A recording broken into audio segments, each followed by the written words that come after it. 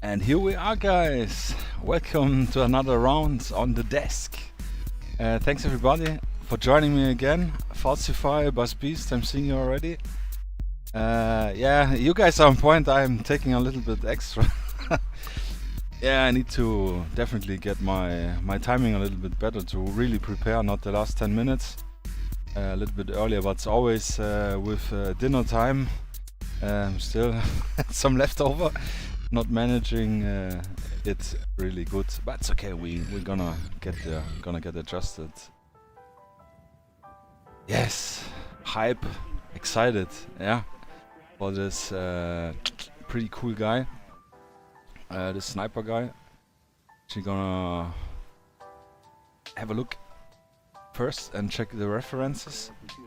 I need actually, let me get my other chat. Yes. The chat was open on time, yeah. Yeah, gotta have it ready. By the way, since I'm seeing you right now writing, I checked about the, what was it called? The community points stuff, yeah. I cannot activate it yet because I'm not a Twitch affiliate. I just need a little bit more followers, so 25 followers total, then I can activate all the community stuff. Not all, but most, so soon. I think by Saturday we will probably manage. Speaking about followers, thanks to Ashbaum for follow. Yeah, Ash, good guy. Not sure if he's watching right now, but he will probably join later. Yeah, this is the same with the subscription. Yeah, when I'm affiliated, I think it makes sense, you know, so that people don't do one stream and then they can technically benefit from anything. So you kinda gotta show that you're committed to the cause. Yeah, like I'm committed. Yeah, I'm super excited, and to keep doing routinely. Yeah. But thanks for asking. I appreciate your support in this way. Yeah, thanks, man. All right, what you guys painting? Buzz Beast wrote it's finally cool again, so he can. His brushes are not on fire anymore. Yeah, today here as well, south of Germany, really nice breeze. The weather is good. Yeah, I'm still sweating here. We still have 28.5 degrees here in my room, so the air condition is working hard. But at least outside it's way better. Yeah. How's it with you at your place, guys? Can you breathe again? Can you have some oxygen in the air? Gonna swap already. Then we're gonna look the mini quick before we go into it.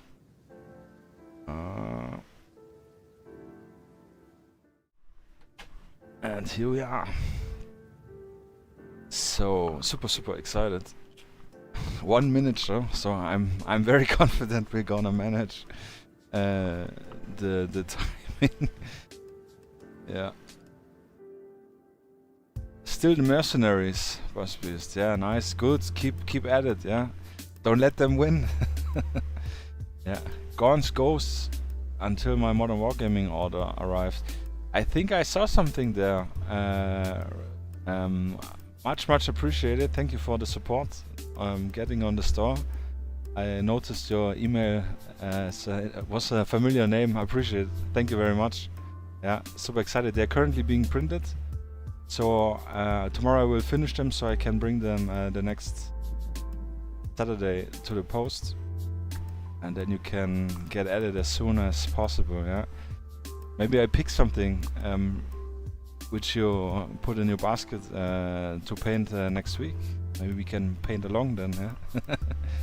Yeah, really cool. I appreciate it. Thank you very much, man. Yeah. Buzz Beast, yeah. It's a hobby, not your job. So when I'm not having fun, why paint? Yeah, that's absolutely true. Need to enjoy it. That's like the fine line between enjoying your hobby and when you if you make your hobby to your main job, then the danger is quite high that you get tired of it or sick of it even. So yeah, it's a really thin line. That's true. But I'm having fun. It's not my main job, not yet. I'm working there, but yeah, I think it's creating something is always very satisfying, and especially if you can share it. Like, you know, this kind of stupid saying, the only thing that doubles when you share it is being having a good mood and being excited and being happy. Yeah, as dumb as it sounds, but it's true. And the same if you're in a bad mood, it also doubles if you share it. But we're not gonna focus on this. Alright guys, enough yapping from my side. Wise, I have only a few gray hairs, but I sound probably already like an old fart. But yeah, the miniature Black Hills games. Arthur, a good friend of mine, he made a pretty cool criminal gang set, and there was this sniper, and when I was looking at it, I thought like, familiar face and pose, and then if we turn it, we see a little holster. Yeah. Hey Ed Gottsblum, thanks for joining. Yeah, we'll be starting in a second.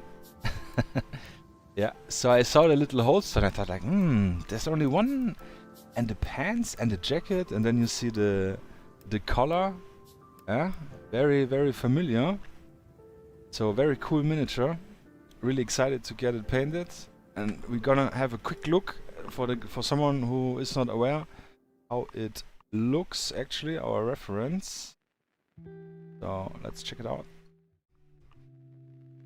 Yeah, I prepared a little bit in advance. Yeah. So maybe now you already know about whom I'm talking about. Sasha Ivanovic, the Serbian villain sniper guy. I haven't watched the movie in a while, so I really wanna rewatch it.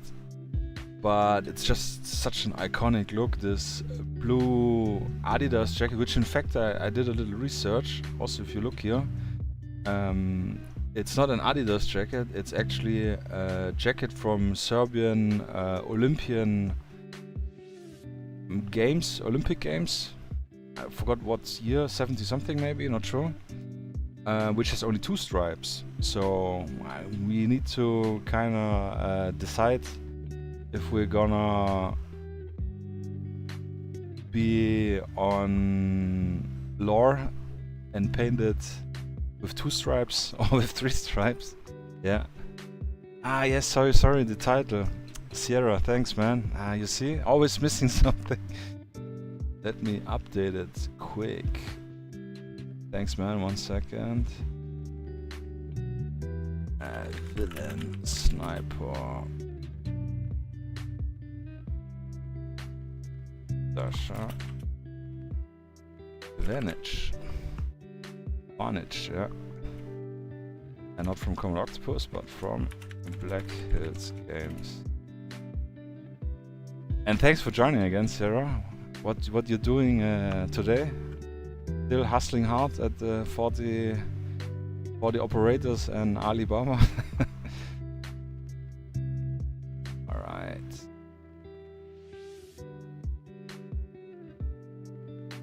Alright, now we should be updated. Thanks again.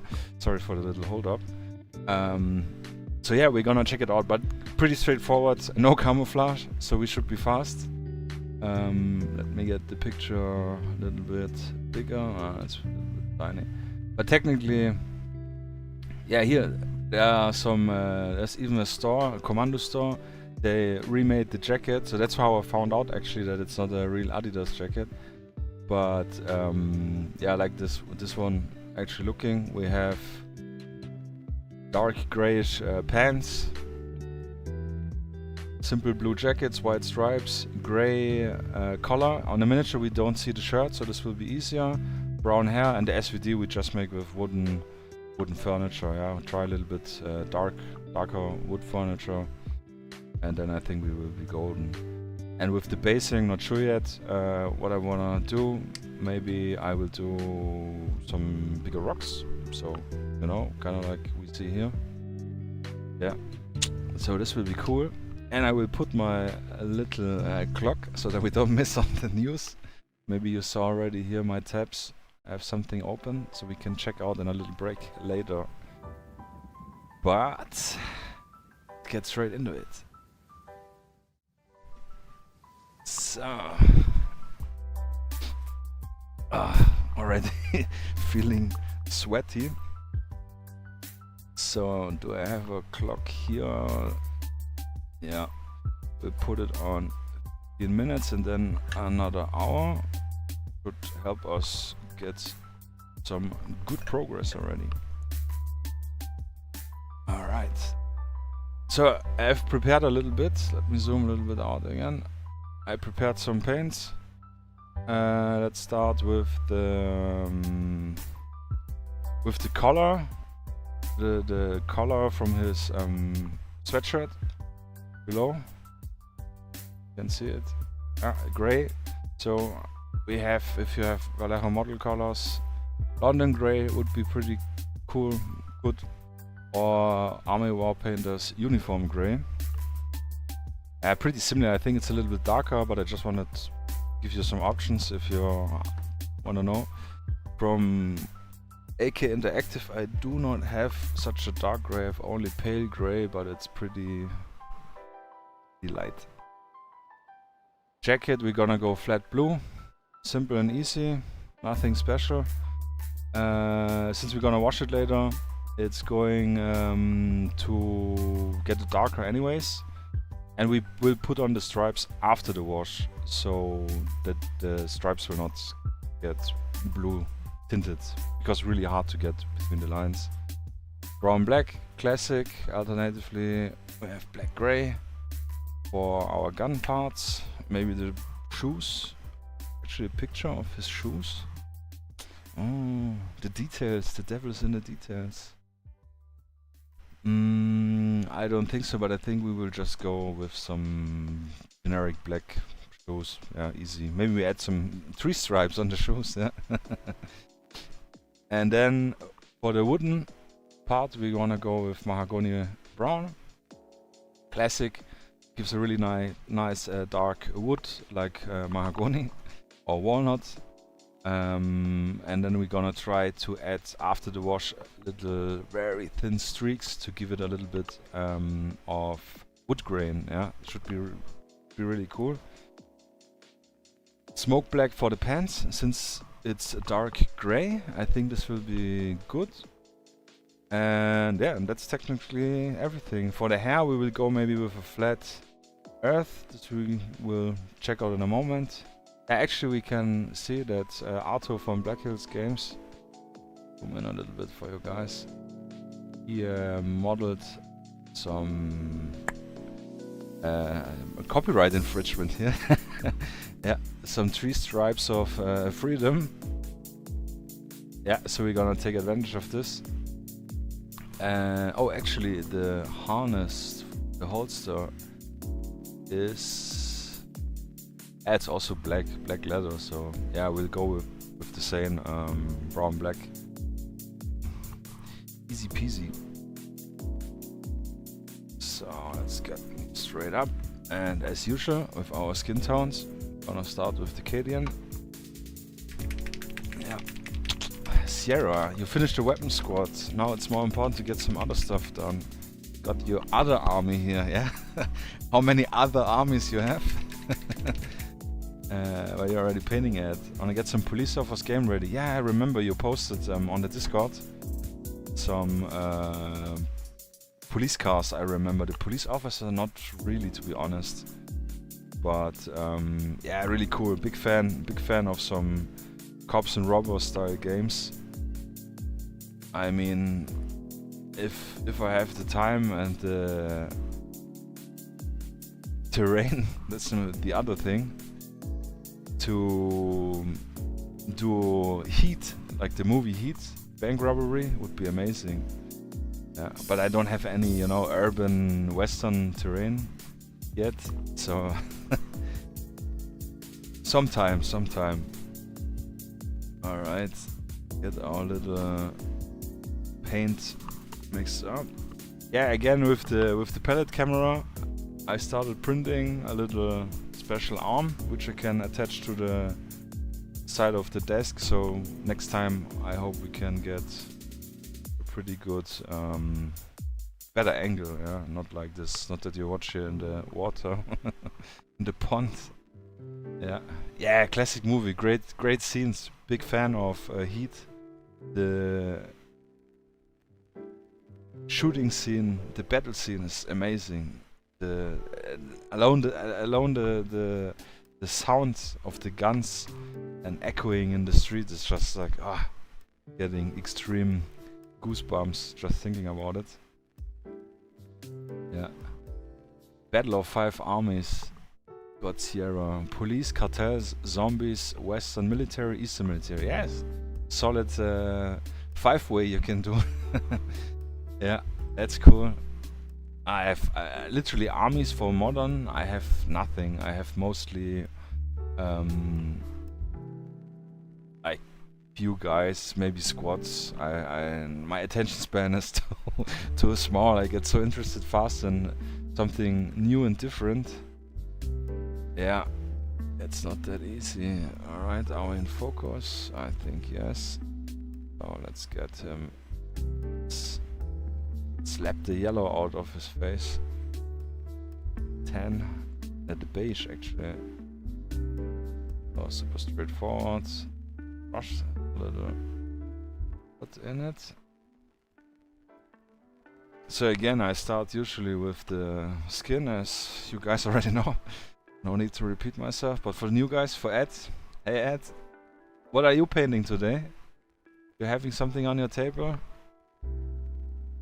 Or am I just chilling on your second monitor?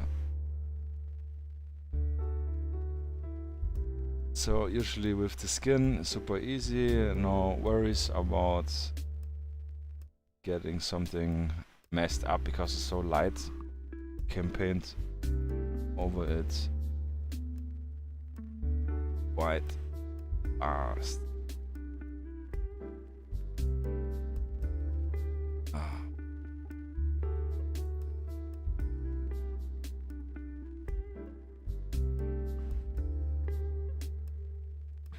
Or the little ears.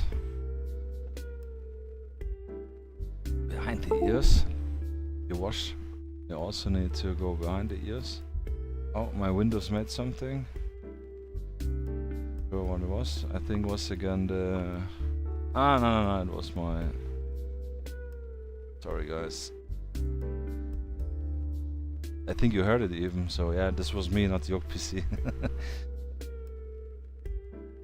Sometimes my external hard drive kind of reconnects with the USB.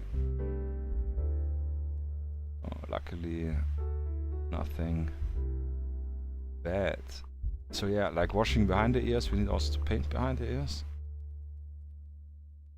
Yeah, easy, again, no need for extreme detail. Oh, something really cool. He got a glove. Not gloveless again. Trying to talk something bad stuff, or not bad stuff, like dumb stuff, but fingerless gloves. Yeah, so really cool. We're gonna take advantage of this. Yeah, Ed is your boss. Hey, cool. Thanks, man.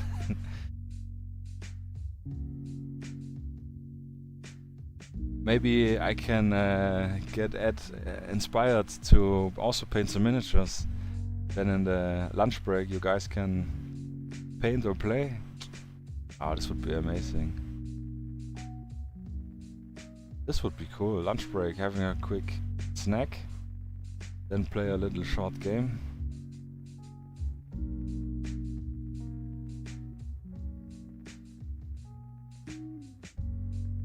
Super easy, not enough, not much skin. And just trying to get it covered.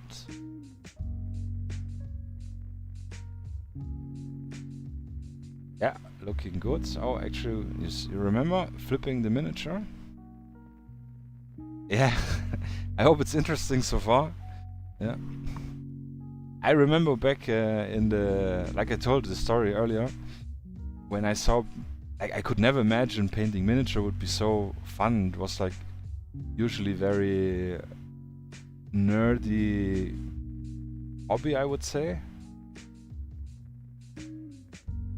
But well, it caught me completely. Like this is so, like true meditation. You have a long day.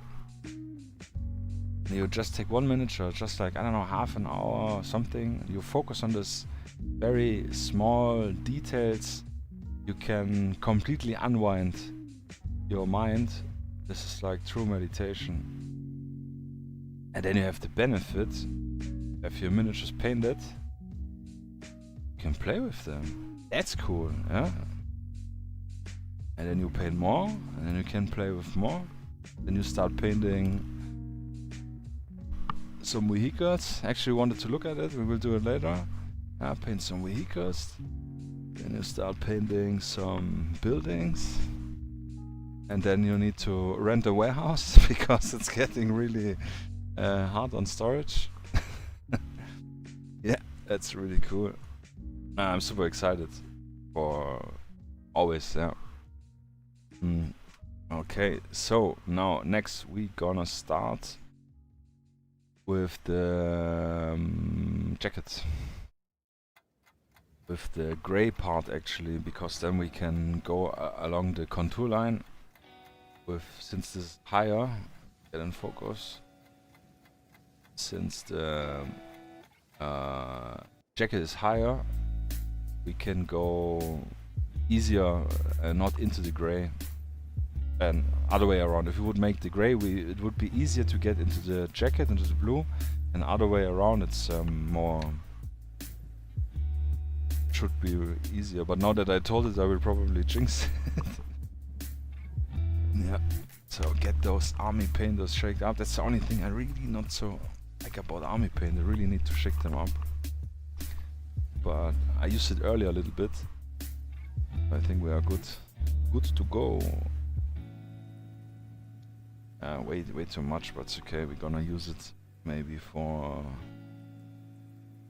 adding some highlights. So for this we will get the small brush. Yeah. Sometimes there's dry paint on the tip. Disturbs to get a fine point. Yeah. Which is not so good. We need the tip. Just the tip.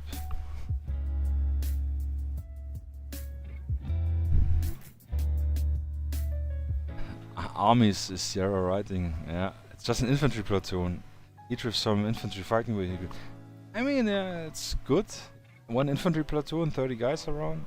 Already pretty decent. Yeah, nothing big compared to bolt action army, okay.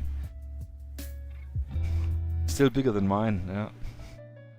I have size, I'm envious of your size. Yeah. And you dreaded the painting and just wanted to play. Yeah, I feel you. Same when I started out. But if you have yeah, it's just so much. I remember the first time, I think I told this last time. First time we played a game with fully painted terrain, fully painted models, and fully painted vehicles and everything. It was so amazing. It felt completely different. This was, yeah, and it's kind of, when we started doing this, then we never wanted to go back and play with grey, unpainted figures, yeah. Way nicer. And then when you get into getting Sierra, getting into buying trees, and base them, then it really looks super convincing. And trees are actually pretty easy. You can either get some tabletop ready trees, you can make some yourself with just some garden wire. I have not done this yet, but a friend of mine has done it a few times for some model building projects. And yeah, the other option is that you just buy some trees for model, for train, railroads, modeling stuff, which is super easy. Yeah, they're not that not that cheap, but also not that expensive. The only thing is because obviously they don't sell them for 28 millimeters or whatever scale you play. Usually it's like 106, which is more like 10 millimeter, and yeah, you kind of need to check if the dimensions are written, and then you can guess. I mean, if the figure is 3 centimeters and the tree is 12 centimeters, it's already okay. Yeah. All right, we got the pop that color already. Color on the collar. Yeah. Terrain is the next adventure. Yeah, absolutely. This, like I said last time, when we only started with cardboard and like wooden blocks, literally building little gates and fences just with wooden pieces. And then getting first MDF kit, and I got the first printer, started printing some buildings.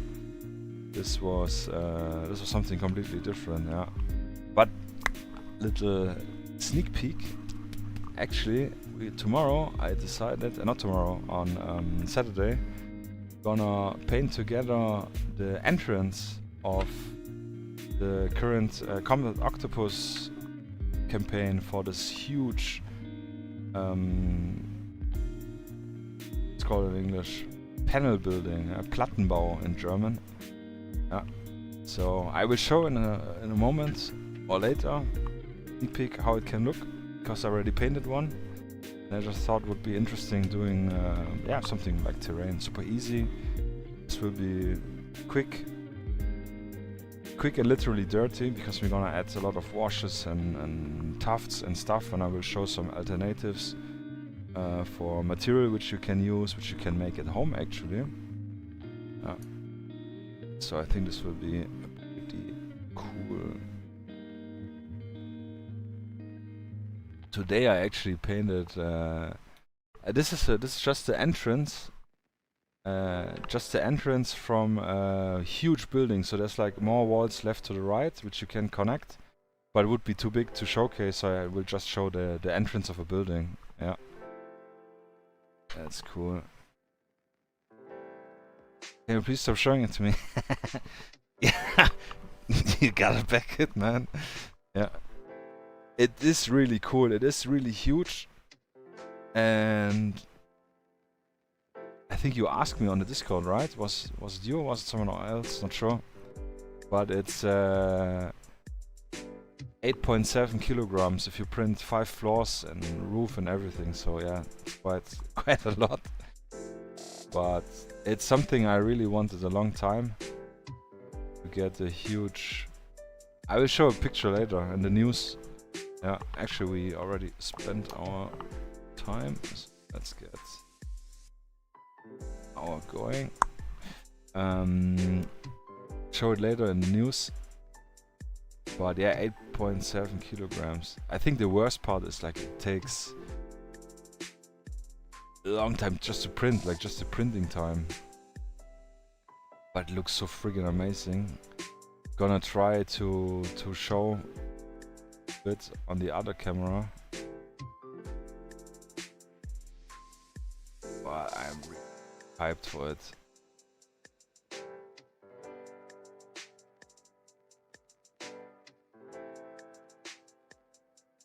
I like the blue, is really nice.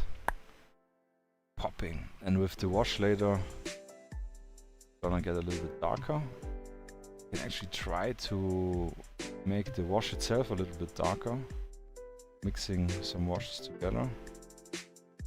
So again, I'm not too fiddly about going into the harness, the holster. Just gonna cover it with the black. Yeah, one floor, 1.3 kilogram. Yeah. Yeah, it's like literally huge building. It's I actually don't know the dimensions, but I would say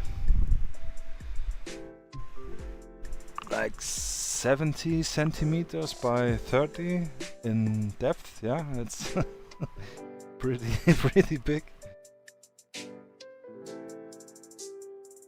So you can literally have some close combat action inside the building. Technically you can use just the building as a game board, fight through all the floors back and forth,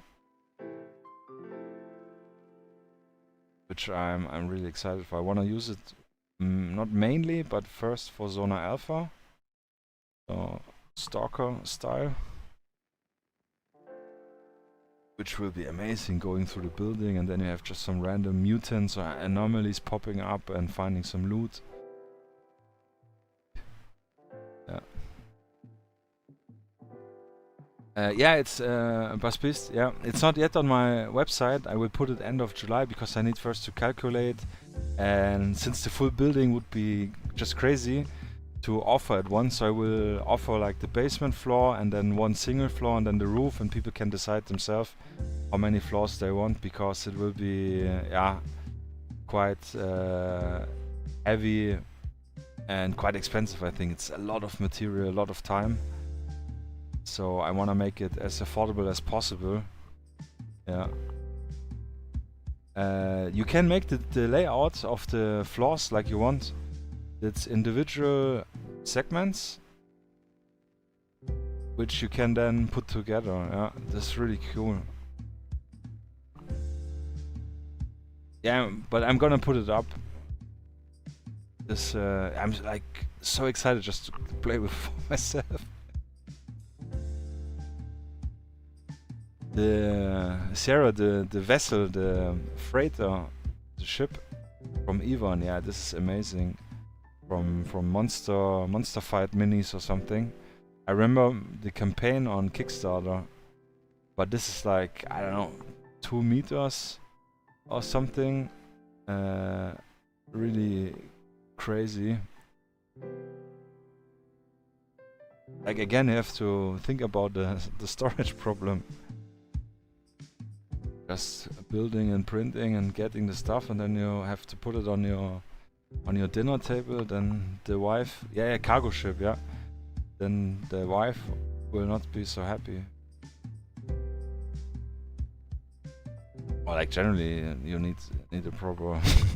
I mean, I had a long time my dinner table misused as a project table. But the times are over now.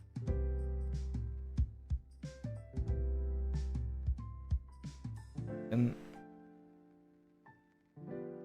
yeah, a little bit. Yeah, sorry, this is hard to see. But in one of those spots.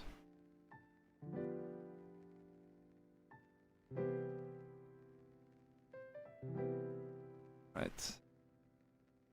Ah, yes, obviously the chests. Yeah, but this cargo ship is like really huge. Would be on the back. Yes, would be cool. Yeah, you can justify it for your business. Yeah, business expansion. But I really don't want to know how long it will take to print everything. I had it. I think I had it back, and I just pulled out before, because I thought like, man, I will never print it. It's just too huge. Now I'm a little bit regretting it. But yeah. Cool. I have still the Playmobil boats, which are waiting for the revival. Yeah. Which is obviously not as big, but it works, as you know.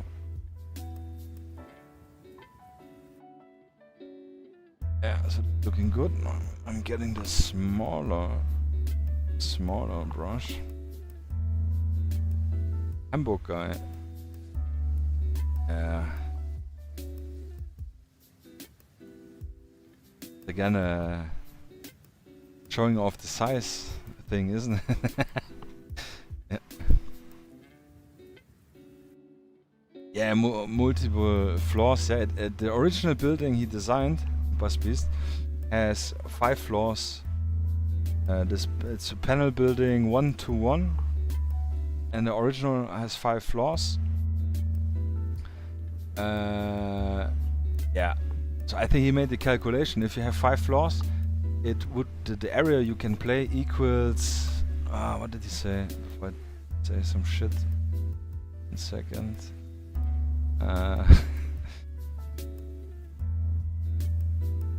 Where was it? Where was it? Yeah, but it's like I think at 36 by 36.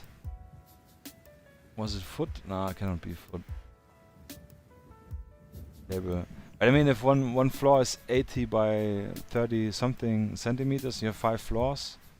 Yeah, I think 36 inches. Nah, it must be more. Mistaken. But it's really huge. Let me get the jacket quick, then I show the floor, only the floor sizing. I'm using a smaller brush so I can get a little bit better under the area. Like I don't mind to, like I said, get into the stuff I don't want to paint, but if I can avoid it, then it's always good. Less, not cleaner, but yeah, cleaner.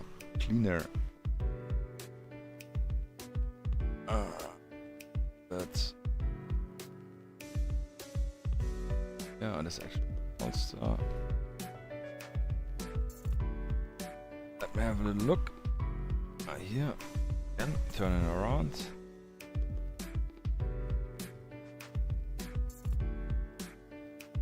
Yeah, but this panel building we were testing last 2 weeks.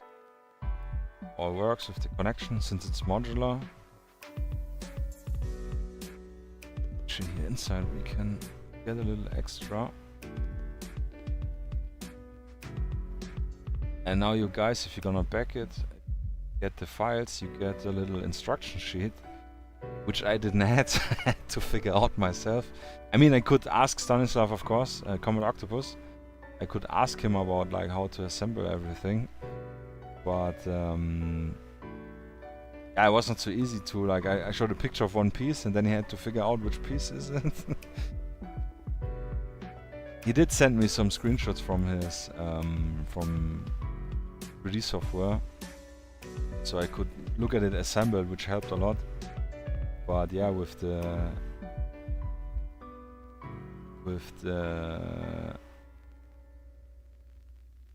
proper instruction. It's way better. And the cool thing is actually, the cool thing with this building is it's modular, so you can obviously there's the standard layout, but you can take the pieces apart. It's like 1 inch length. Do I have some here? I have like the roof pieces, for example. Like these are various roof pieces with the open block system, so you can technically make the building larger or smaller. And I wanted to play maybe tomorrow on the weekend a little bit around, and I'm gonna show you now. Just hold on, grab it here from behind me.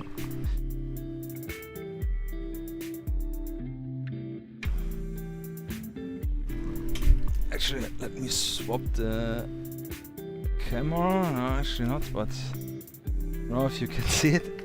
This is like 1 floor, so yeah, it's quite big. It's actually, let me take a little measurements. So 56 by 30, yeah, so not 80 centimeters, but yeah, pretty damn huge. So if I like, if I zoom out, maybe this is better. What our project figure? But yeah, I just dry brush the rooms so they're not too boring.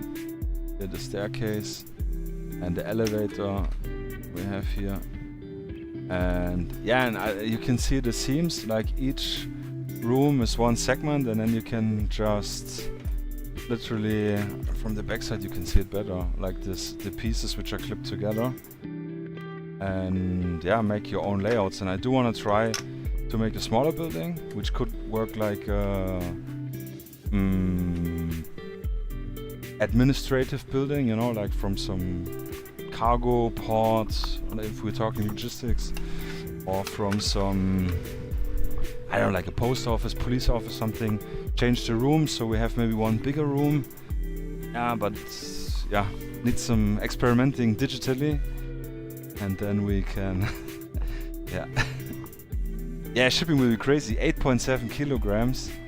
Luckily with Germany, or like in Europe with DHL, the shipping prices are really affordable, and like internationally I'm really glad sitting in Germany for this stuff, because it can offer pretty decent shipping prices. But yeah, it will take some time, because I do want to figure it out. Maybe I make a smaller building which I can offer also for less. Hey Desert, thanks for joining, man. Back in the game. And yeah, it will be amazing. Literally can't wait. I'm feeling like a little kid on Christmas to get some games going in it, and like started with all the, you know, from Urban Scatter, what I showed earlier. Like, okay, it's not the best showcase, but all the little details, get them ready and painted, you know, like chairs, bathrooms, and literally make a dollhouse and play in it. Sick. Will be sick. And I will need to find a place where I store it, because currently it's like on a table which I need to use.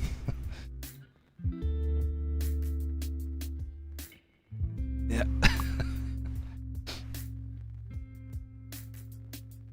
Yeah, Black Powder Red Earth, BPRE. Such a shame. Let me get back into the action for you guys. Yeah, with the shipping, I really would like to get those miniatures. But I mean, if you put the price per miniature just from buying, I think it was $6 or $7 per miniature, which is okay. It's a little bit on the pricier point, but I think it's fine for the how they are designed. And if you read the comics, if you have, if you're like a fan of it. But with the shipping and then the import tax, and here in Germany, as you guys, some of you know, you have to pay them also the layout fee for the post office, which is like between, I think it's percentage wise even, which is just like super annoying. I just recently ordered a little, some little stuff from United States, USA. Yeah, when I picked it up at the post office, which is also a thing, they don't deliver to your house because you have to pay the actually they do deliver, but if you're not at home they will not try a second attempt. Sorry, yeah. Not to talk too bad about our amazing German post and DHL, but yeah, I have to go to the post office, and now you only have 7 days to pick it up, or they ship it back. It's a pity. Maybe one day. I still am hoping that they might one day put them out as STLs, so we can print them at home. If they have like kind of made their money back from selling all those minis. Because I do remember back in the day, when they were still testing it on the Patreon, they were showcasing the digital files, obviously from sculpting, because they're digitally sculpted. And I talked with John, like I wrote him a direct message and asked him about. I asked him actually about if he's cool if I'm gonna do on Tabletop Simulator the game to play, because you can get the PDF rules from the Patreon, from the smallest tier, and I do want to give it a go. And he said like, yeah, it's no problem, but please don't make it publicly, the project yet. So only, I don't know, a few months later and so on. I said, like, no problem, I just want to play with a friend. Set up the table. I took screenshots from the, or like not screenshots, but I took out images from the PDF to get them into Tabletop Simulator. Yeah. And however, long story short, I asked him about STLs, and he said like, yeah, they considered it, but with all the piracy stuff and so on, they will not do it for now. Maybe in 3-4 years, if they, like I said, if the initial costs and they had enough revenue, or not enough revenue, you never have enough revenue, but like enough, yeah, so that definitely there's no loss. So I don't know if it's still something they would be interested, because they will 100%ly, if they put files out, they will be shared. Yeah, there's no way around. This is just the reality. But yeah. Thanks, man. Thanks, Beast. Yeah, I'm trying to put everything out. I have so much files, so much stuff I wanna showcase and offer and everything. And yeah, now that I have a little bit more time, we'll be putting more. Also, like really cool, like with Tanner or Wyoming, I'm sorry, from Echo Dark Studios, that we could have a pretty cool partnership going. I'm super glad about it, and yeah, super excited. Thanks, man. Thanks for noticing.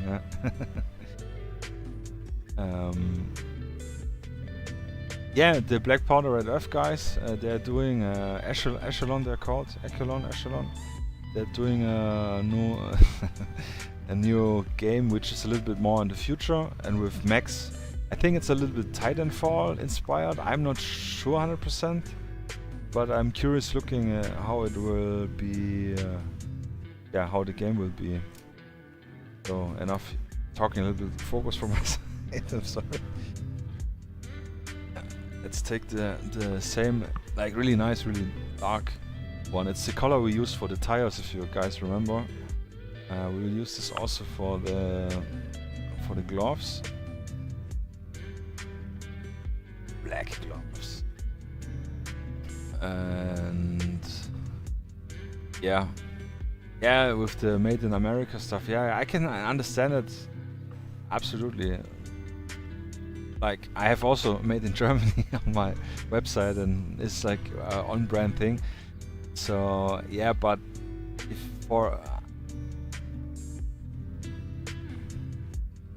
it's hard. It's half politics stuff also, because you want to support American or the workers from your country, and it's not just about patriotism. I would say, just like it is patriotism, but not only to showcase it. And I don't know if I talked directly or if Michael told me this. No, I think he wrote it in our Discord, that the material they're using is actually not cardboard or anything. It's some other, I forgot the name, like Mikata. No, Mikata is something different. It's from knives. So they can, if they get wet, they don't bend or something. So it's a little bit more higher quality indeed. The only thing is, if you have higher quality and you're asking on a higher price, then there's obviously not so much people who can afford it and buy it. But again, they call themselves very boutique, so very exclusive, so to say. So like also with the watches, they have cooperation with big watch companies. I'm not even sure if it's Rolex, but something similar for like a few €1,000, which is pretty cool. I mean, if I could afford it, would I buy it? Probably not, because it's like, I don't know, just $10,000 or $5,000 for a watch is crazy. But I can understand their point and their marketing not even strategy, but like just how they're representing, and I respect it. Yeah, and I hate it because I want to have the miniatures. Yeah. Remember exactly, but I think the complete set with the spearhead and everything was with estimated tax costs and import shipping like something around 500 euros, which is like, what the fuck?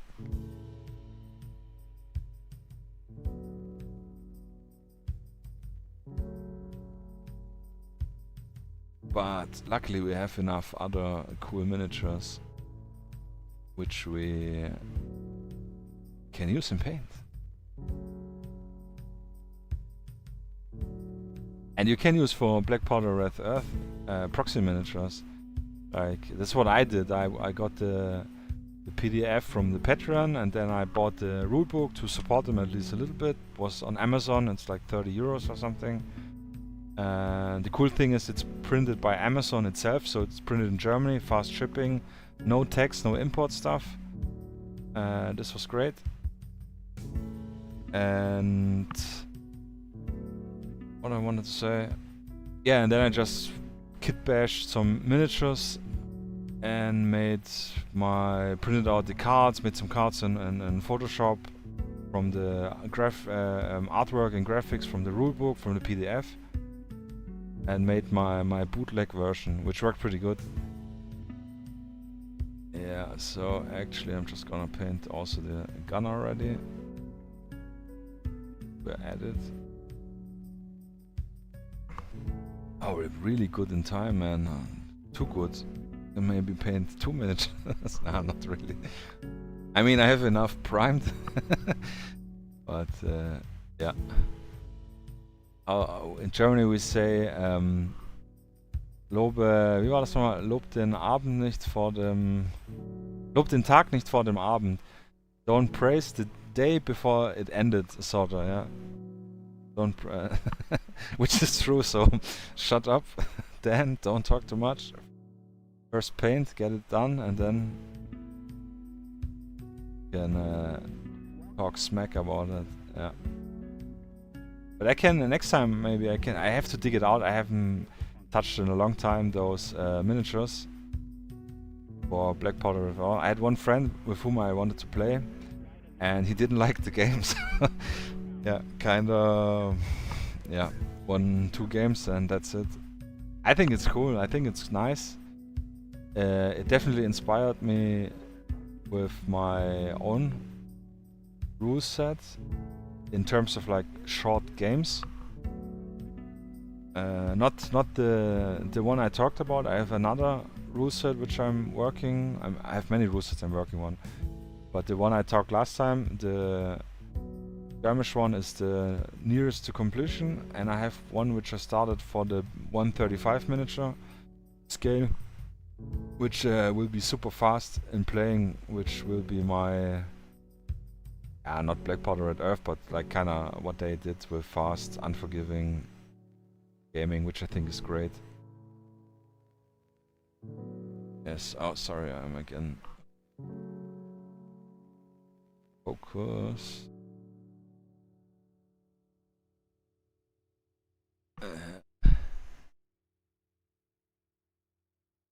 In den Namen von Jesus, yes, yes.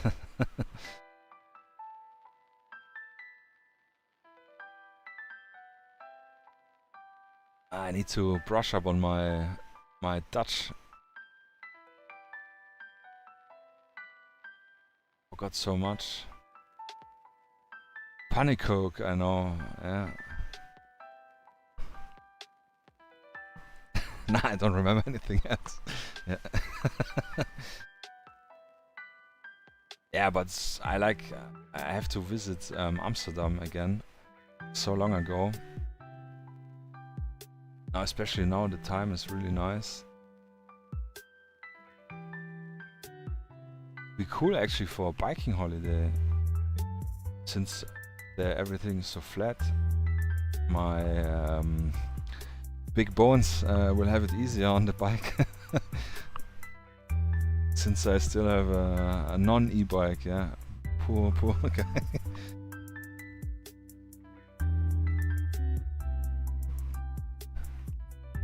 Do they have rules for flashbang or smoke grenades? They have rules for grenades, frag grenades in Black Powder Red Earth. And with the Spearhead expansion, I think they also have grenade launcher rules. But flashbangs, I'm not sure. Smokes, I'm also not sure. I think the game is way too fast for this. But I think not. If, then maybe it's a class skill from one of the classes, but I think not, actually. I don't know, maybe Sarah know it. Yeah.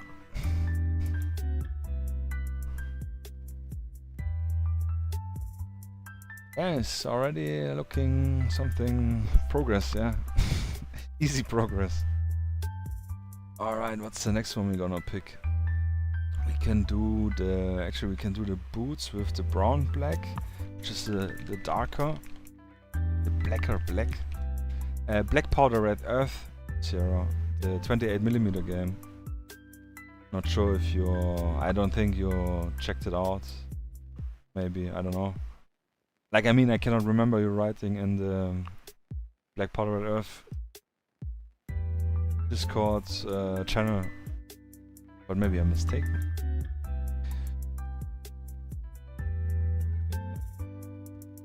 So, little water drop. Mixy mix.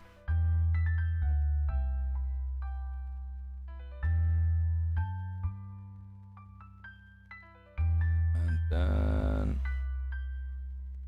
are good to go. So, and this we can also use for the scope rubber, just the spec part. I mean, probably when we wash it, it won't look much of a difference.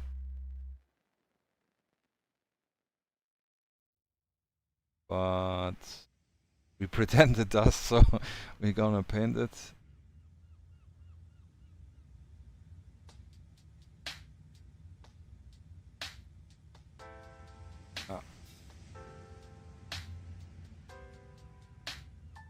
Little from below.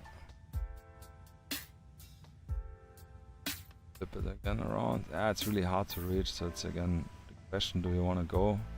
Do we want to go there or not? Oh, actually, I noticed we missed some sleeve, blue sleeve. It's done first. Yeah. You skipped it. Yeah, I expect the version 2. Yeah. I was interested in. First of all, I like the comic books. I have some even bought physically. The Syria and no, actually I only have the Syria all for once. The rest I then got on the Patreon as digital. But I like this really a lot, and I was super intrigued with this, like 30 minutes for one game, which is true. Like the games we played on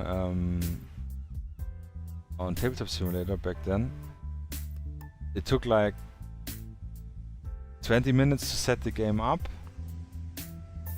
Nah, actually not 20 minutes, because I had it all saved. In reality it took like 20 minutes to put the table, put the stuff, terrain and so on. And then you play it in like 10 to 15, 20 minutes maximum. Really super fast, really good. Which again is a great game for during the lunch break. At Boss Beast. Yeah. But yeah, and you technically, Boss Beast, you could use your insurgent dudes, your mercenaries, for the bad guy side. Yeah, they have like typical this pretty similar look.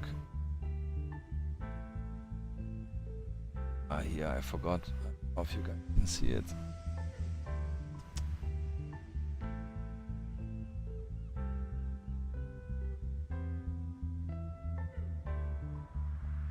Oh, what the heck? Put a big black spot. I didn't even notice. But we're gonna make it. We're actually gonna rub it a little bit off.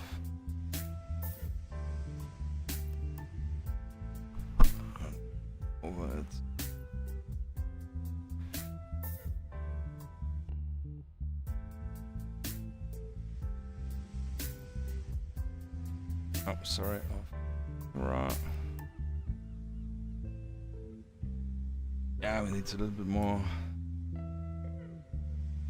Ooh, oh, actually, here's some.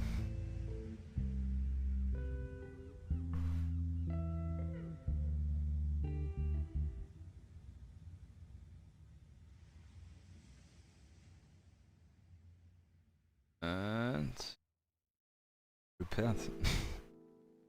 Mistakes have been deleted. They never happened.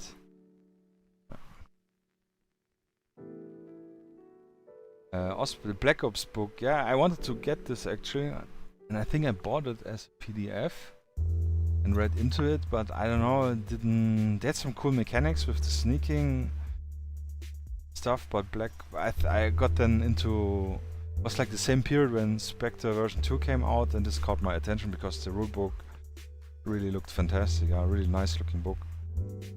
The Spectre version 2. Okay, yes, we wanted to do the what's talking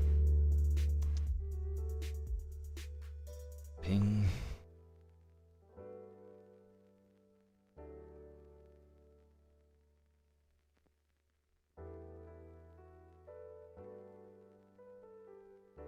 Concentrated.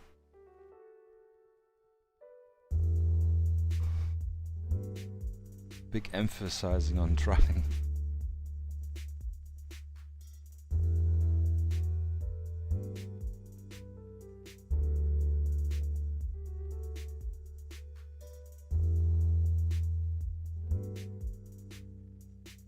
Try later maybe to paint this little bucker in the gray, or like highlight it in gray. Give it some. I like a little accentuation. Yeah, I think something like this. Sounds fancy enough. Yeah, your Savage World rules. I'm really looking forward for your table you're currently building, which you teased on the Discord, and to hear about the first battle report actually, how it went. Especially considering with the board game group you told me about, whom you played Zombicide, I think it was, right?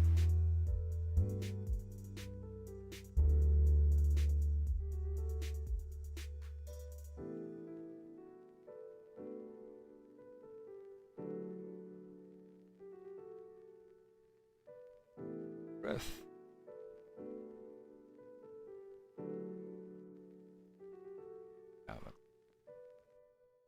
Looking good. So here we have actually, which is already the part of the gun in the holster itself. We're also gonna just make it black.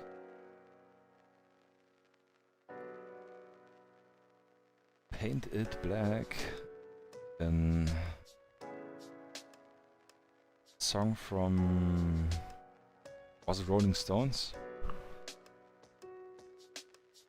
Don't even remember. I'm so bad with this stuff. Na na na na na, I'm gonna paint it black. You guys know what I mean. I hope so. Don't let me be here the old guy who's listening to Rolling Stones or the band. Don't wanna be old.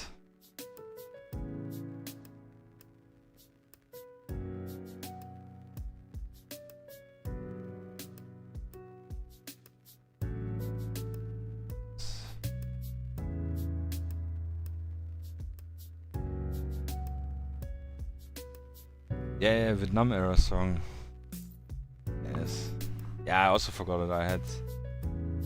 I think from back then when Battlefield Vietnam came out, I took from the song folders all the songs out and listened to them like a lot. Yes, Vietnam, the guy. Yeah, oh, great times. One of my favorite Battlefields. Stones was right. Okay, good. At least. Yeah. Yeah, I'm not the only old guy. Okay, good. Thanks, man. Thanks for your emotional support. Yeah. it's crazy. I'm 38 years now, and if I actively think about it, it's like so surreal. Like what the nearly 40, and I don't feel. I mean, sometimes I feel like when I wake up and my back is hurting, and I'm just like, God, wanna stay in bed. Hurts, and you just wanna sleep. Yeah, sleep is fun of adults or something. You know? But yeah, like mentally, I still think and feel like I have from since 18, 19, 16 maybe. Yeah, as you guys probably feel the same. Yeah.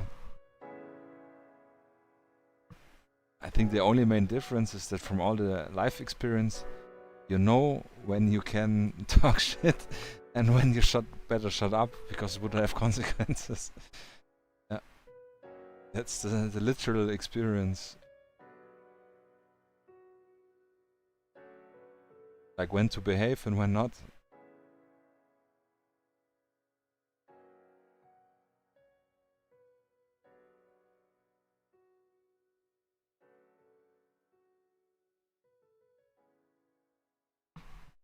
Good in time, 20 minutes until our little break. Yeah. 46. Sir, I salute you.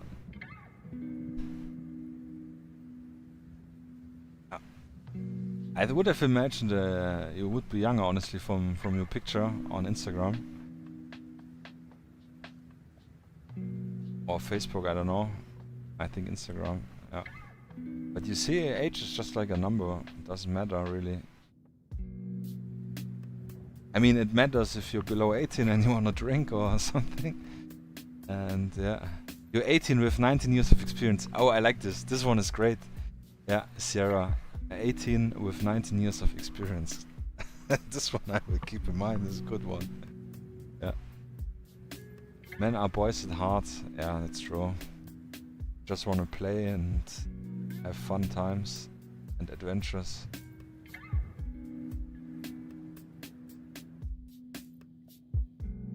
Yeah, it's also a good, important thing not to kill your like inner child, like painting, having fun, playing games. To be just happy.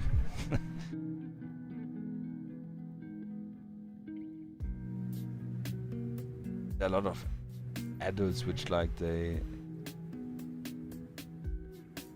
do want to pretend that they are, or like they do want it because they think it's childish, but they probably just think that other people think about them, that playing or painting or whatever is childish, and actually they do not think it themselves. Yeah.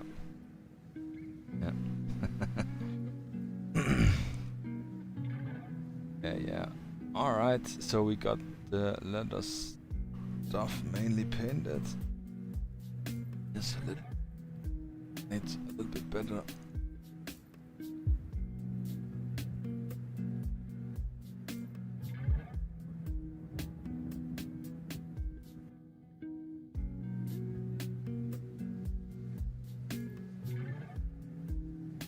Yeah, so then we're gonna paint the... like, it looks like a Glock he has in his holster from the grip. Yeah, I think. So we're gonna paint it... the first step to happiness is to give a shit what other things if you not give a shit. You mean? Right? To give a shit. Yeah, in German sense, yeah. To... yeah.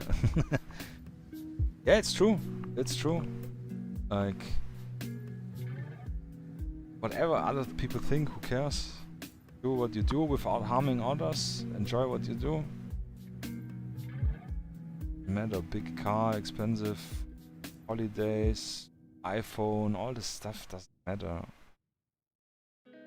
Just there's like this one saying which is really cool. You buy with money that you don't have stuff that you don't want to impress people that you don't like. True. Yeah. You can break the cycle. It's really good. Because I remember, like, clothing-wise, back in the like school days or something.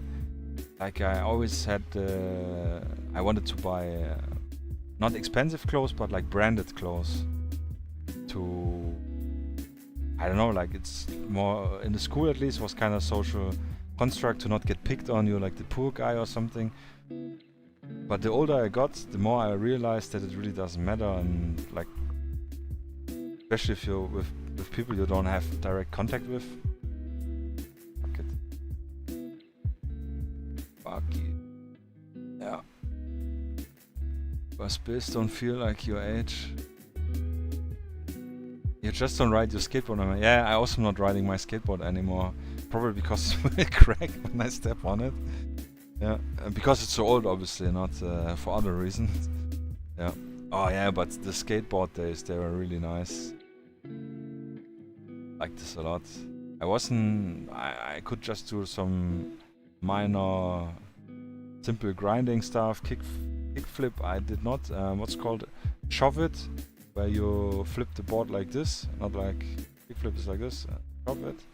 This I could do, and like ollie, obviously. But it was really awesome, like just a means of transportation. And BMX, a lot of BMX. I still have a BMX which I bought, I wanted to say recently, but I think it's already definitely 10 years ago that I bought it. Yeah. Yeah. And I used it just a few times. But I bought it second-handed for 40 euros. Really, really amazing bargain. Yeah. Cool one.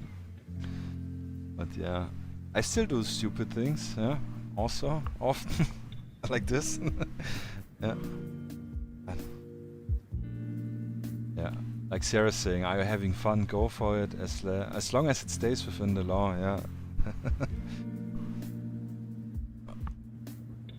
I mean, I would say as long as you don't get caught, but we want to be adults here, right? So yeah, as long as it stays within the law. I always say, like, as long as you don't hurt anyone or in any way. Yeah. Alright. So actually we can use the same dark color, black, for his shoes.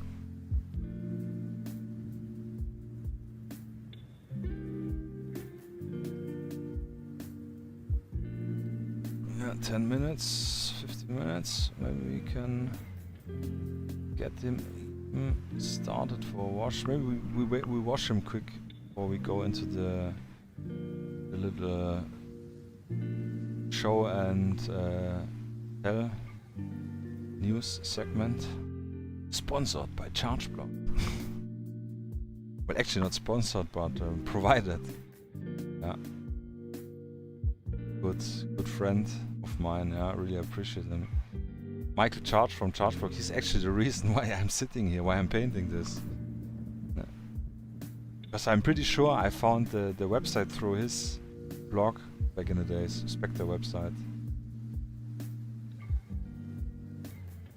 It's one of many of our spiritual gaming grandfathers, I would say. Was like the only person doing any posts, pictures, game reports, news about Ultramodern stuff. Funny. Oh.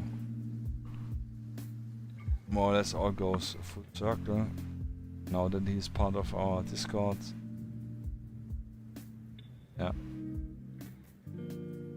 Actually, you guys, if you use Discord, you're more than invited to join our Ultramodern Wargaming group, which is a little Discord with 860 people.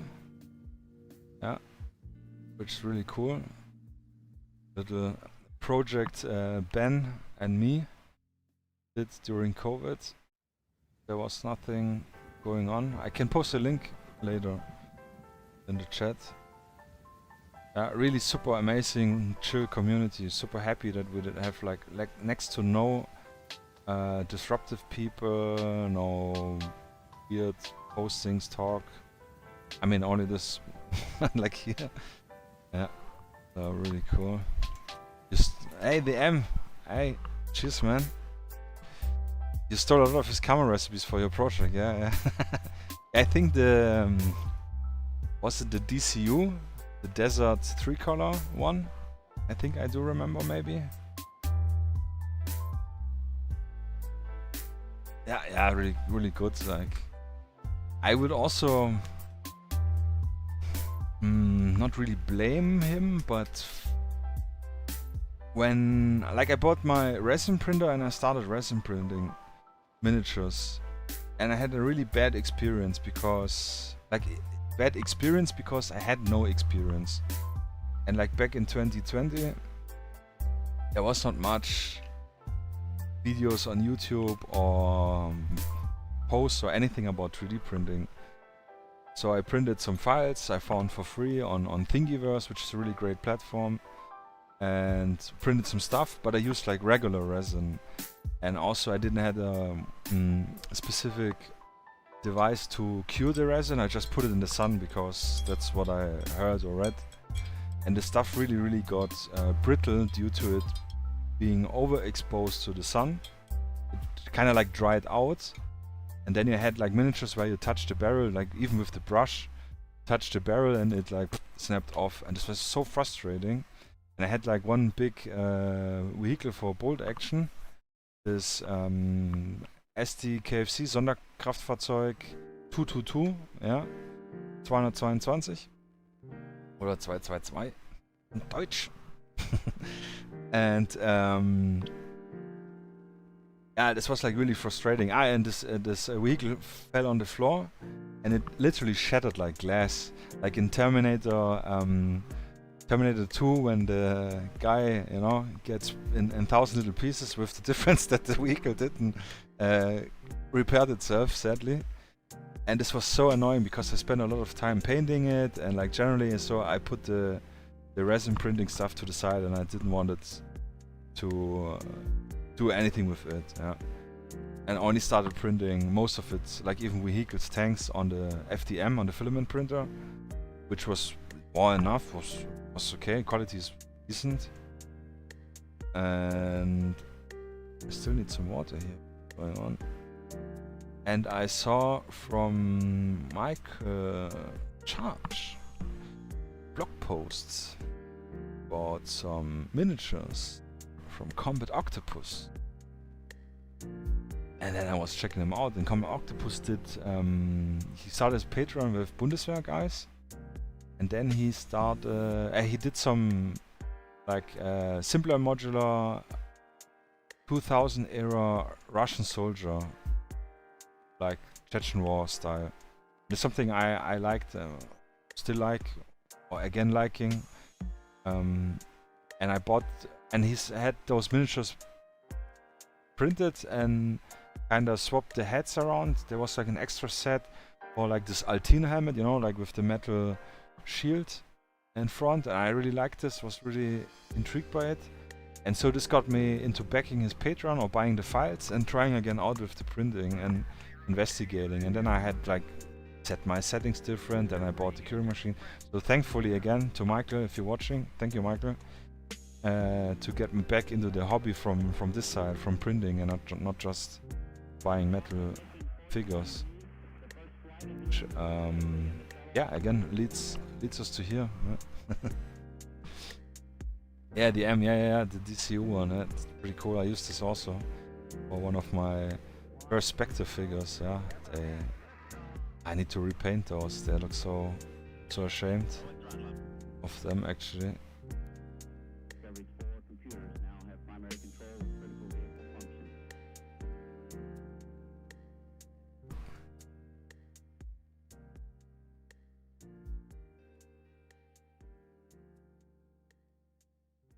Yeah, you need an invite, Boss Beast, for the Discord, but I think I have posted in some. But good that you remind me. I will maybe need to update my link tree on Instagram and so on.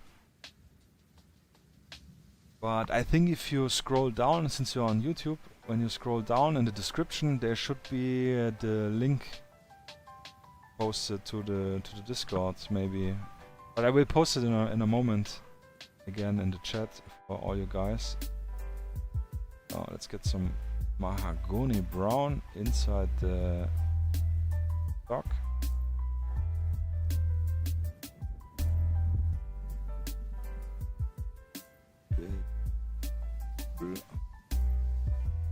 The unnecessary bottom part. Yeah. Picky.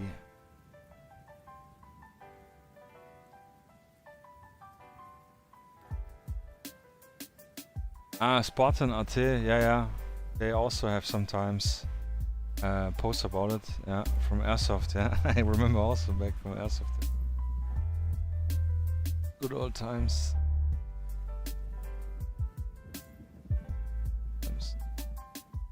Sweet, yeah. It's a really nice dock.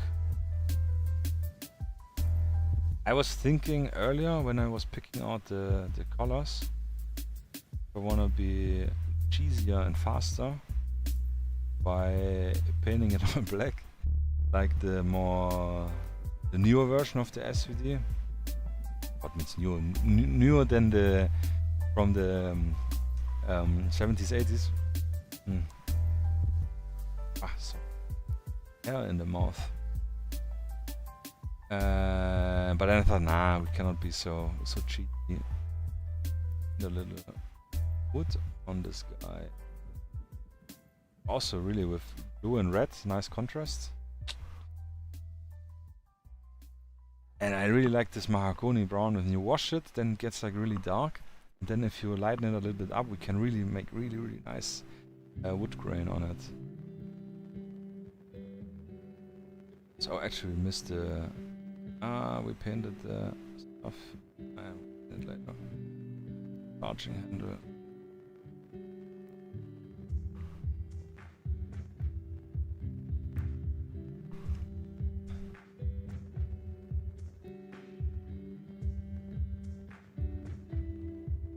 Yeah, but the Discord is really cool. I'm really proud of the community, of all guys. We have so many creators also being part, posting their work in progress. And I'm not really a social media guy, but with having such positive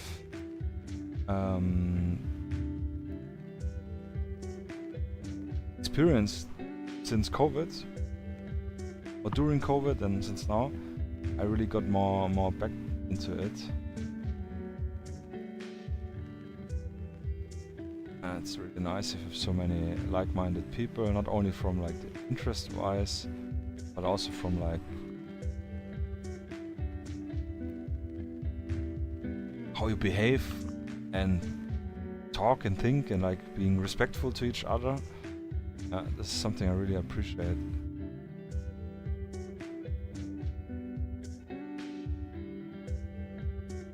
To clean the brush quick because the tip is gunking up. Actually, will take a little drink, little sip from my small glass of lemonade.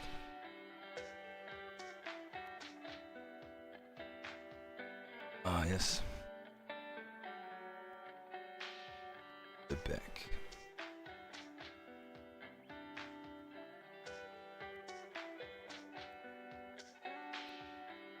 Turn it around.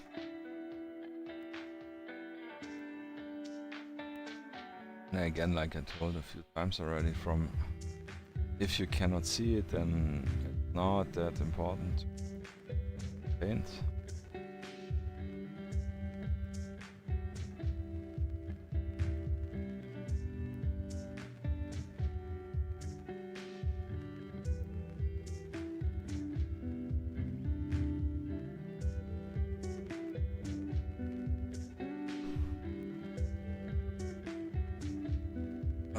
Holding my breath a little bit.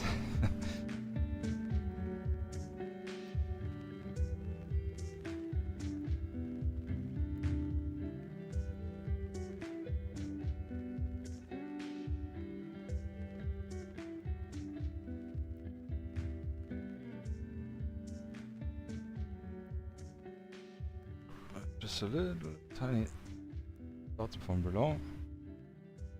Here where the guard ends. Oh, actually here inside I noticed something. Try, yeah, maybe.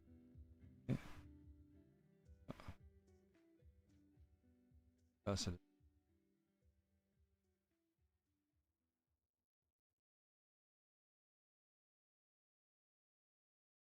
Yeah, that's good enough. Wash later.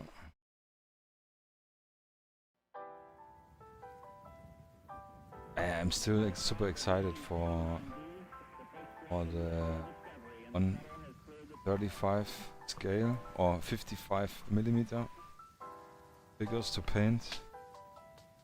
Yeah.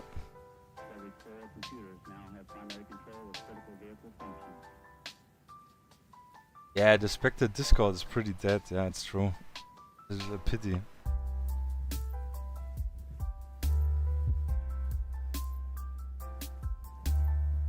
Okay, so we're gonna paint the hair. Let's do this quick. Yeah, we're now over our time, but it's okay. It's just little things. We wanted to do flat Earth, but actually we're gonna take this flat field trap actually. Yeah,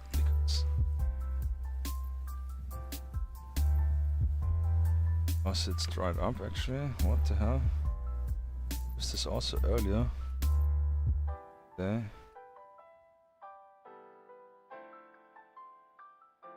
A little showcase. If you have dried up stuff, one option is you press in the little plug, whatever is holding it, or you can actually pull this off. And then you can get from the inside. Also, you can like kind of reuse. If you have an empty bottle, wash it out, and if you don't have a pipette, you can also use it or mix your own wash in it. Yeah. So okay. No, it's flowing. So this is also a little brighter, but added a little dot on the front. It dries darker than it looks. So for his hair, which is pretty dark brown, with the wash will look good. I guess. I assume. Yeah.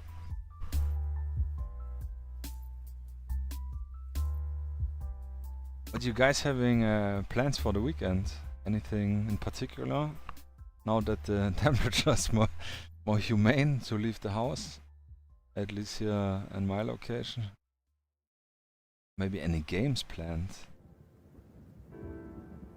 Tabletop games. I will obviously do the stream on Saturday. But besides this, work a little bit through the orders. Or done, maybe, or at least on Saturday a little bit. I actually wanted to do an oil change on my car. A little bit necessary. But yeah, I will make it dependent on the temperature. Not in the mood to get cooked.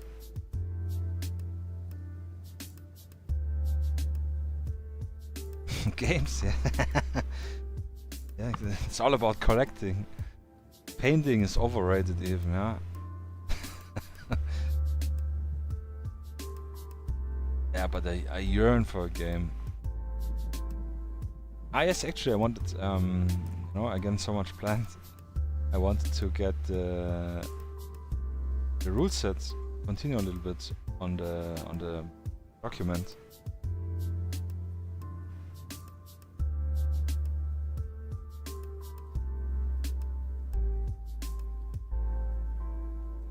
Because I want to get some games in, yeah. I've already Wedge from Urban Scatter, or the Mr. Urban Scatter. He offered me to he offered me to be my guinea pig for testing the game, so I'm taking his offer on. And we'll do a little refresher, so I have maybe some more regular tester for direct testing.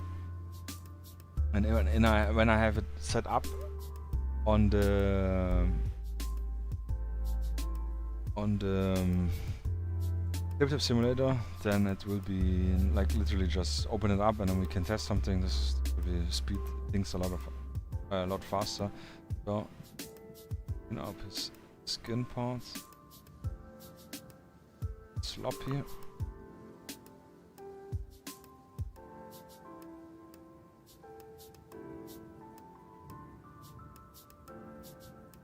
Still so warm, it's drying so fast on the pellets. Pellets again dry. Hey.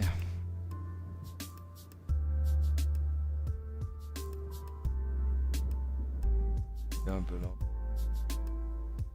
Nee. Scrap. Good. Sasha, you're looking very good. Where are your stripes on the jacket?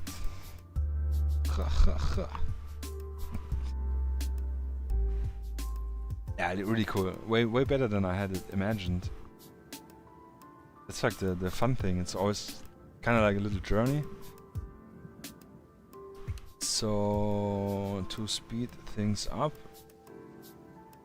I will actually use this brown black, this darker black again, which we used for the boots and the strap, just to paint the scope and the cheek rest, which is leather cheek rest on the SVD. It's usually black. Also dark brown leather ones. Again, just to have a contrast from the wooden grain. So yeah, like I earlier said, painting the rubber part in a darker black is now was good for showcasing, but was completely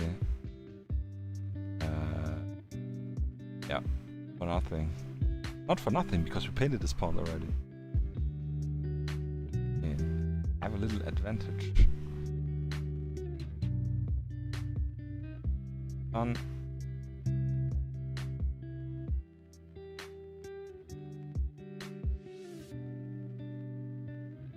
On the scope mount, I think it's really hard again for you to see, but it's also really hard for me to reach.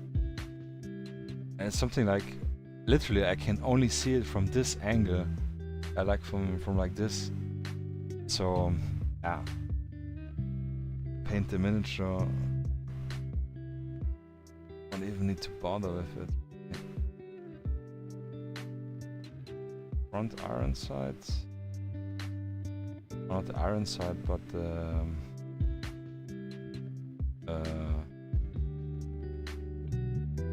Kimme, it's in English. Yeah, but the part for the iron side. A little bit. And then I think we are good to go. Yeah. So all filled in. Super good. What's the time? Yeah, 10 minutes over what I had planned actually for the break. Not even have planned it to have it ready. That's pretty cool, pretty good. So since we have literally only 3 colors, like the brown, reddish, the skin, which we use the red wash. We have no green. We have blue. Oh, use this. No, this one we will not use. Agrex shade or null oil or strong tone. Actually, we could do today a little bit strong tone, just to something different. And instead of Agrex, we're gonna use strong tone. Yeah, mixy up. Yeah. So gonna use my environment-friendly paint pots. Yeah. Heineken, Holland. Yeah. Yeah. Your plan is not to go to the bar and paint, okay? It's good. You can still have a drink at home. can say you have two options. Either you say when every painted miniature you take a drink, or for every color you swap you can take a shot. Yeah. But then you have to be careful that your figures don't look like a Picasso painting with all the... Yeah. So yeah, little pots. I need them for these washes, because if you put them on a wet pallet or any pallet, they will instantly dry. And since they're very high viscosity, they will be like spread super fast. So again, like we painted the figure, we start with the skin stuff. I also have red tone actually somewhere. Yeah. Okay. I've never used it honestly. Look how this like.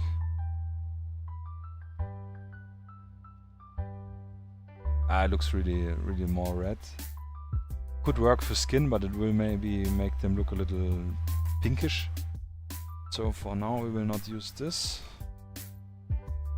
Stick with our Reichland flesh shade. For my beloved pots. Yuck.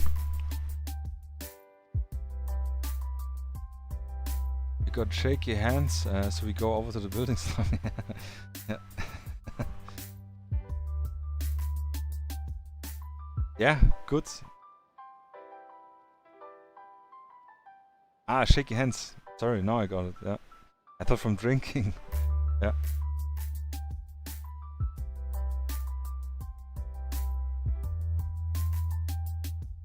Two Saturday going out in a row is enough, yeah, and probably also expensive. Like, I haven't been out in a while, but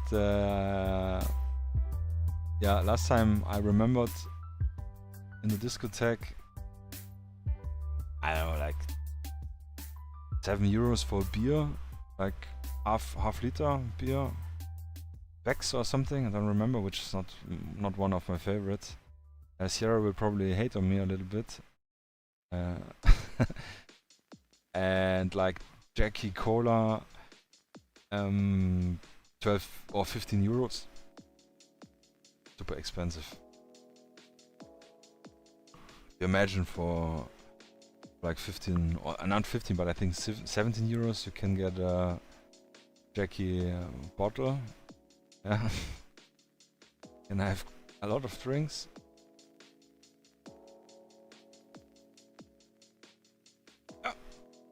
That's cool, socializing, yeah, absolutely. I need it also sometimes. I mean, this is technically right now my socializing. Well, I appreciate all you guys here, being here with me.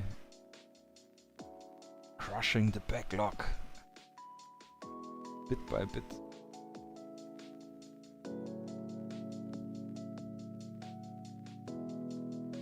Right, that's all for the skin.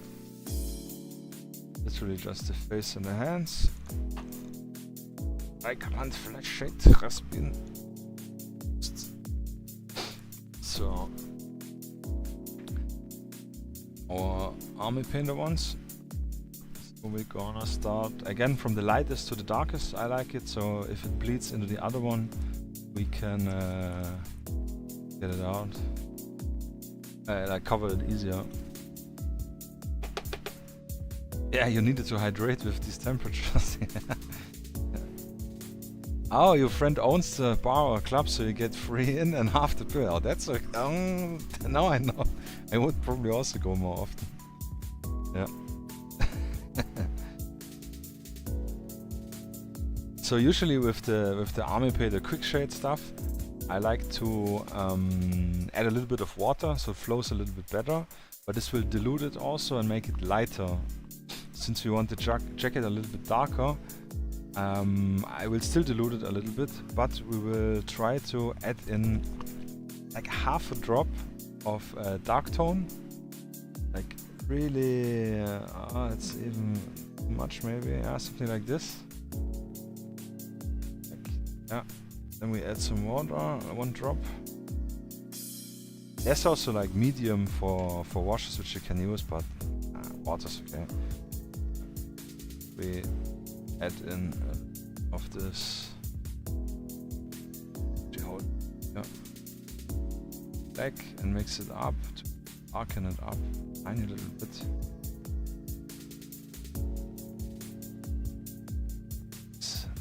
The ocean color looks good. Just go over the jacket.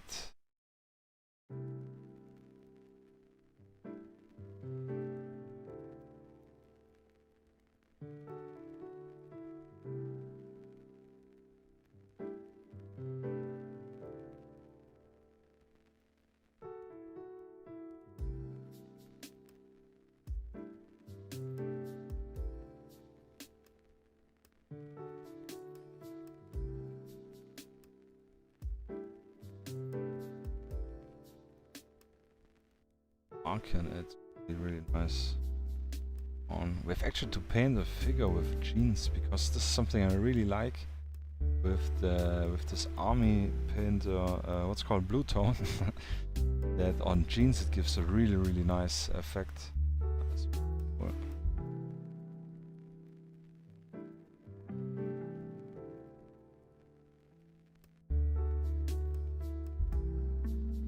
This figure actually would also be really cool in a bigger scale for like a little desktop, bigger decoration, dust collector. That's something I really wanted to do a long time. Get some hair in the wash. No, not the hair in the wash.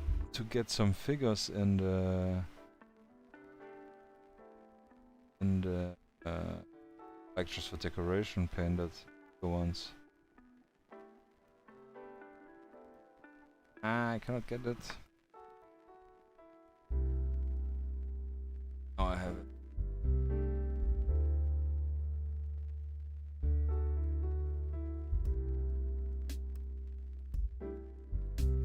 Yeah.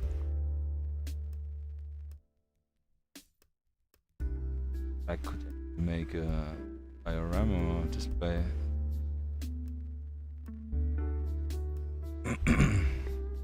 But you guys know it's so much we could do, and still so little time. We have to literally make up our mind.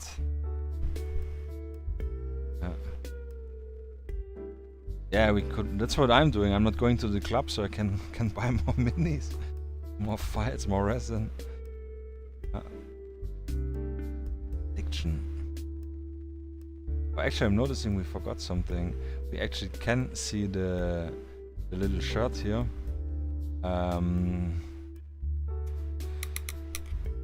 I will pretend he has a base shirt now. We're already washing. At this washer, it will be fine.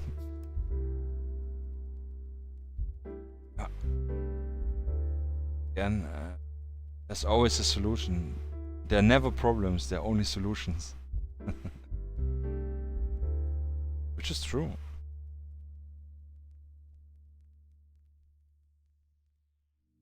I think we are done with the stuff. Can actually try to pull here, you see where it's kind of dark, and try to pull it a little bit down. Not have those.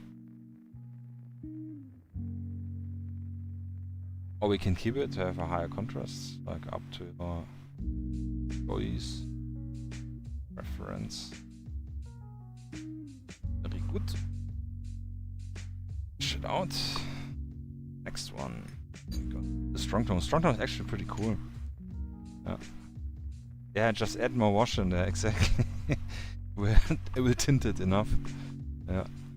Yeah, maybe add some of the dark tone, then it will be probably good. Yeah, strong tone is really cool. I like this. I like it technically even a little bit better than Agrax. Agrax is really dark, and strong tone is a tiny bit lighter, which is cool. Again, sorry, I don't know if you saw it, but like, I don't know, 2-3 drops to 1 drop water maybe. Mix it up. You can see it. It has a way more browner look then more warmer brown look maybe, and the other one has a more darker brown look, the Agrax to the strong tone. Yeah, and what we're gonna paint over is his hair, actually. See, it's really light compared to the Agrax. It's okay.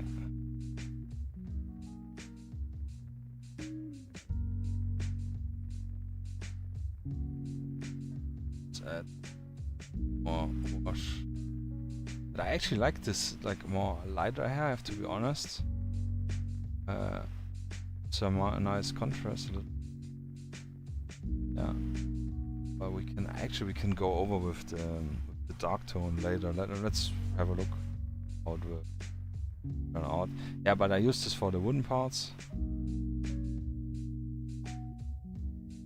Darken them down. Can draw our wood grain in.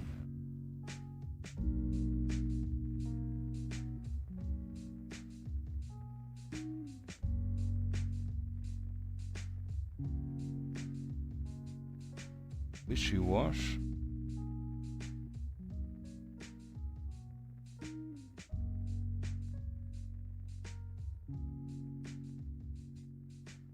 Yeah, and that's maybe too light. That's okay. Dry, if it will dry, it will look. As you see again under his ear, it is pooling. I'm gonna wipe out my brush so it's more or less dry. And I can soak it up. Yeah. Things, areas you don't want. Yeah. Obi-Wan Nairobi would be cool in bigger scale. Yeah, that's true. With Game Workshop parts, yeah, that's actually cool. Yeah, that sounds fun. Yes, from turn-based miniature an Obi-Wan Nairobi figure, which is so decent. Honestly not the biggest fan of turn-based miniatures anymore, from the style and everything. And Austin Miniature has a few one. I think I have those files as well. Yeah, looks good. Hey, Beast, nice. Another one model base coated and finished. Good job, man. One down. So let's do the dark tone.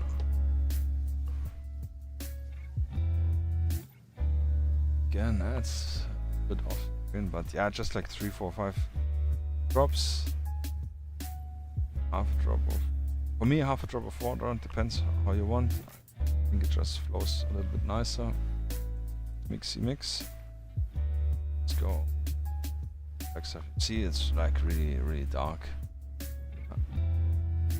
Technically like null oil. I don't know, maybe it's a little bit more blacker. Works completely. So if you see people using different products, don't think about I need the same product this guy in the video used, so I cannot paint projects.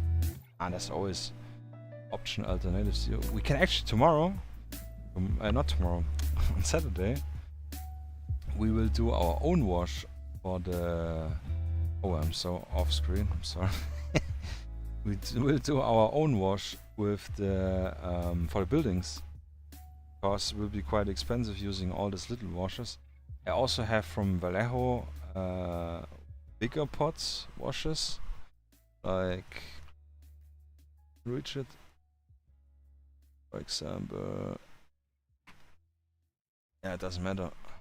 Like they have the model wash range, which are like I don't know, 35 milliliters. They are good for terrain. I use them also, but only for like making grime and dirt. If I remember that I have them and don't use the this stuff here. But for like a general wash, we will make our own wash. Super easy. Some acrylic paint and water and some dish soap, alcohol and so on. Easy.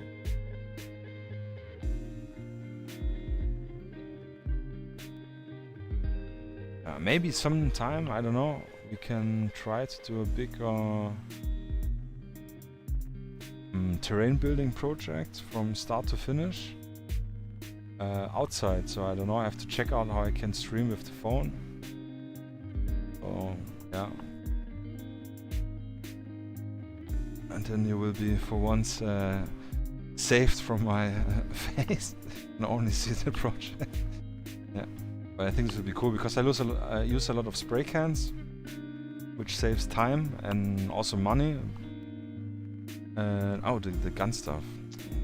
From all this talking, yeah, all the metal parts we're gonna also like dark tone up here and here and here, and we wanted to put it on his hair also.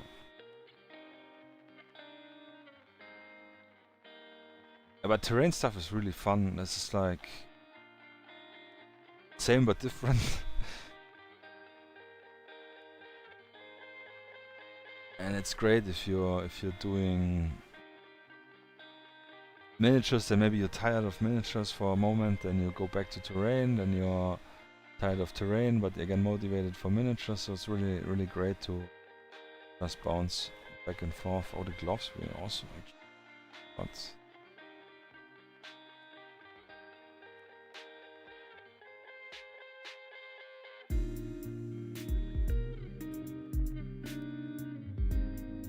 it's looking so good. It is looking good. Ah, and obviously the color we forgot. Maybe to make the little woolly structure pop. Ah, this will be when we're gonna highlight it. We can trick it by making little tiny dots on it.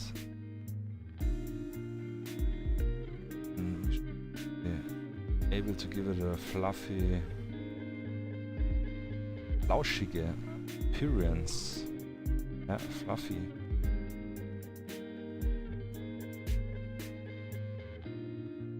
Yeah. Alright. Did it? No, we didn't. We forgot the straps. But 3, 2, 1, 1 point. 0.9. Now we did it. Yeah, all washed. Darker wash in the hair is good. Yeah, it's, like golden shine. That's cool.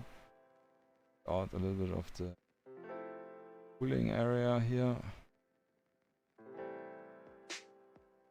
and then yeah, perfect. And technically you can like stop here. You can do the stripes before we wash, and just say okay, that's more than enough, because we have our little contrast, and it looks way better than just flat. So yeah, it's all up to you if you want to play. This is again a million times better. Just fill in the colors and make a wash than having gray figures on the table. It's really nice. So yeah, cool. Let him try a little bit. Swap to the news. Yeah, more or less what I aimed for. Initially I had planned 10:30 for the news. But wanted to have a little bit, because I know myself, trying to let's do this not. It's like when you play video games. Just one more round, and then you stick there for longer. Yeah.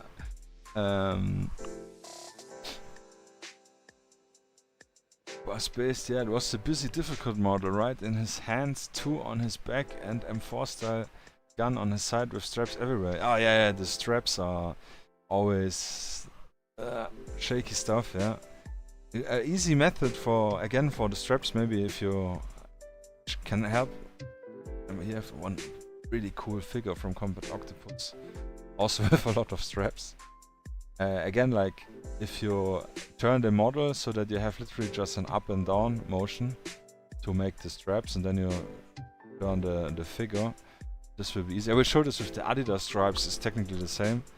This helps you a lot. But yeah, if you have different colors, then it will take a lot of stuff. Yeah. The RPG. Yeah.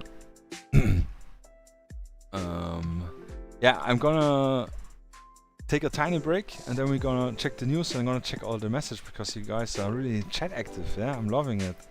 Awesome. Yeah, we will right in a second.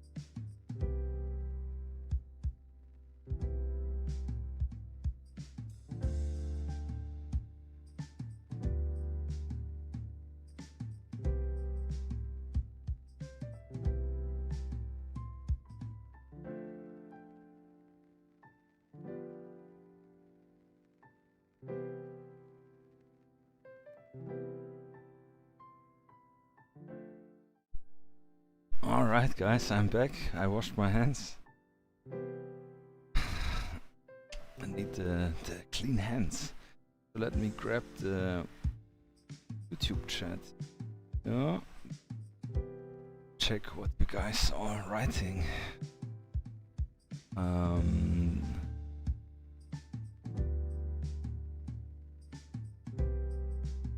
You should fix your parts of Dark Watch. I actually wanted to do this. I would do this yeah, on the side at the Dark Watch. No, I will not do it on the side. I will show you guys what I'm doing. Where's the screen? Yeah. We wanted to add the here where I forgot the shirt. Yeah, a little bit of dark wash to make it darker. Yeah. Just to hide nothing from you guys.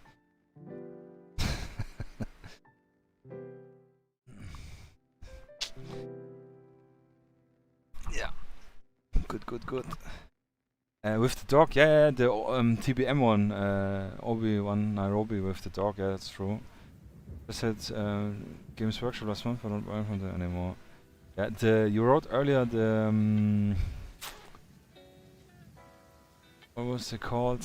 The Ghost guys. What you're painting currently? Gaunt's Ghost, yeah. I don't know which one, but those figures nearly got me into Warhammer.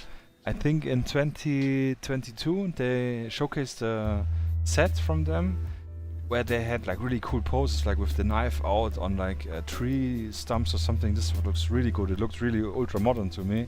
So there's something that nearly got me into it. But yeah, I stayed strong for Kill Team, yeah, like we talked last time. I thought it might get into me. Yeah.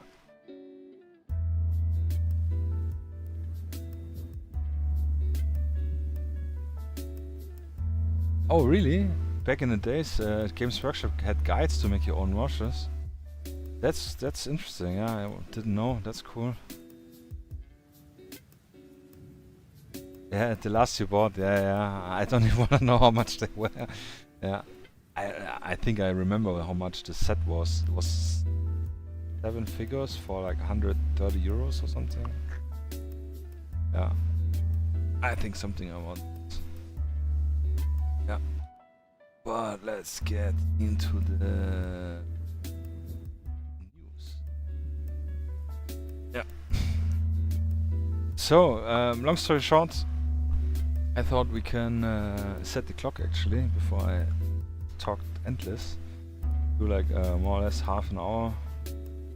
5 minutes now of little news stuff.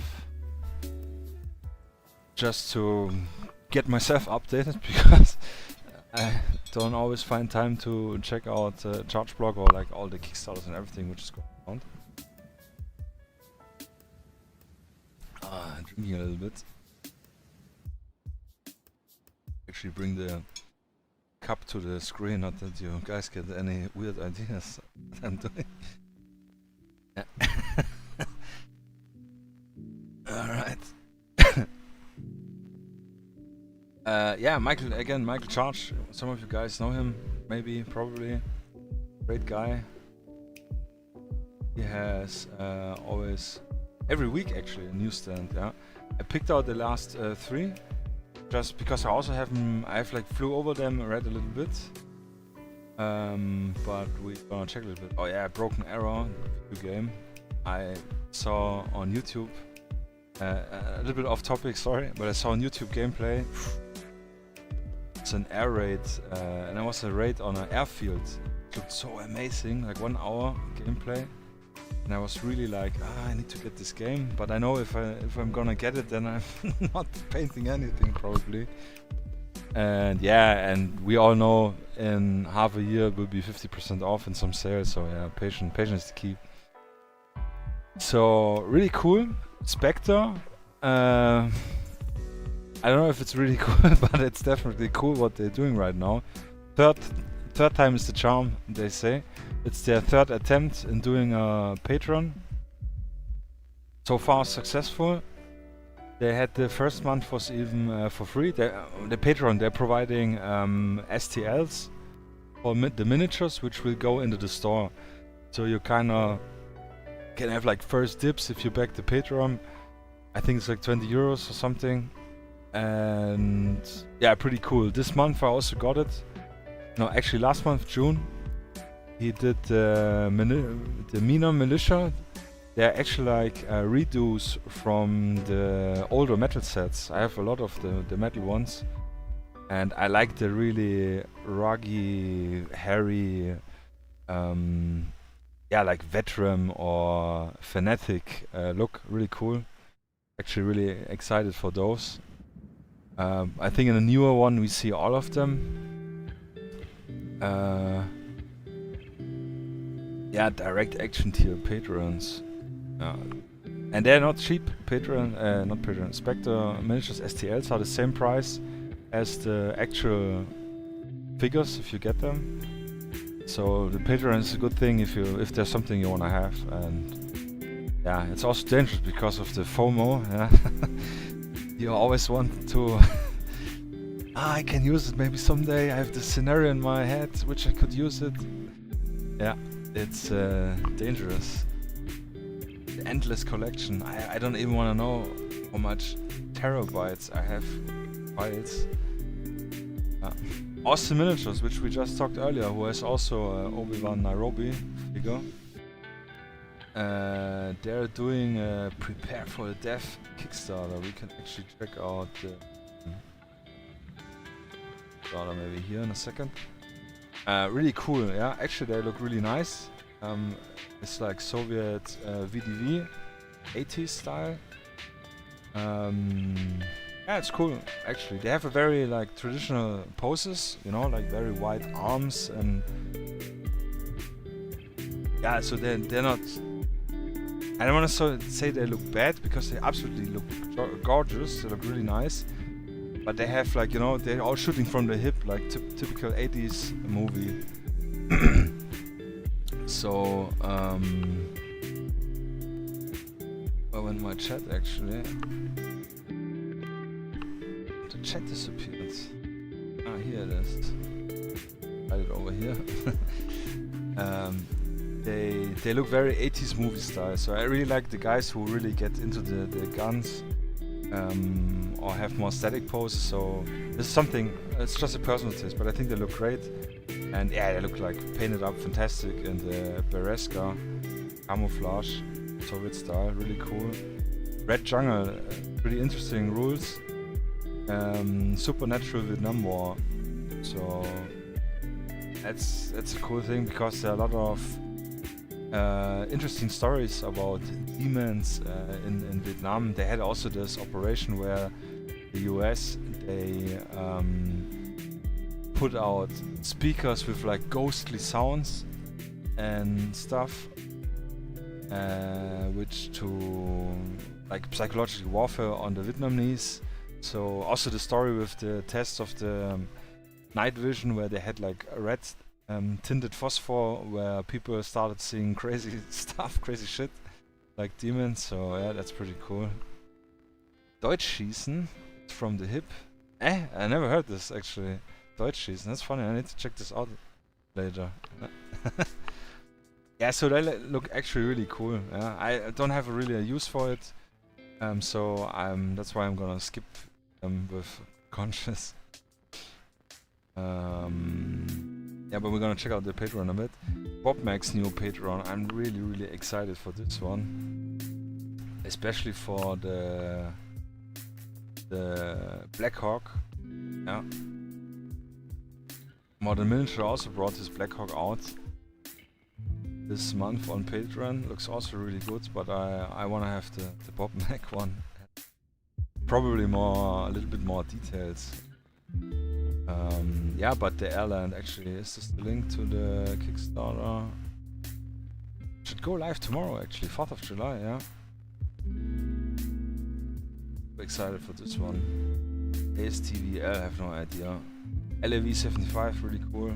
Can use it for a lot of stuff. Yeah, Cold War. The Cold War is really going hot right now, yeah. It's one of the stuff. But Beast, you feel like spamming here, not much chatting here. Yeah, most of the guys seems to be on Twitch. Yeah, I can, because of Twitch, I cannot put the chat on screen as well. Like, I have multi-chat option. So yeah, sorry if you're alone on YouTube. But I see you, I'm noticing you, don't worry. I appreciate you commenting and writing everything. So yeah, this one is really cool. Battleground, Flank March. I have seen those guys. Also Cold War, and I think I know by fact that they are doing with like here you can see the Flank March on Bob Mac's Kickstarter, so they're doing a little bit cooperation, cross promotion, smart thing, really good. I like the civilian vehicles they have in the background. Yeah, that's something I always look out for, civilian vehicle. Yeah. Yeah, I also started on 4th of July. I'm gonna check that one also out.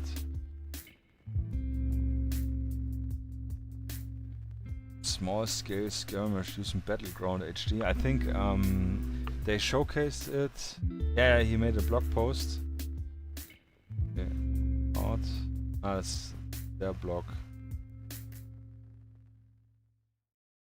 Oh, this looks. Yeah, I saw those pictures on Instagram. The Battleground rules, they are apparently pretty decent for platoon level games. I think Michael wrote that he enjoyed it. Yeah.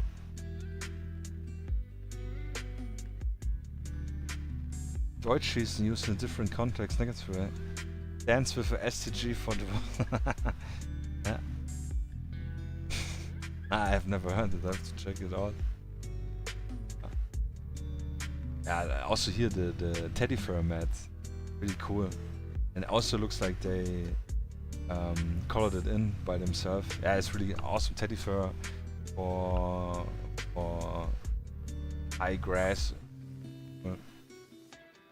Yeah, this looks pretty cool. Battleground. Like I said, doing my own rule set currently. I'm not so.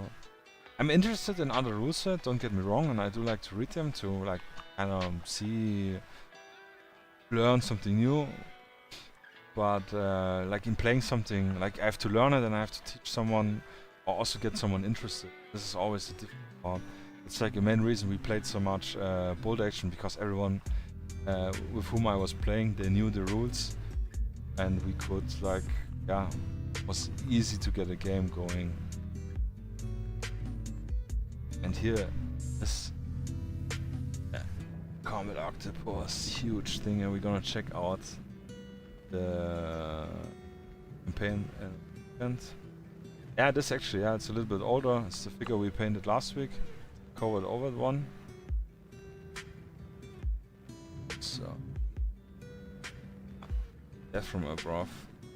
One for the red jungle. Yeah, they look really cool. Nice figures. Yeah, 70.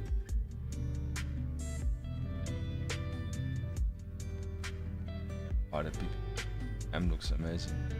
Probably Bob Mac one. Yeah, Bob Mac MP. Not BPM. Yeah, and they're actually, that's right, I forgot about it. They're actually modular, so you can actually kit bash quite a lot together. That's probably the reason why the hands are more 80s style shooting, because it's easier to modular. The backpack's actually cool, yeah. I have a similar backpack from Spectre with a Law 75. No, just Law, I think. Just mixing up. Oh, lots of different heads, yeah, and all the arms. Like kind of like a typical plastic kit. Yeah, actually decent, yeah. Not so expensive. 22 euros. You have a printer. Cool. And I have like, this is a little bit strange. I found the stretch goals. They have extra sets which you can then buy additionally. This is something I have not seen. Maybe it's other people doing the same. But usually stretch goal is something you get additionally for free. Yeah, it maybe make sense to make the base price a little bit higher and then throw them in for free to generate more hype. But cool project, yeah. Big Vietnam fan, as we talked earlier. Yeah, Battlefield Vietnam and other video games like my brain. Viet Cong was really amazing, gritty, one of the first more realistic milsim style video games I played, yeah. We played it so much in multiplayer and everything. This was amazing, yeah. Iron Sights, good times. And this one, yeah, really cool. Sick, I'm really looking forward. Soon, tomorrow. I think he teased on his, let me check. Actually, we'll see it in a little bit. On his Facebook, he has actually some stuff. Yeah, same Reforger, not much to see. But this will also be good. But if you're into Cold War, yeah. Yeah, Viet Cong, yeah. Sick. Back in 2001 or something, yeah. So I'm into Cold War. I have actually Battle Group Northec rule set, which I have the British Army of the Rhine and the Soviets and VDV figures and Bundeswehr in 10mm. Yeah. The Soviets and the British, I have the plastic soldier sets. Have them also built it up. Actually, we could paint them. Maybe try to paint them up in some stream. Yeah, 10mm haven't painted in a while. Actually, with the M from the chat, I wanted to play Northec, but it's probably already M. How long is it ago? 2 years that we started it. We were still like waiting for or dreaming about that the CENTAC, Central Army Group expansion book comes out with more army lists. And it's already out for over here now. Yeah, it's not enough time. Yeah. And here it is. Combat Octopus. Modular. Divorcing your wife if you print it out. Yeah. It's amazing. I'm really, really hyped for this still. I'm so glad he made it. I hope he gets more supporter. Yeah, 31 already. Okay, that's pretty cool. Good. But I really hope he gets 50 or something. It was a lot of work. Took original drawings. And here you can see the different... I can actually open it up.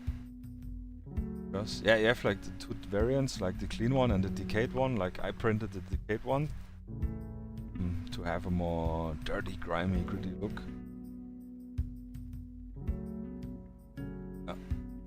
And the doors, actually I have some here. They are really cool. You can just slide them in, and they are always showcase. They're like doors which are open and doors which are closed. So they are not articulated, like you cannot open them, but you can just swap out the doors during play if you want to open a door. And I think this is a very nice, good compromise for it. Yeah, good thing. And the glass slides. Like I did a little story yesterday. You have slits here on the top. On the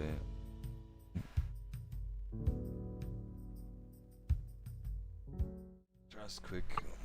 So you have those slits here on the top. And then you can actually I still have the plastic somewhere. Somewhere. This one. So you can use like old packaging from plastic and cut in strips, and then you can. That's not the right size, but yeah, you can put it inside, and then you have like a glass one, and just glue it, fix some super glue, or just leave it loose. And it's look really amazing. We'll see in a moment. You will see it from what I painted up. Yeah, and then here you have all the different parts with even open doors variants. And I was like thinking in getting the rear entrance because it's a little bit smaller, and then trying to build this, what I told, like a smaller administrative style building. Yeah, and then you have here the main outer walls, which is like the wall with the window. The entrance wall is actually for the staircase, so this will be above the yeah, like entry, and then all the walls, and you can like make it as large and as big as you want. The Z1 are the indentation ones, which you will see various version of balconies. Yeah, the basement is like just the lower line. Roof tiles, various one, which are really cool. A drain. Even a roof entrance, which I actually printed yesterday. Yeah, little roof entrance. Yeah, so in 2 weeks I maybe have everything printed. But this will be amazing. Yeah, and all the little details from the staircase. This, yeah, I'm really excited. And yeah, here, yours truly. And here you can see it actually pretty well. Why is it open always the other one? But here you can see the interior with the 20mm bases, which I use. It's huge. You can like really awesome. And I mixed here. It's actually not the like recommended true layout for the 4 apartments. I mixed up some parts, but technically you would have like 1 apartment here and 1 apartment here. So like a small 2-room apartment, 1-room apartment, which is this one, and then I think this is the entry door, for a 3-room apartment, and the mirrored more or less on this right. And now imagine 5 floors of this big sucker. Oh, it's insane. Yeah, it's really cool. Why didn't it open up? But, yeah. But here you can see I did some broken glass. Like just cut up the plastic stuff, or here, and I added a wash on it so it looks a little dirty. Same here, so this we're gonna do on Saturday. It will be cool, will be a lot of fun. The sniper action on the rooftop. It was a lot of fun, really enjoyed making the pictures and the stuff. Urban scatters, nice terrain, also the dish, also the air conditioning. That's what I mean, like you can go full, yeah, you're a sniper. I'm looking forward to you painting it. To dollhouse this building up, really cool. That's just, and we have some stretch goals already unlocked. Yeah, really cool. Super excited. It will be sick. So next newsstand. Yeah, here we actually have, yeah, that's all the files from Spectre, from the Patreon. Like lots of figure. Really, this was really well spent. 20 euros. Lots of insertions. Yeah, I like the guy with the megaphone. Pretty cool. The UGVs, like the unmanned ground vehicles. Cool, not a big fan of it, personally. I don't know why. I mean, this one's actually cool, it's a smaller one. But the tank ones, I don't know how I would put them into the game. Since, I don't know. Nothing, not much I thought about it. Yeah.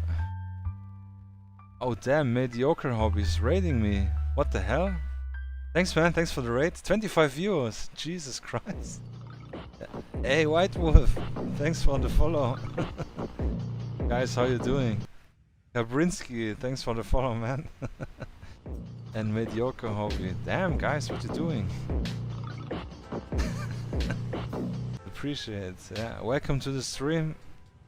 We're just going through the Ultramodern news right now. Yeah. And Bare Necessities, thanks for the follow, guys. Crazy. Nova Nesgo. Thanks man, I appreciate. Blowing up your army, I mean stream. Yeah, thanks man.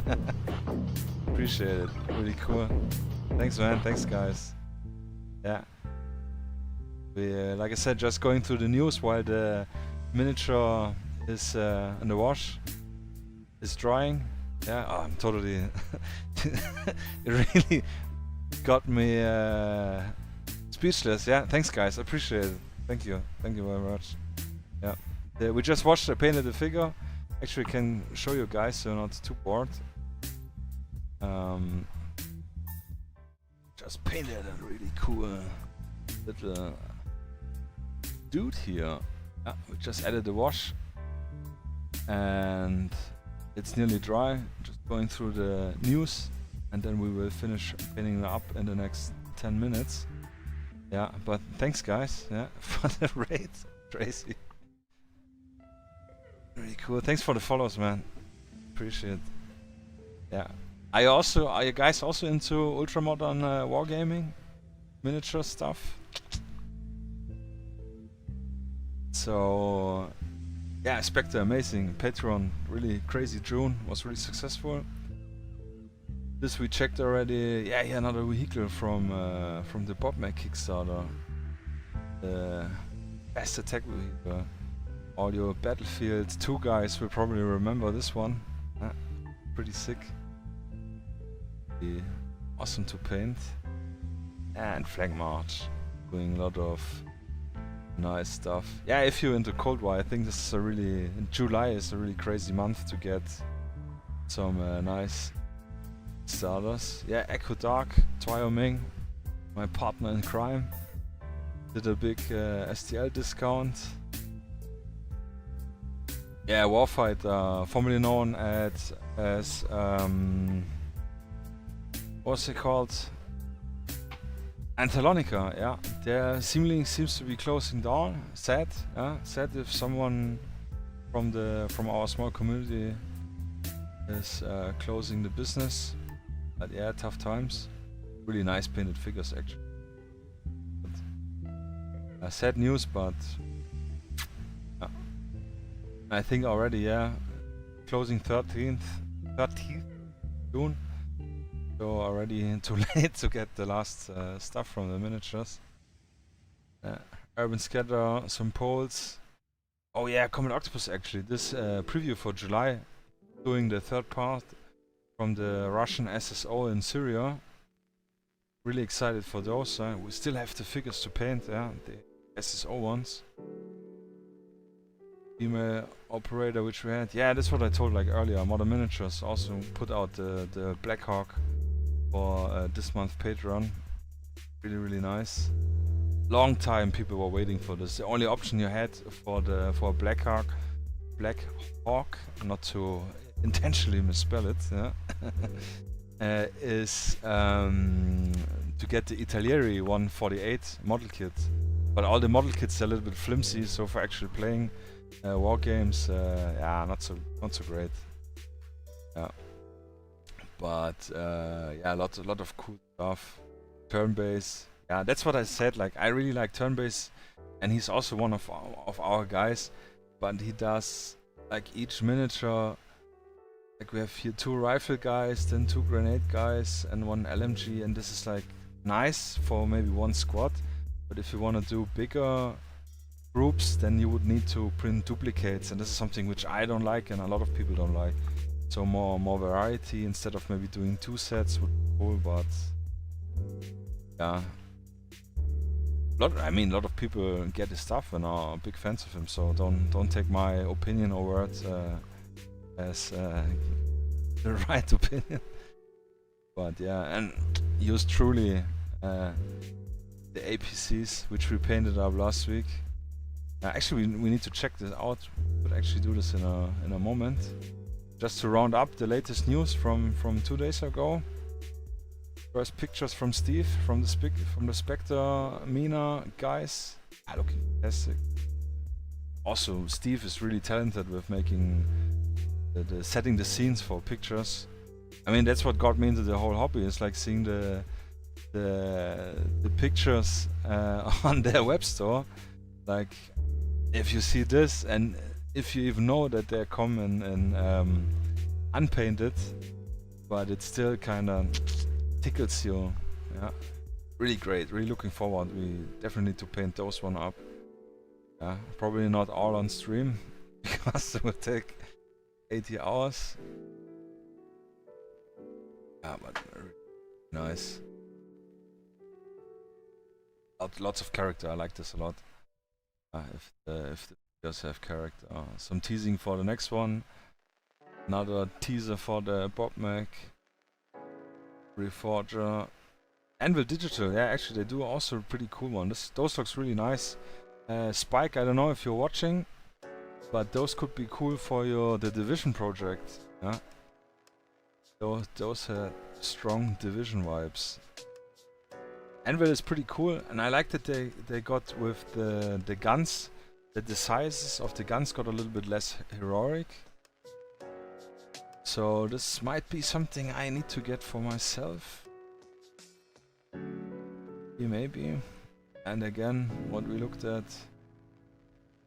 Blackhawk. Cougar MRAP actually really cool, yeah. On his My Mini Factory page, he got a really classic one.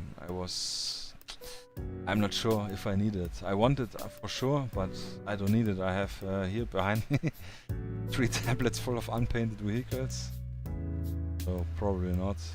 Skullforge, yeah, they have the Rubicon line, which is also Cold War stuff, which is really nice miniatures. But yeah, who's gonna paint everything yeah, on this? Yeah, oh, okay, Fatzfa. I didn't know that they were actually inspired by Division. But I think he wrote it here. Yeah, because the team Phoenix, which I do remember, they have very strong division vibes. Even with the logo and the watches. Yeah, this I remember. So I wasn't aware that those are actually also. That's cool. Yeah, really cool edition. Such a great game. Such a pity. It's such a looter shooter. Would have loved it. It's more nitty gritty, tactical. All right. Yeah, that's actually more than enough. We want to get into painting, not into looking at my screen. Yeah, but I think this is cool to get a little bit updated. Again, Charge Block. Check him out, give him a like on Instagram. Great guy, one of the enablers of this hobby for sure. And let's get back into Sasha Ivanovic. Yes, before we take too much time up. Actually gonna hydrate a little bit. Don't forget to drink, guys. Ah yes, all the talking, all the yapping. Let me get my stuff right. So, guy is looking sharp and tan. So I would start now actually with straight, yeah, just highlighting the skin again, as we always. Classic Kislev. Yeah, Airbus it's awesome, the building. I literally can't wait to paint on it, to play on it. Easy.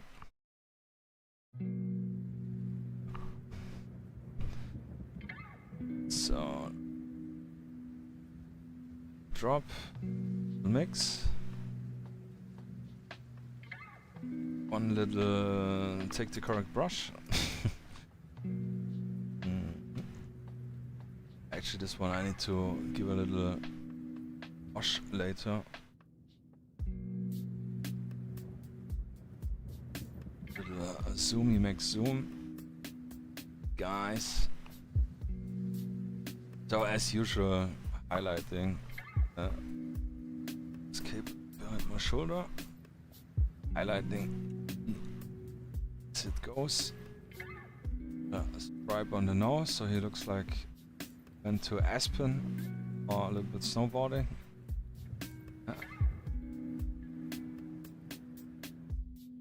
And actually we could paint his eyebrows also a little bit in a moment. I like to highlight the forehead, chin. He has a little indentation in his chin, double chin. Not a double chin, but I don't know what it's called in English. We can take advantage of this. Try to paint the lips a little bit.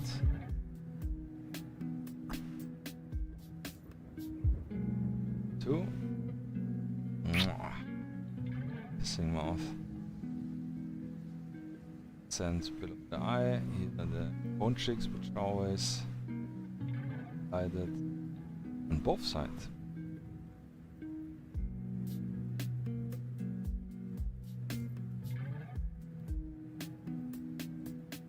Here a little highlight. And chin, a little edge highlight. On the center of the screen.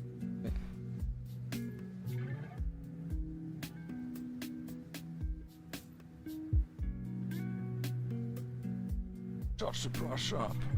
Could be some techno track actually.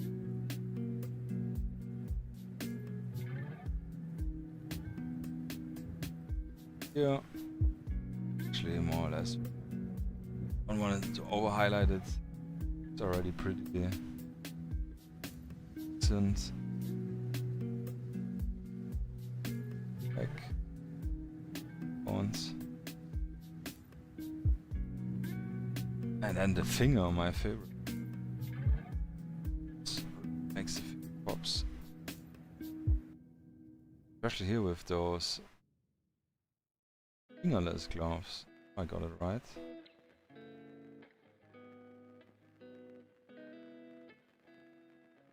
Ah, no trigger discipline, this guy. Finger in the trigger. True villain fashion.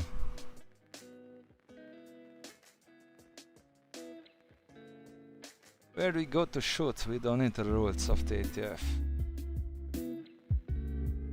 Probably what he was thinking.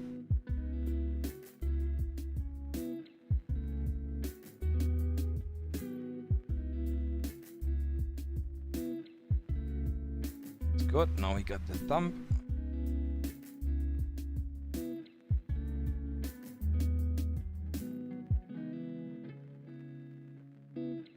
For the skin.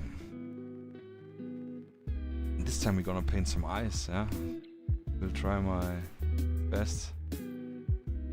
Hey, Boss Beast, score number 3. Yes, 1.5 to go, and then Camo, and then Shade Time. Awesome, yeah.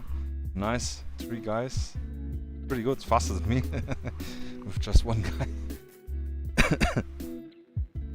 So then we can actually go with the blue.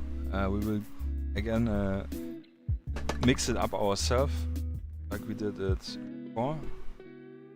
With the, do you remember it? Pale sand. Blue. So, pale sand.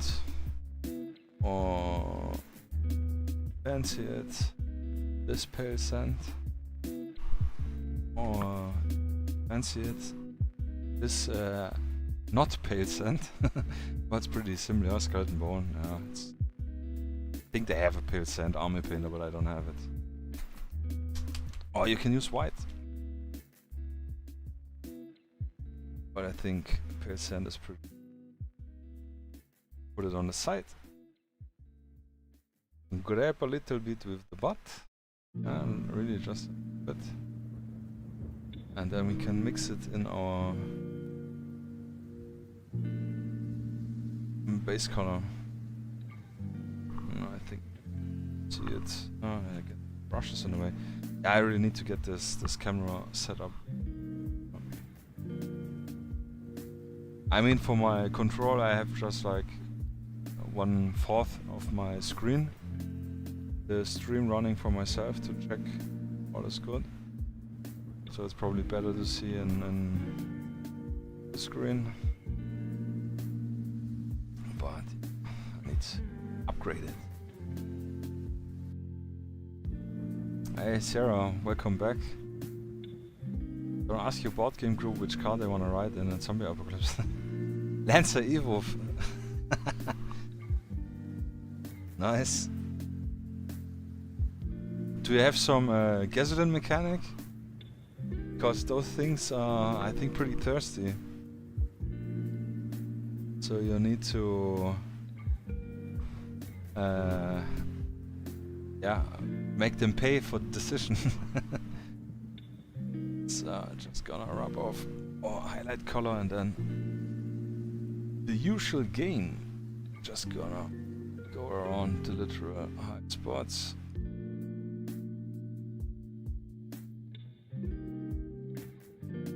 Check. Be a little bit brighter. Maybe we can grab some more and also this palette is so crazy. Going out so bloody fast. Freaking fast.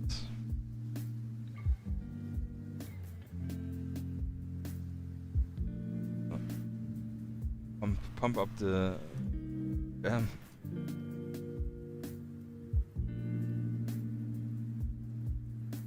this looks better. I personally like the other contrast. Oh.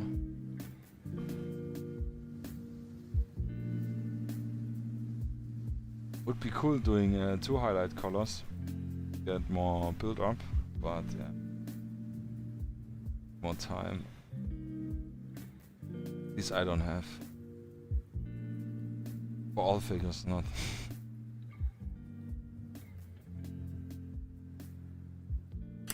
Oh, and brush.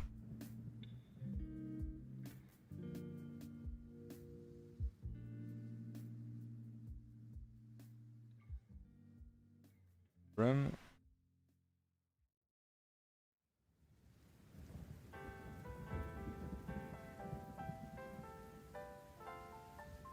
I love this. Figure painted, figure washed. Now the highlights.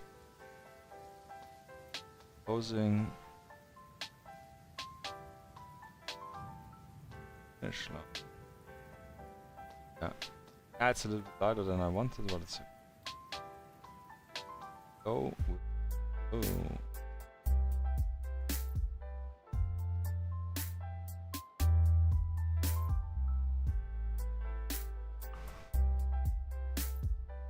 And this one also really great sculpt from Arto again, Black Hill Games. Black Hills actually. Lot of nice folds. Really edge highlight. Right here.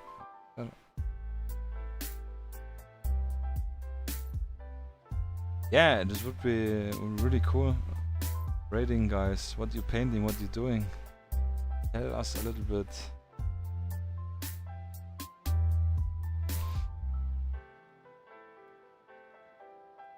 I guess with the ultramodern stuff, I'm like a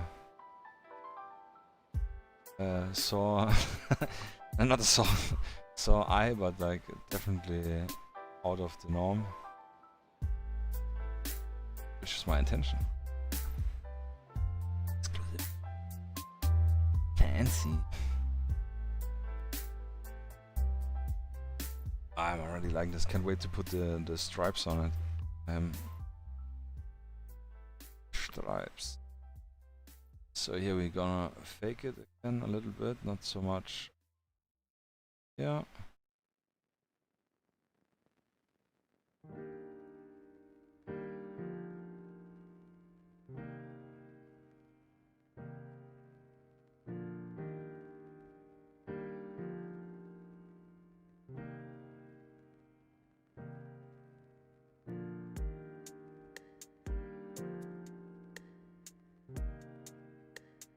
Yeah, it's a good point with the vehicle, yeah.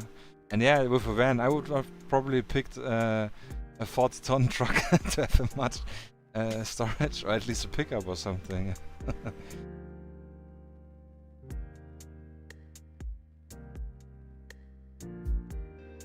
That's cool. When you guys gonna have the next game? This weekend?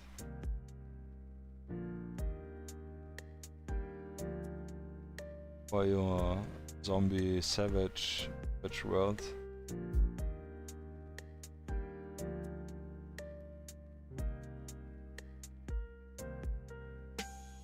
And this like something the edge highlight to give contrast between the pants and the jacket helps immensely.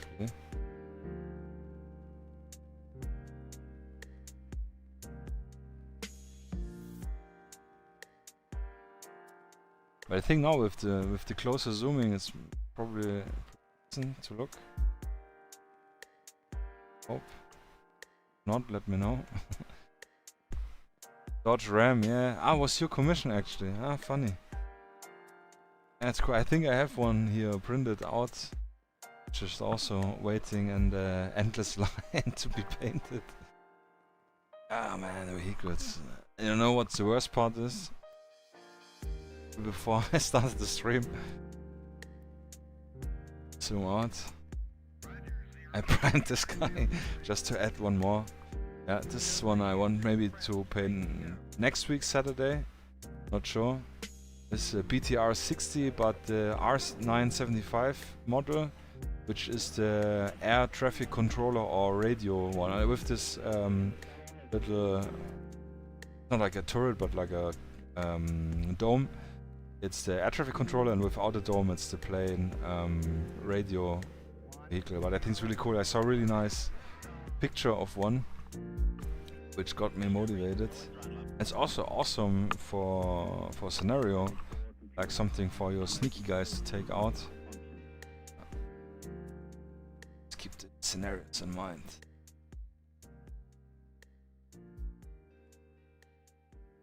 So, oh yes. See. I'm so happy highlighting. Cool. And it's crazy, just one figure. Like, I rarely paint only one figure.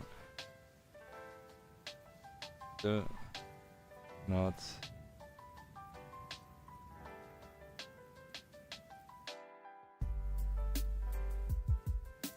grasp it that we're nearly finished. Which means we definitely have some time to do some basing together. I think this absolutely cool one. Once. So what I did here actually, like the really fat strips, not so cool, but it's okay. Too like I'm not too relaxed. I like to paint it. Then I could take more off from the tip and get it. No, but it's okay.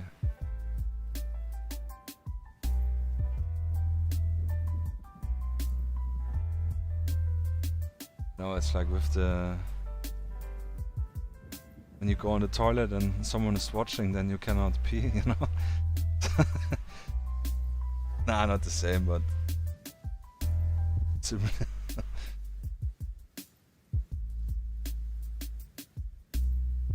Yeah. I hope this is enough because it's already out of paint. So put it on the side, and I think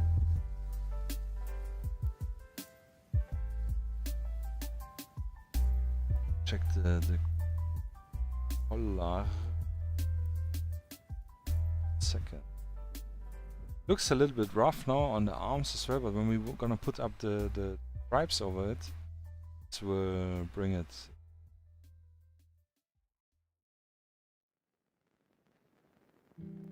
Right here.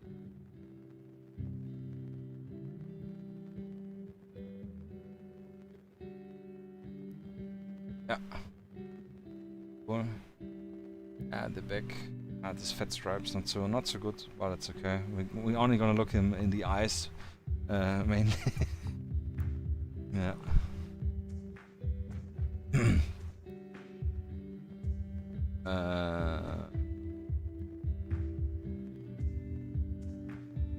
The BTR you're talking about, the German Fuchs. German Fuchs? I think yes. I mean, it's see, it has like a heavy machine gun usually. Oh, you mean like the radio operated? I'm really not very good with German or generally Western vehicles and stuff. I'm really more in the Russian Soviet group. But I think yes, yeah. Next game is on the 20th. Ah, okay, so you have still some time to paint up and print your Evo. Yeah. Let me actually get off the washes. Them away because they are in.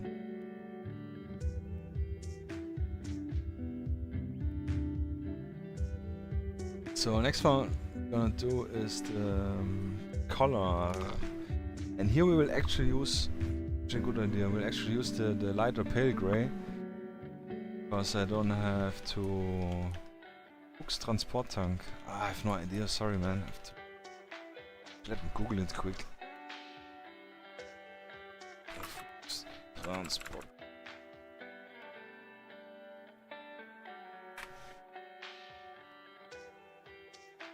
Ah yes, of course I know it. Yeah, it's quite similar. Yeah, with the difference that the BTR is armed. I don't think that there are any unarmed version. Besides, like I said, this one, which is just a radio. So there's like driver and a full frontline radio, which do the communication, air traffic controller, like do the disposition calls between ground troops and air support stuff. Yeah, that's really cool. I really like this vehicle a lot. I'm a big BTR fan. So yeah, I think the pale grey is good. No need to mix something up. But if not, again, the brick would be pale sand. So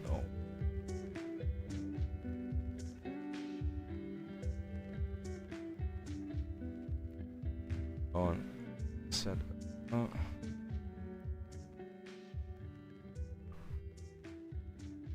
going to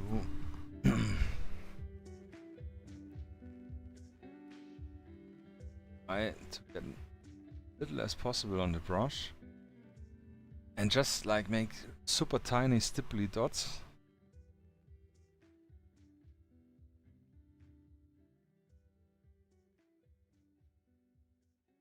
Sense of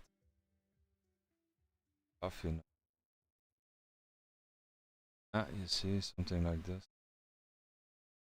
Because we cannot actually, so tiny bumps, no chance to actually highlight. So we must mimic it. You can't make it, fake it. Literally. Computers now have primary control of critical vehicle functions.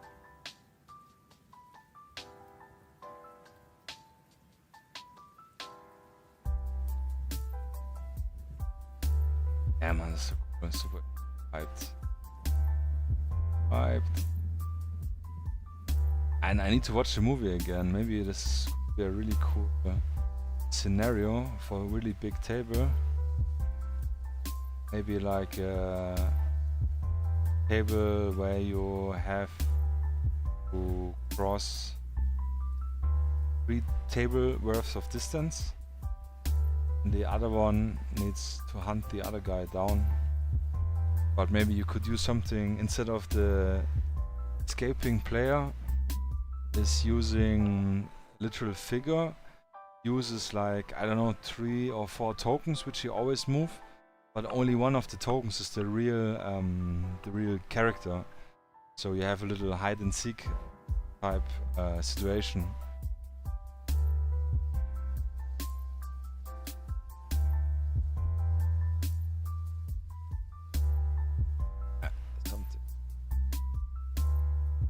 Yeah, and actually that's probably good enough for this color.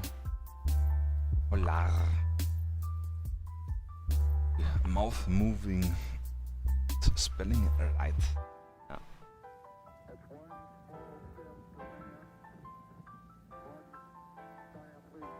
Yeah, a machine gunner with the balaclava. Yeah, this looks badass. Yeah. MG3 attached to roof. Yeah, this is pretty decent. Medium machine gun does some damage for sure.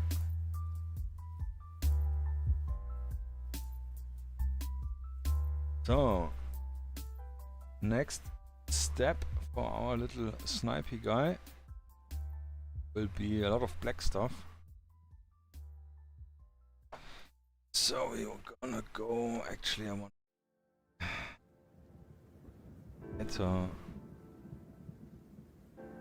Like usually I use the gray green. Guys, remember? Oh. Sure. Oops.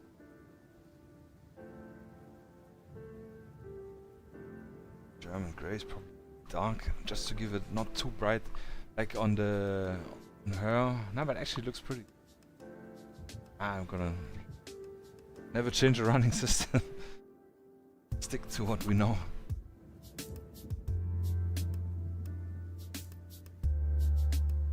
Yeah, still thinking about how to make a sniper hunt except for yeah, that's true. Especially with the kneeling and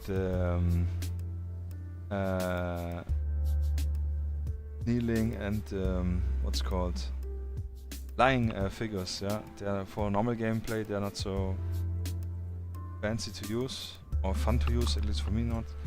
For specific scenarios, they could be cool.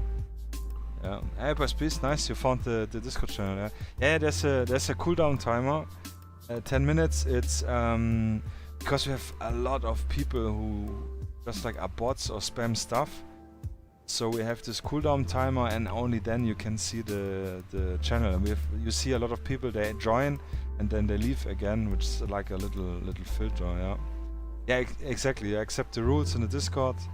and then you can see the end list thing. Hey Kalpsak, thanks for having patience with me. Thanks for being part of the stream. Have a nice evening, have a nice night, and see you soon, hopefully on Saturday. Yeah, thanks man for being here. Right. Yeah, it's good. Yeah, so many people trying to scam other ones, so this sucks. Kalpsa got me a little bit scared that we're already so late, but it's not even midnight, so what's going on? Yeah, alright, my favorite offs, I think. You know, if we paint the panels individually. Knuckles.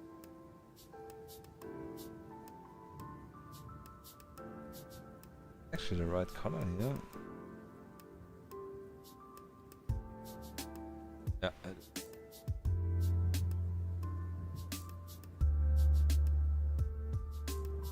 I was charged enough brush.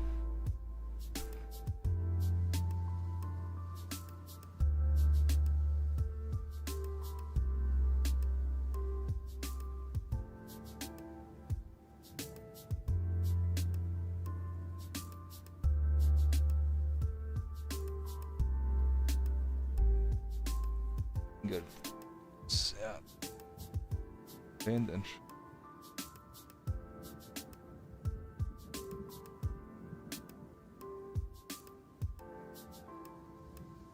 thumb.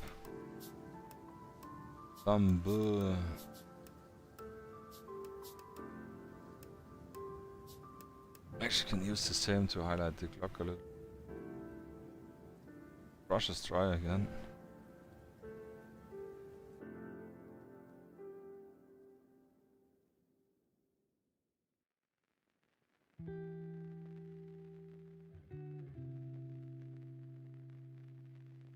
Come on.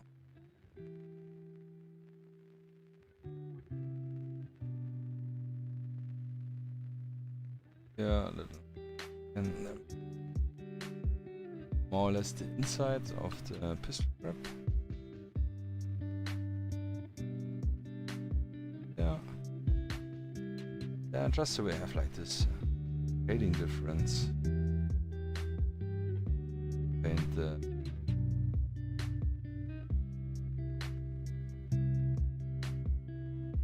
cheek.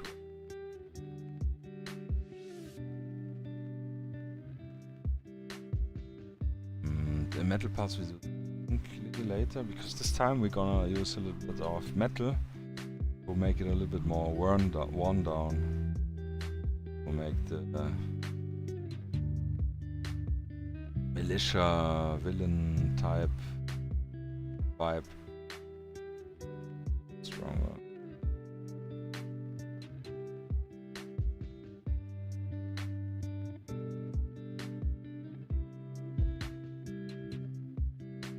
In Kill Team there's a sniper solo scenario where you have to save a wounded guy in the first scenario before he flank, and the sniper has some detachment with little guns. That's actually sounds really fun, yeah? I think I really like the games where you have few guys, and like I do like sneaky games, also video games, trying to be as discreet as possible, and something like little power fantasy, yeah. Something like a lot. I made for my rule set. Actually, instead of saying my rule set always, sounds kind of strange. And it's called Dynamic Infantry Combat. Yeah, short. Can figure it out yourself if you shorten it. No intention. But yeah, in Dynamic Infantry Combat, I do have I have complete rules for sneaking, for unalerted guards with patrol routes, which a lot of rules have patrol routes, nothing new. And various states of alerts, but all very simplified. I had one test game with a buddy, where we tried to just to test the system out, if it works, if it's fun also, because with the guy who plays more or less the guards or the people, the soldiers or whatever that are not aware that there are opponents in the area, it's limited by some actions he can do, because you as the player, you can obviously see the whole board, but your figures cannot see them, so you need, and it's like hard to say, okay, I don't see it, then I walk in the other direction. It's also not unrealistic, because you would not decide on the context that there's a figure or not. And to make this more or less realistic, I have with the patrol rules and a limited set of action that the guards or patrolling figures could do, as well as a sort of a spotting action, which is a lot of fun. It was really amazing mission. The goal was, I don't even remember, let me think. My friend played like the special elite super sneaky guys with the suppressors and all the toys, and I played the guards, and I had a few, and like not random patrol, sort of random patrollers. You would put like different tokens on the table, which would act as patrol nodes. So for example, if I have those three, let me zoom a little bit, oh shit, let me zoom a little bit out. So let's have, destroying here my diorama, no. Oh good, nothing happened. So let's say we have those tokens. Maybe that's not so good. Yeah, I'd say this, yeah. And these are patrol nodes. So, and the character, if it's standing here, for example, it would move like, I don't know, 6 inch or 3 inch, it depends. I really don't remember, but I think, let's say 6 inch. So you roll a dice in which direction he would go, so he could either go here, here, or here, because this is the next connecting nodes. So he walks here 6 inch. Then you roll a dice. He can either go this direction, or if he would be a connection. Let's say he has no connection, he can only go back or forth, or stand still. He would stand still. You cannot influence the direction he will look. Roll also dice if he's not moving. And then he has, between being, let's say, unalerted state, has also a state for suspicious, which means you can do a test roll if you manage it. It's rather easy when he's suspicious. You can turn it in the direction you want. If you fail your roll, your opponent can turn the guard direction where he's looking at. The whole game uses 180 degrees angle because it's easier. You technically just take the shoulder lines as the dividing line. So everything which is from the shoulder on the front in a 180 degree arc, the figure can see, and on the back it cannot see. For the unalert and suspicious range, suspicious I'm actually not sure, but for unalert it's only 90 degrees. Because if you're just standing around and smoking a cigarette, you're literally not alert and like focusing and like trying to figure out and see everyone. So if this alert status changed during to hearing the opponent running, or if he's getting shot at and you miss, like if with a suppressor especially, or with an unsuppressed gun, then this alert or unalerted stuff changes. Yeah, and this makes like it interesting. Of course it's for the defending player a little bit more limited, but he has enough choices that it still feels like you're more or less in control, yeah, thanks. Yeah, sounds cool actually, yeah. It was a lot of fun, and it was really, and it was pretty fast to play. It was not like, oh, let's check and roll and this and that. It was pretty fast, yeah. I'm super excited, yeah, to showcase this more. It's, I have planned then to make various little short YouTube videos to explain the rules when it's more or less ready. I will also make the rules for free, the base rules where you can play the game. Ah, sorry, Buzzbeast, I missed you. Good night. Yeah, I was already wondering that you were so late still on. If you're still here, good night. Thank you for watching, and nice for 3 figures down. Good job. Yeah. All right. Take care and see you hopefully on Saturday. Yeah, Buzzbeast. Bye. Yeah. Yeah, sorry. And we are... Yeah, it's gonna be for free because I want people to play it, yeah. That's the main reason to make a rule set, is so people pay it, to gatekeep it and make it only 100 euros. Hey, it's Wyoming! And make it like 80 or whatever euros for the book. Makes no sense. But, to be fair, because there goes a lot of work in. So the core rules and everything will be for free. Download, PDF, whatever you want. But I will make a more nicer book with more artwork, with more scenarios, more rules, with a complete campaign, with more stuff, which will be, yeah, I don't know, something like 15 euros maybe for the PDF. And the print version, I don't know, I want to check out also like Amazon print on demand, just to make it more affordable and faster to ship around. And if the people like it, I don't know, I have thought about making a really, really nice looking one with pension stuff, and maybe make a Patreon or something just to cover the cost. Make a hardcover book or something, maybe make some, ask some of my buddies here, Black Hills Games or Combat Octopus, make some exclusive miniatures, just for... But it's already thinking far ahead, so first we need to finish the rules, yeah. The mat, the game, can play it from a 2x2 until Sports Center, if you have the space.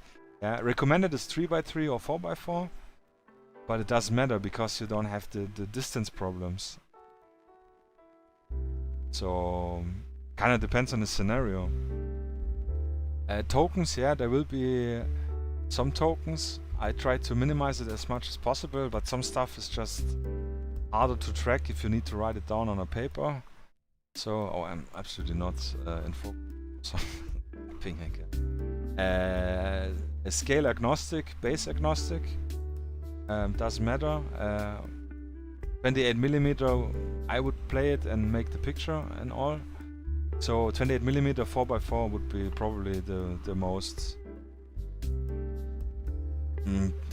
Yeah, again, depends on the scenario, but the more normal scenarios, 2x3 also. Yeah, no worry for the interruption. You see, I'm excited to talk about it. Yeah, like a dog when you give him showing the snack, then he's like, yeah, that's how I am. Yeah. Wyoming, how was the day? Work day. Hope you didn't got crushed so much at work. Yeah. With the tokens, yeah. Like I have, when you do a shooting action, you will obviously tell this figure is gonna shoot at this figure. Then you check if the target is in cover or not, or if it's obstructed.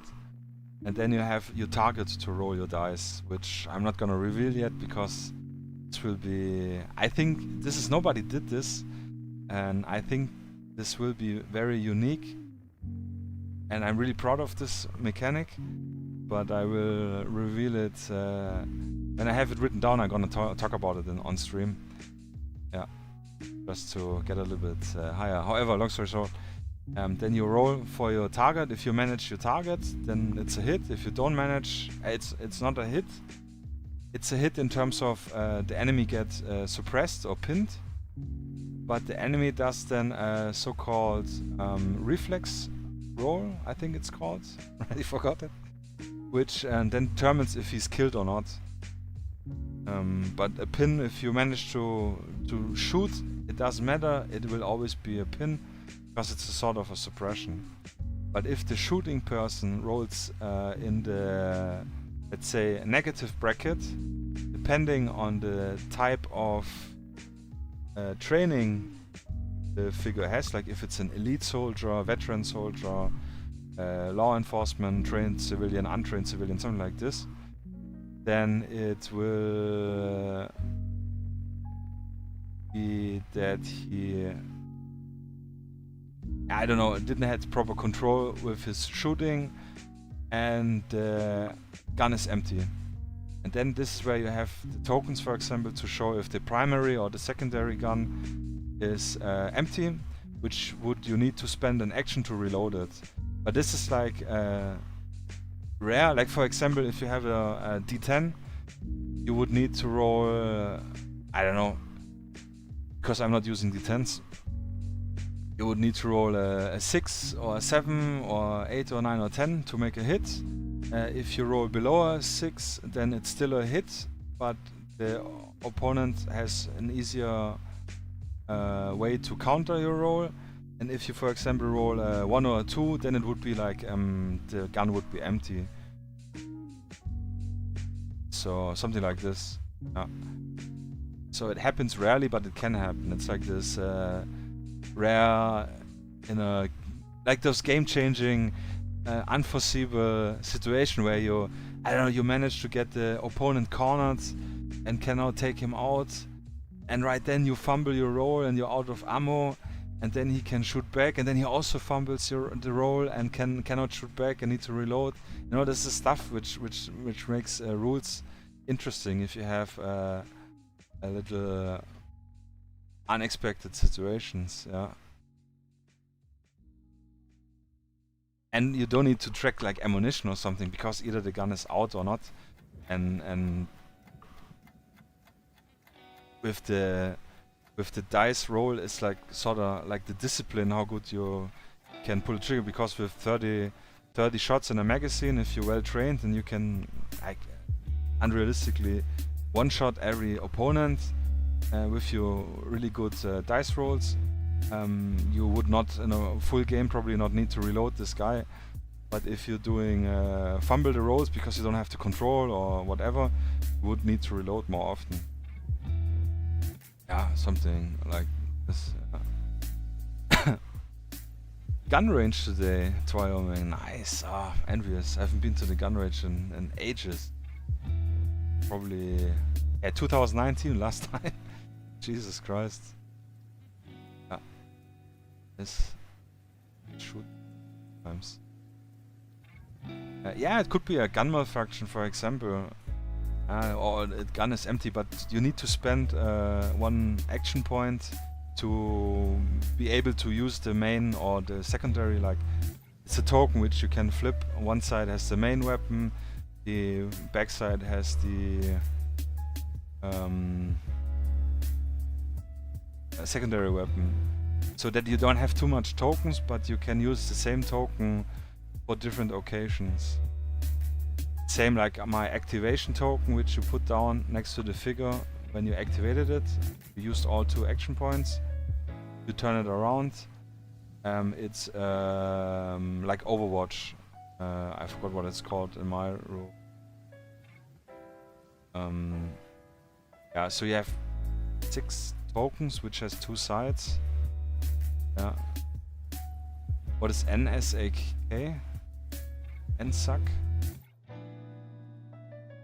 Don't know this rule set, or... But I mean, using action points is nothing new. But I think it's something which gives the player a little bit more control and more restraint in the same order, because you have only X actions you can use. So there's not much to overthink. But again, if you wanna use for your situation best possible way, you have enough tools or choice with action points off screen. Get stuff done. Ach so, neues Schießausbildungskonzept with secondary. Yeah. I mean, it depends, like, if not every character or figure has a secondary, but like operators would have a secondary. Or maybe it's a police officer which only has a pistol, then it would be only a so-called secondary. Like, yeah, if I'm finishing the figures in a moment, it's literally just, I just have to better look. Just a few folds and the stripes, and then I can actually grab the box and just show the tokens I have. Maybe for a little teaser and for getting me hyped up again.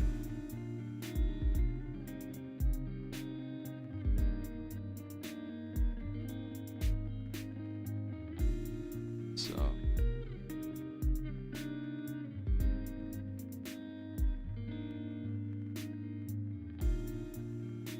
The shoes, actually this time I would not highlight because the pants are dark and then it would look very similar, so we keep them just really black, or we add the little white stripes in it. Yeah, so what we can highlight is the rope actually. It is sort of metal actually, but look a little different from the gun. Want to hold in this kind of gray.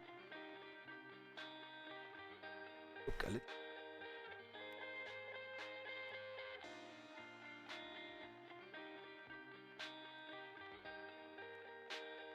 Yeah, looks cool. Let's do the mahogany. So this one I definitely need to get a little bit more brighter, tiny little bit.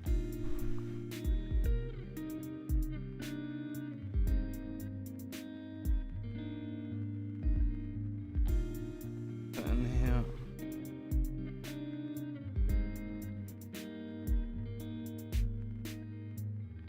We need so little for the brain stuff.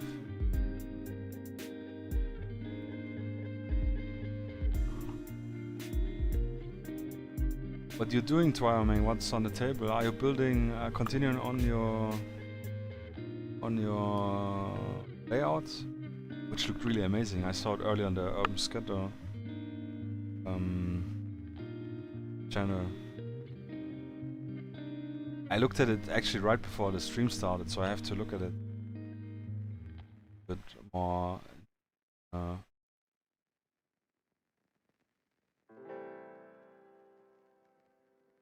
Really fine. You see, I'm like turning the brush, the tip gets super thin. So what we're gonna do is, like as usual, a little bit edge highlighting here for the stuff. Then we're gonna try to make just like little stripes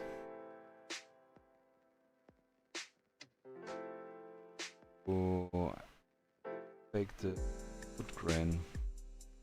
Do it.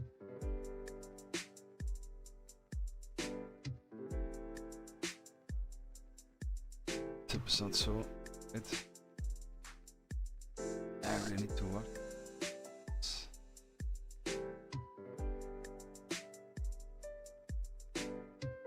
But here you can see it actually, you know, just like making some stripes. It's like super detailed, unnecessary. But it will add a little bit to the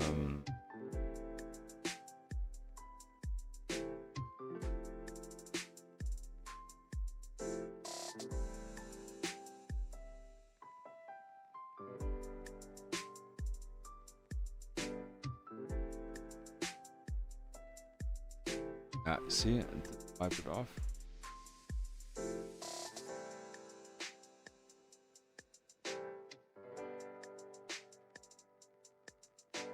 But it's the bottom, so it's not so tragic.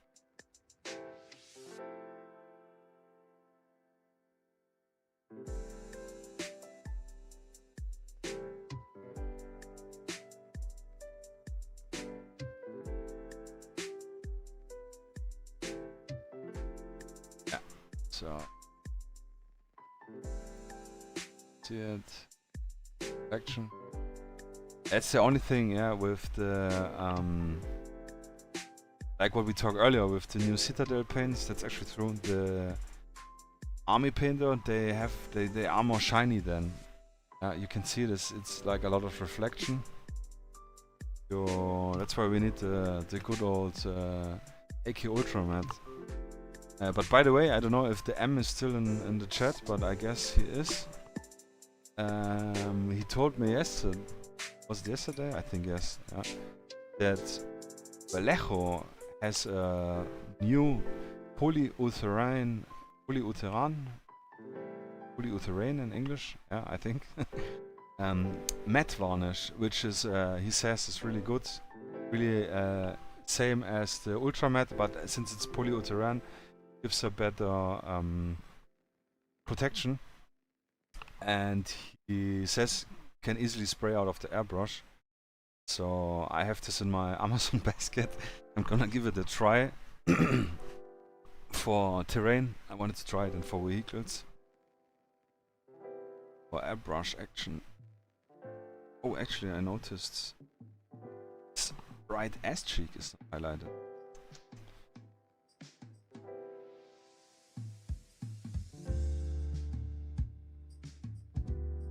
Some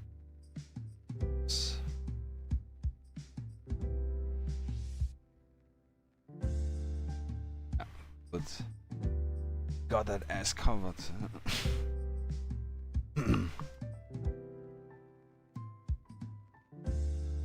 Oh, nice, will be the board for the Adepticon demo game in country. Nice, yeah. Plus some road compounds, walls, trees, and some more scatter on a 4x4. Yeah, like more or less talked earlier. 4x4 I think is really cool. It's obviously more than a 3x3, but it brings in this literally the extra 12-inch you need. No pun intended. To have more movement, to do actually good flanking. Action besides just more or less confronting each other. 3x3 is very good if you have really small squads and you want to do a fast game, because then less distance to walk to get in the first contact of a fight, maybe because you don't have so much scatter. Pretty good. Ultramatte. Yeah, but I think you mean this one, right? Matte varnish. It's acrylic. And they have, I don't know if it's a newer one, but it's polyurethane. This is a different. You have the polyurethane, okay. Yeah, then you're absolutely covered. Yeah, I have not tried it yet, but the M is swearing on it, and I trust his words 100%. Yeah. Nice. I have actually this one because this one I bought by mistake because I thought it was the Ultramatte.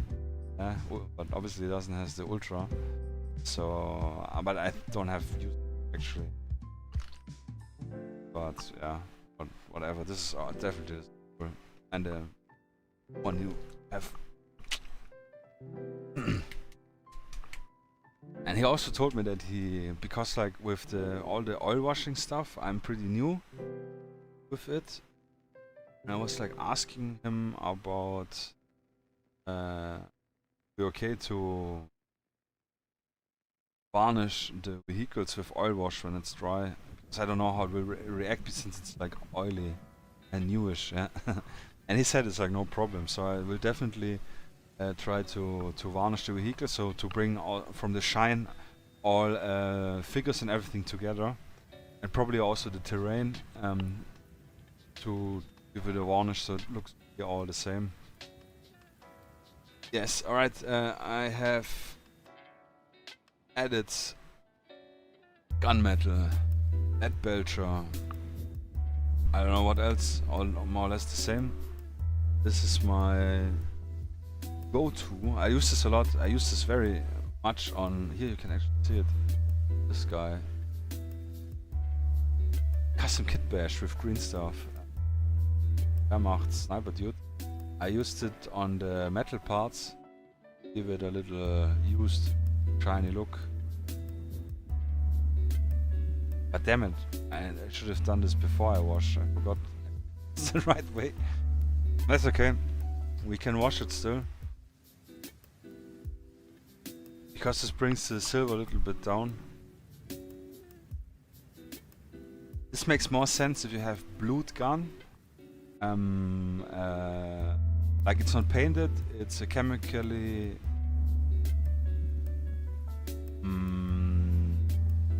it's called like you on purpose oxidized to seal it in, not to rust.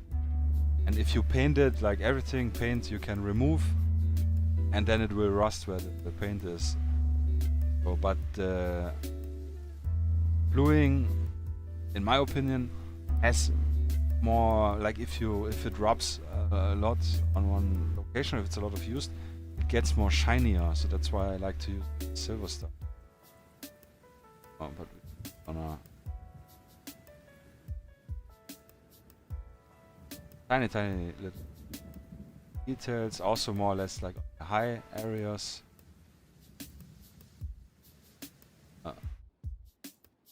Rub off.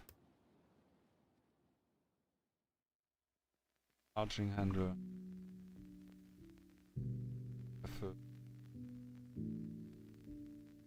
I just veteran.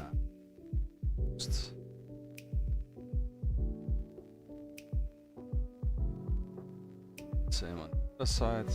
Like more or less, it's like controlled dry brushing.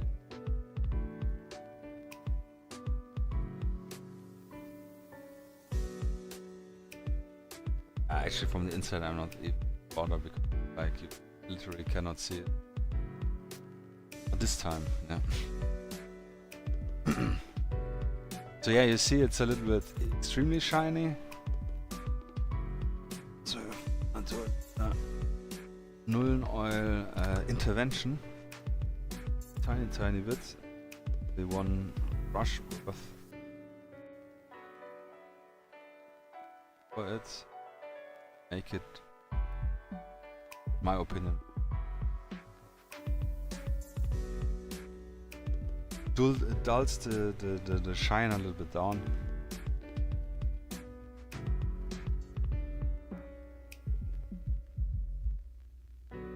So pretty cool if you have like I don't know, like insurgents or something which have like AKs they already 40 years old, totally not taken care of. I think this looks really nice. It's because like so rubbed off. When it dry will be look better. So yeah, then actually the only thing what is missing, white. Let's try it. I use again white gray because usually I don't wanna look use a real white. So I don't know. Can see it, but this is more grayish, light gray. Also I prefer more off-white, which is like a more paper, has a little yellow tint, versus really strong white, because the really strong white you wanna have in use if you need to highlight something which needs to be brighter than white. If you wanna highlight white, for example, it's the same trick with the black, where you use a dark gray, so we can go even darker on it. Neat.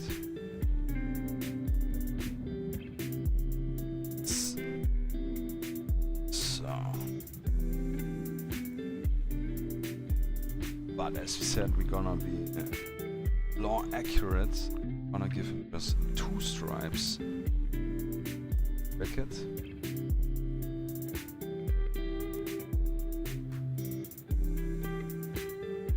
Tip.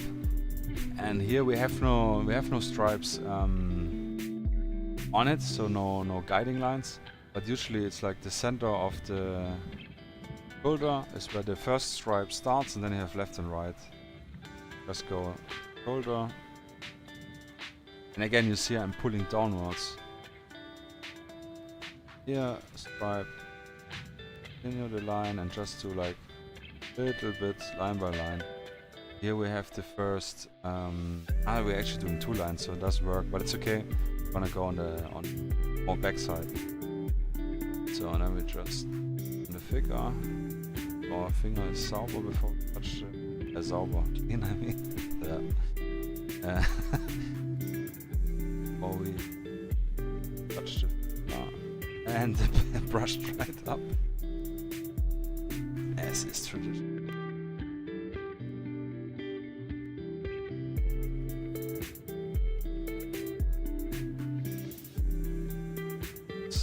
Right.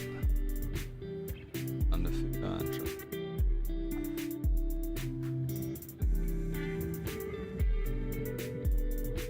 and take your time.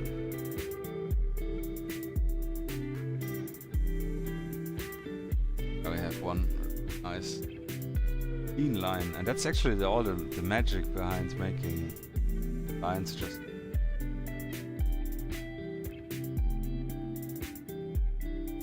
bit by bit.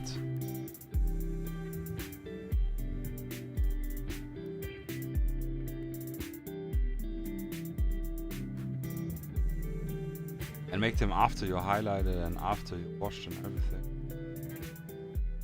Do it beforehand. Again.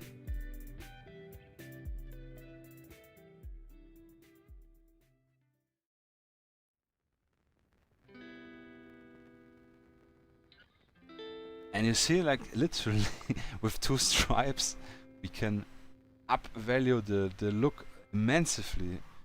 That's why I'm such a I do like the Adidas product, so I don't wanna beat around the bush. I like the shoes. I have one pair of shoes. The what are they called? Spezial, which is the for handball shoes. Like I don't know, they fit my feet really well. They're very comfortable. I always buy the same pair every 3-4 years, and they are worn down. And for like 100 euros pair of shoes, maybe it's a little expensive. But without promoting the brand a little bit too much, I do like their products. I think they're high of value. But I do like to buy their stuff also, like high quality also. Not everything, but a lot of. And I buy mostly them on sale, as the Swabian, South German I am. But yeah, I like the aesthetic of the line. I think it's also very nice. Simple design, so strong and recognizable. Cool what they came up with. I believe the story, I don't know if you guys know the story of the tribe actually, was that the guy Adolf Dassler, Adidas, that's my name, used to play, I think it was tennis, on a court which has, what's it called? Kalk, English.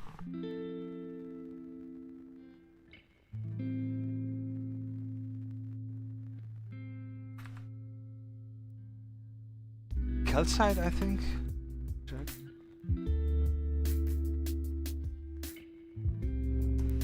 One picture. Lime, sorry, lime, chalk. Yeah, chalk also same. Yeah, more or less. Chalk or lime. The courtyard is like crushed lime or chalk, which is hard and the ball bounces very well. And Adi Dassler used to go with his 3 finger on the chalk, like rub it, and then rub the 3 fingers on his shoes. For I don't know, to be cool. However, and allegedly that's where the 3 stripe things comes from. It's what I heard. I never read up on it, I think, but I found it a pretty interesting story.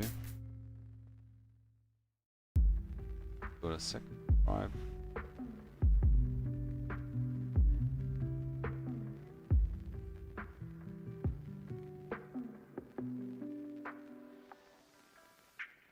But it's also an unbeatable combo, blue and white. Like, I don't know if you remember Age of Empires 1 or 2, I'm not sure actually, with the Big Daddy cheat where you can spawn the Viper with the machine gun, and the Viper, which is blue and has I think 2 white stripes on the hood and across the whole vehicle. Yeah, it's classic. Classic. So let's check the symbol on his jacket. It's like a little sun or something.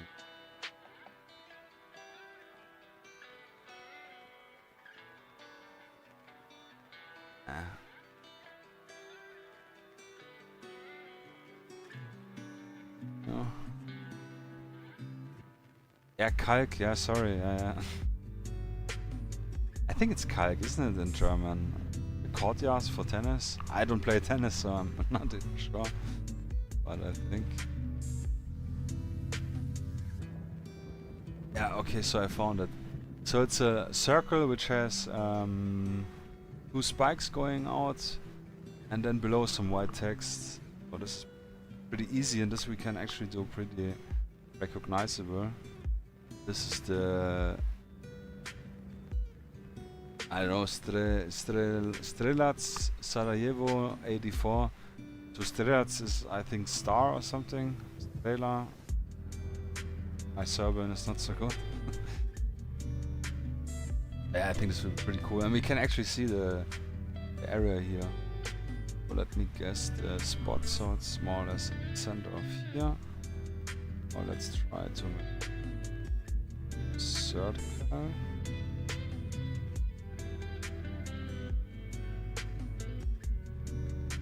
Circle bigger. Oh, sorry. I cannot see it.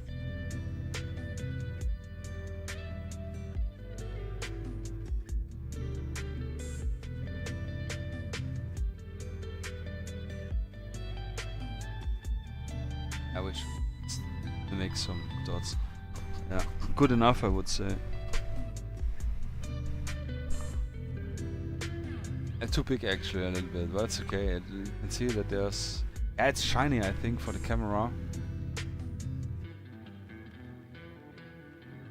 I should have used a finer brush, to be fair. I'm again being lazy. Yeah. But then let's go. Let's go.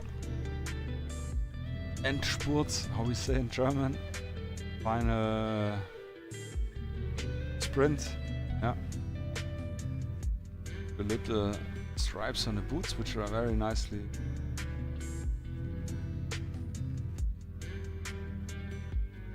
modeled.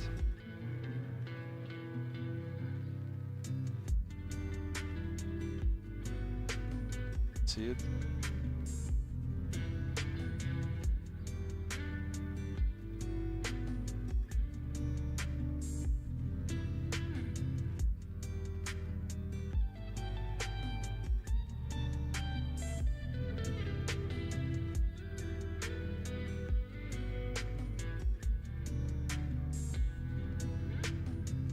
One, two, three.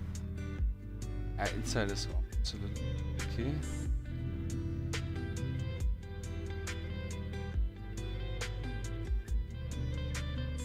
Can't make it.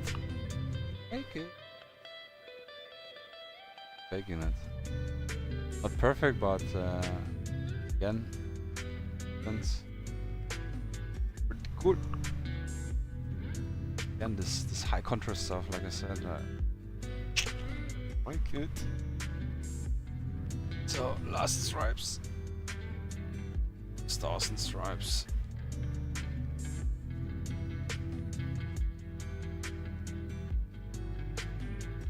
And that's it actually. Yeah, it's good.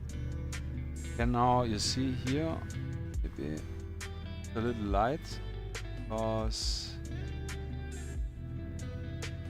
yeah, white is sometimes hard to go off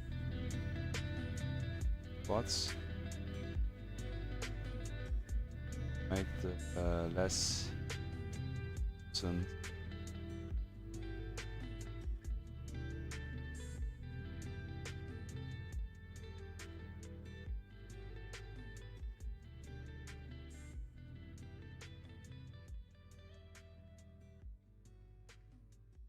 looks a little bit, tiny little bit. Yeah, I think from context it could be that he was in the Olympia team. I really don't remember. It's like a really long time ago that I saw the movie. But this character is like, he was so iconic that he stayed in my mind. And I don't know, not so long ago I saw a documentary about GTA 4. And Niko Bellic was actually mainly inspired by Sasha from the movie. From like his appearance and like the Serbian background. They actually asked the actor played Sasha in the movie to voice Niko Bellic, but he didn't. He had other projects or movie to do, and he wasn't aware like how big Grand Theft Auto actually is. So he declined the role, which is a pity. Also pity for him, because I think he probably lost a lot of money and like generally opportunity for other projects. But yeah, actually cool. So last would make more sense as simple for more average performance. Yeah, cool. Yeah, no. Yeah, it looks kind of like a crosshair type of thing. So ice, now you're gonna learn from me how I do ice. Actually, ice are extremely easy.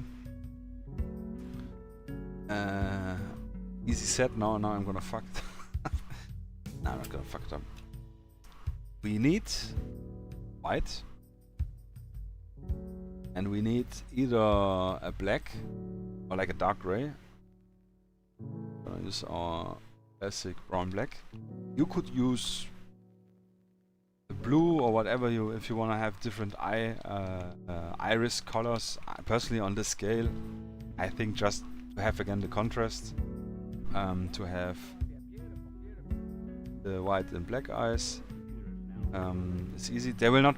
It will not look extremely perfect like on like some guys do on Warhammer miniatures, which is insane. But I actually found out why the Warhammer stuff is so looking so good, because I have now some yeah, I talked about it last time, but now I have them literally on hand. I have some orcs, my first orcs ever, yeah. I thought they looked amazing. Special ops orcs. They have a little layer of Ultramodern. So this is literally my first orc I'm gonna paint. We will definitely paint him some, maybe a little bit further down the line. But now check it out. What the fuck, actually? I've never had a Space Marine in my hand, so I have no idea. But I assume this is pretty accurate on the scale. So no wonder all the Warhammer stuff looks so extremely good, because the stuff is like extremely bigger. It's like crazy.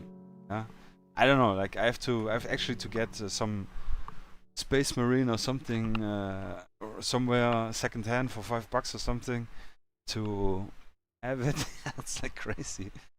Yeah, I think it's even 35mm.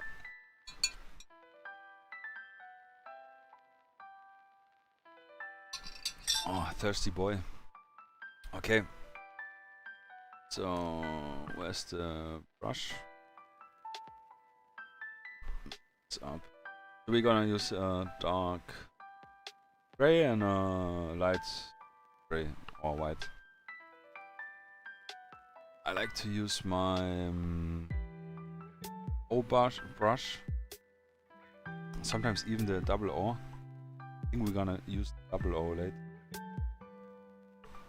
So what I'm gonna do, I'm gonna paint eyes reversed. Usually people paint the eye sockets white and then they put a little black dot in it. If you look, like, okay, now I'm opening the eye, it's a little bit different, but the pupil is not always visible. If it's like visible, okay, I have dark eyes, so it's even a bit more different. It looks like the people are high on alert, you know, like usually the miniatures or people, regular people like I also did it. So the trick is, and I saw this elsewhere, it's not my invention to be fair, a lot of people do this, but so really close in, too close, come on, grab spray. Again, we try to have the figure located in the line. I'm gonna just paint the eye socket.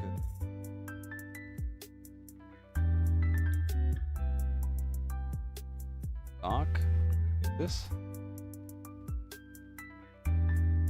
Yeah, that's fine. Same on the side. And I'm flipping the flipping figure.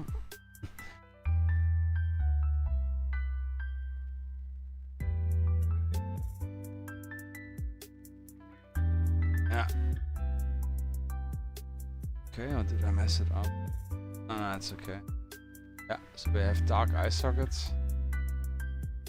And then, you can probably guess it already. Or you probably know this technique already. I'm gonna use tiny brush, or the tiniest I have with the finest tip. The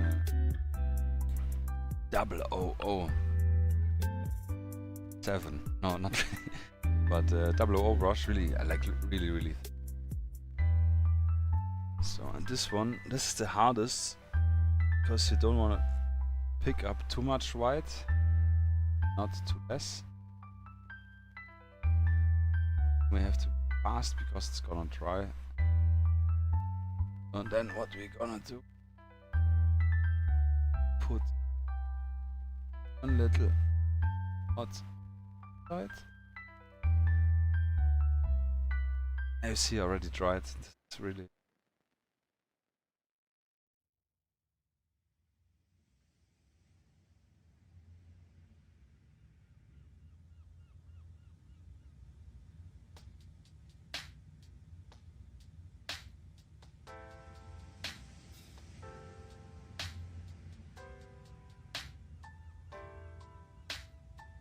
I already tried.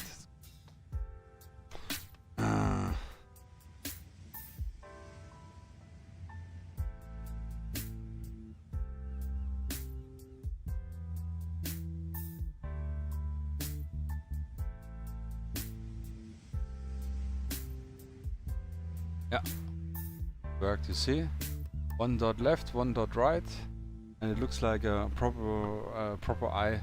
And not like someone who's about to poop his pants or something. Yeah.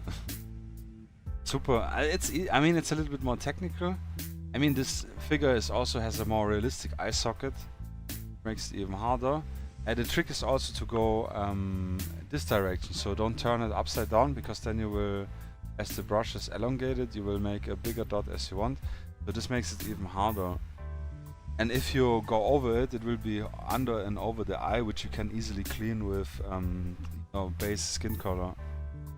Yeah, but that not mess it up.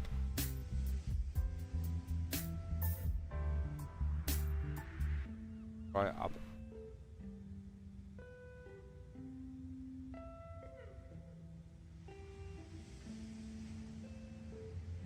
It's hard enough.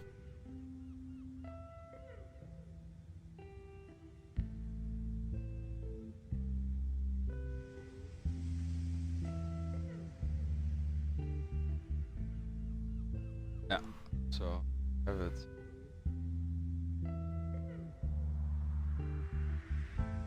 Oh, I have to see it on. Ah, yes, we did actually spill a little of the black on the side. Something. It's crazy. The zoom is. I actually should look at the screen when I paint. Can see more.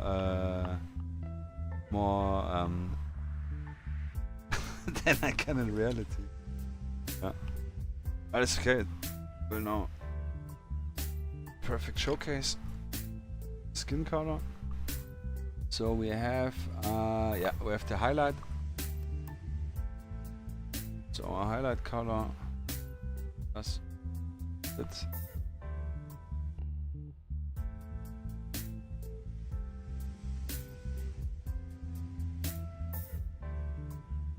Like I cannot even see it with.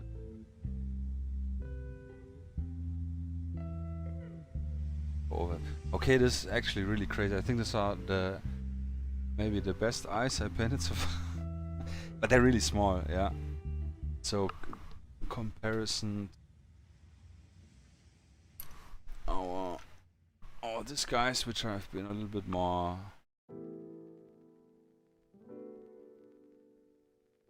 on focus.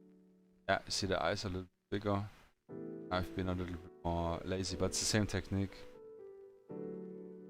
Yeah. Nice. So yeah, there you have it. We could kinda paint the hair if we want, but I think it's actually look good.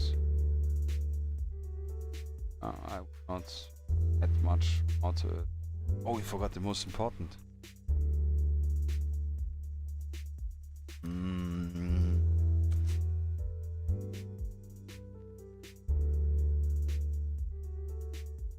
My personal favorite.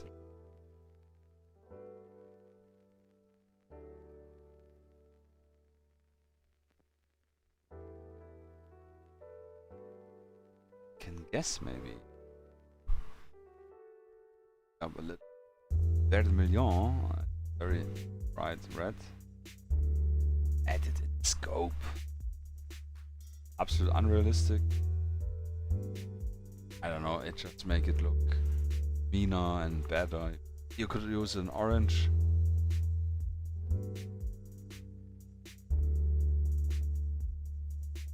Yeah, but I do like. Just adds like a different color. Like red is always so. Red is one of the. Red? Not red. Magenta actually. It's the most one color which does not exist in reality, I think. Which we could use. We have actually it's sunset red. Next time maybe. Yeah, and there you have it. That's actually all done. We will now throw the AK Ultramodern on him to see him up. Of those which are not used.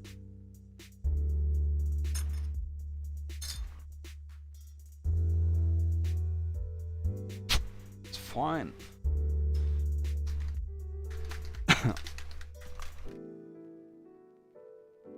Shaky shake.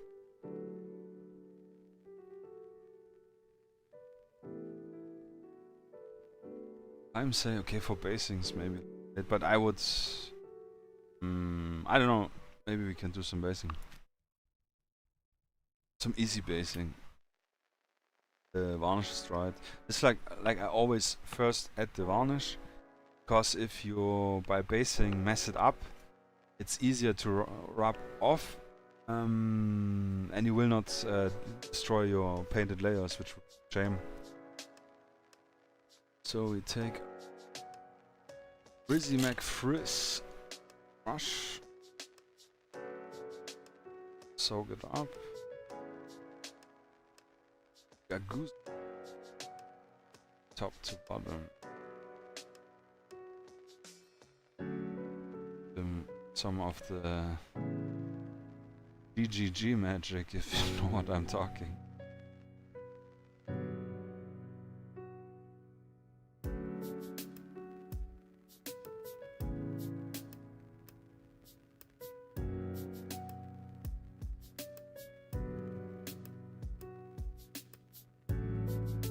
Yeah, but cool, we have one more figure done together. Yeah, that's so cool, like, it's like the double benefit between those streams, not only to hang out with you guys, maybe teach you something, or maybe you can teach me something, which we did already, like with the sepia on the rust stuff, which was cool. But we're also getting our backlog down together.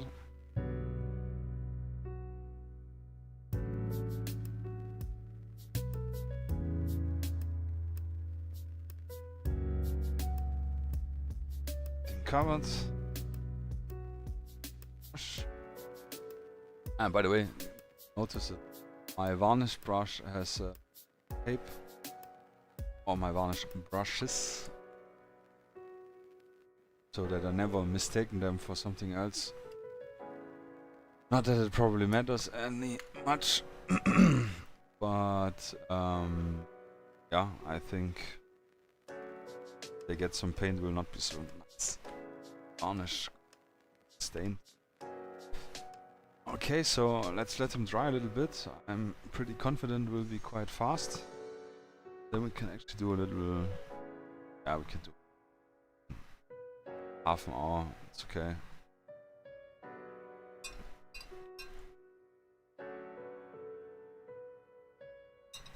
Thirsty. But we can take a look at our last week's result. Ah. So you see, it also has this oily shine. That's why I asked Em if I can throw the Ultramodern or something over it.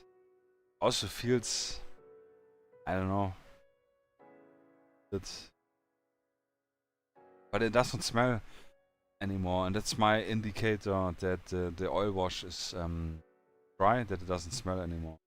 And yeah, it doesn't feel oily, it just feels smooth. Yeah. Besides the splatter, which really turned out really great. Dirty great. Rust. Yeah, super happy with it.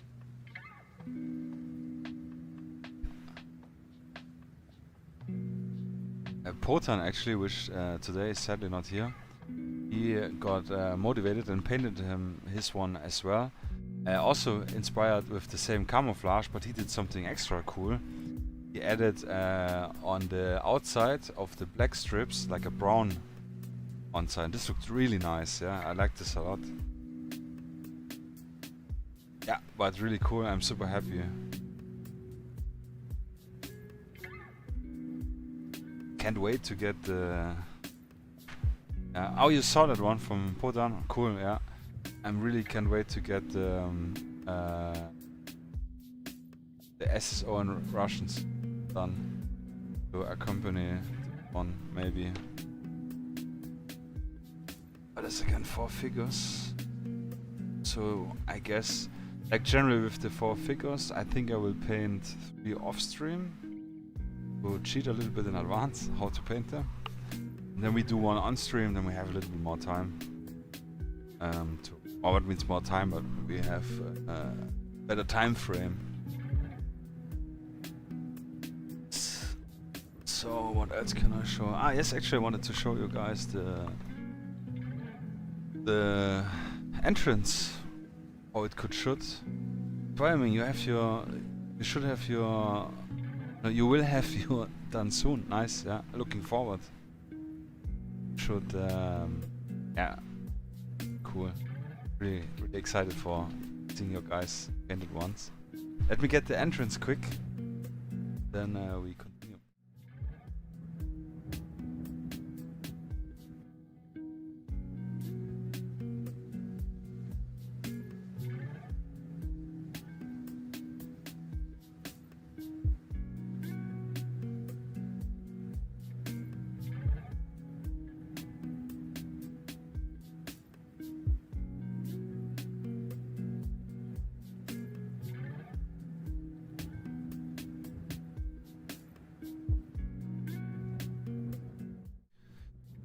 Alright, that was a quick one. So, zoom out a little bit. Ta-da! So yeah, this is actually one part. These are the clips, and these are separate pieces. Yeah. So this is entrance I did. Glass parts. I slided on the top, and I added. Let me zoom in. You can see the grime, just a green wash. Here on top as well, I used green wash, and you see it's still shiny. It looks like water, wet. I have this here, it actually is here. This one, AK Puddles. Oh, I have this so long. The tip was so completely dried up. But this is technically like liquid, acryl. It's like silicone when it dries, and it stays shiny. You can mix it up with acrylic color to change the tone. So here I just added literally some of the green wash in it, and some flock, which is just your basic woodland scenics turfs. I bought a bunch of them. They're I think 15 euros or something. 15. Quite expensive if you're gonna buy 6-7 different ones, but and they are like for a lifetime. I cannot imagine if I won't do any 36x4 boards or so, they will never run out. It's actually crazy. And yeah, I just added the flock also around here, just some white glue, PVA glue, Holzleim. I like to use for my German friends, or maybe you have the same in States, Express, which, like the name says, dries in 5 minutes. It's really good it's also good for MDF sets if you have any. Makes it way easier, but it literally is 5 minutes, so you need to be really fast. Oh, it's gonna dry. You can add a little bit water to dilute it, and this gives you maybe a minute on top or something. And this is what I put down on the bottom and here. I glued the newspaper stuff with I should take it apart, like here, with super glue, just to have it faster done. And it's just dry brushing and adding here some. You can maybe see the foam magic. Yeah, and here as well some newspaper, and you can see the green wash here in the inside, which you usually don't see because you only see it from this angle. Some green wash in the edges here as well, like where usually mold and what's called moss starts up. Yeah, you can layer it to get darker. Yeah, and the newspaper stuff, this actually I don't know, I found it or I made it up, I actually don't remember, but I printed a few off, a little envelope with some printed stuff. So I have here some like newspaper pieces which I printed back and forth. So I just cut them out and then I fold them up and some super glue, add a wash over it so they get like dirty, and it's like perfect to put them everywhere. And those posters are actually also some, I don't know, I think this I found online, yeah, for sure. It's like mostly some radiation type stuff, I don't know, like real propaganda posters. But it doesn't matter because if you print them, if you glue them broken, roughed up on it, and it's like literally just printed on my own printer, a paper printer. I made for myself a bunch of Russian ads, which I just took from Google Maps or just put in advertisement in Russian. So it's like real companies. Here I have some more,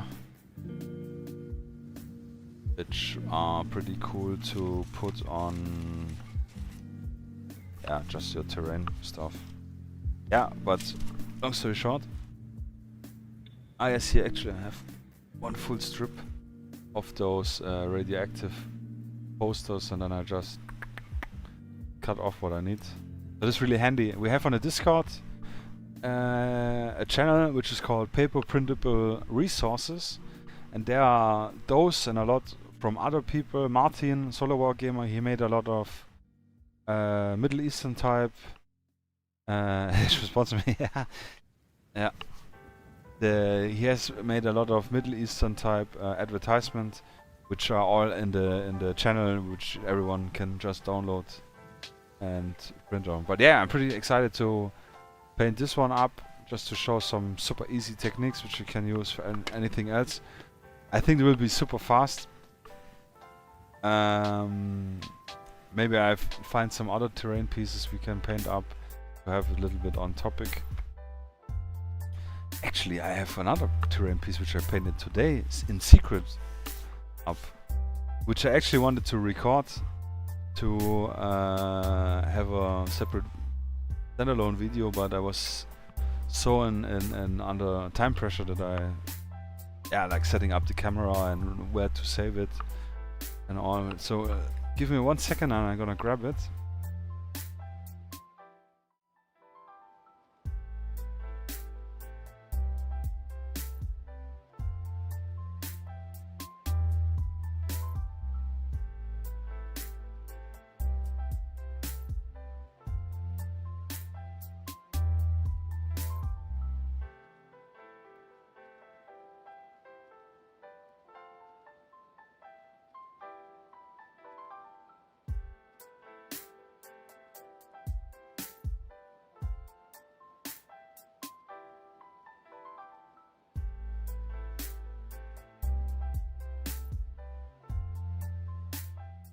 So yeah, to get it from the living room. So today, for some promo picture, which will actually I can tell you, I will do a little 4th of July sale. Just this weekend, we will just have the in-country miniatures on discount. 17.76% off. Yeah, for little American friends. Wyoming.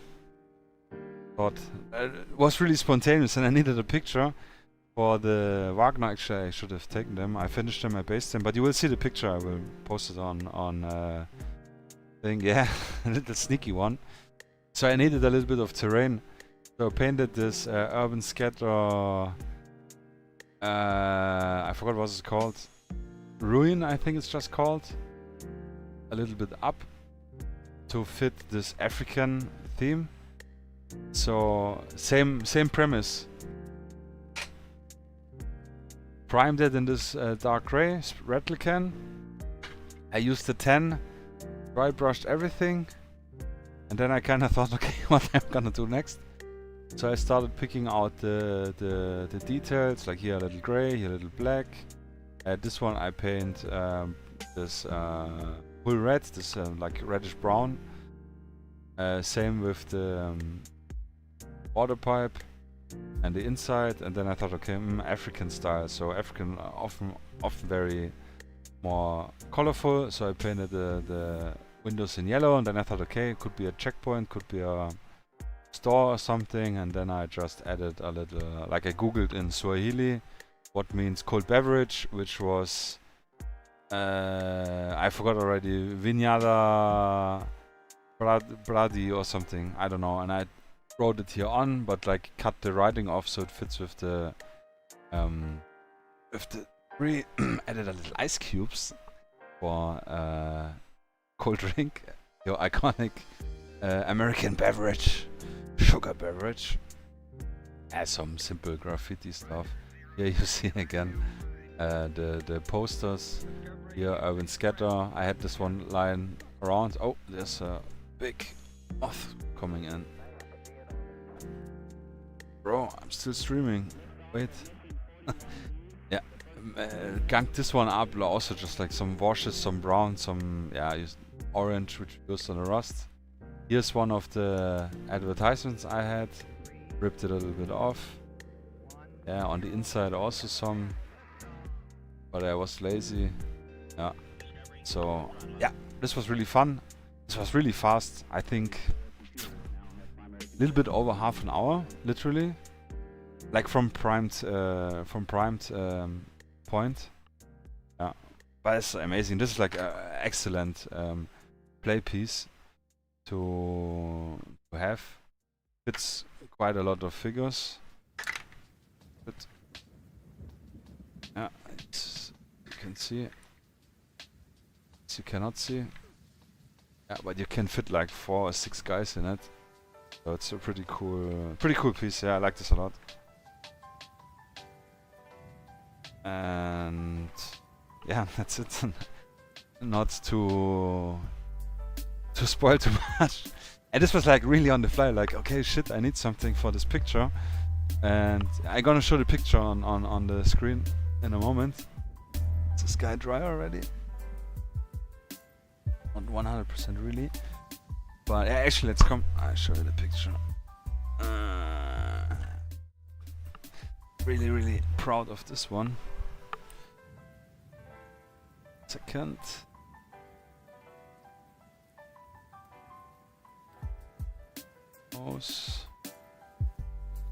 Yeah, actually, yeah, here the symbol I painted earlier.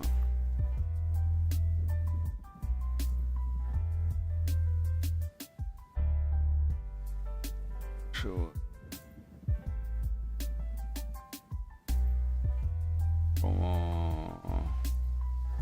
Actually, it's on. I haven't exported it yet. Actually, I have exported it. Wait.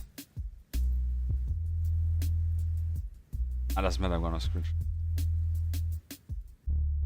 Snipping tool, literally my favorite thing ever. So, hold your horses. Alright guys, are you ready? Oh damn, it's too big. I cannot scale it down. Okay, I'm gonna show it on I'm gonna export it quick.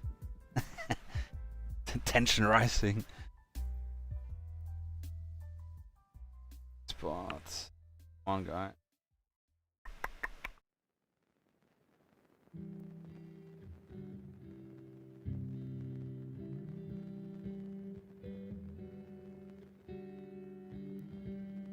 Zack.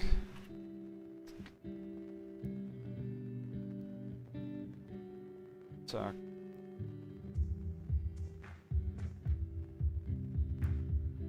Oh, we have it.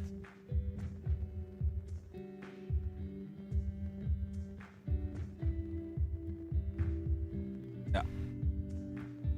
This will be the 4th of July promo. Yeah.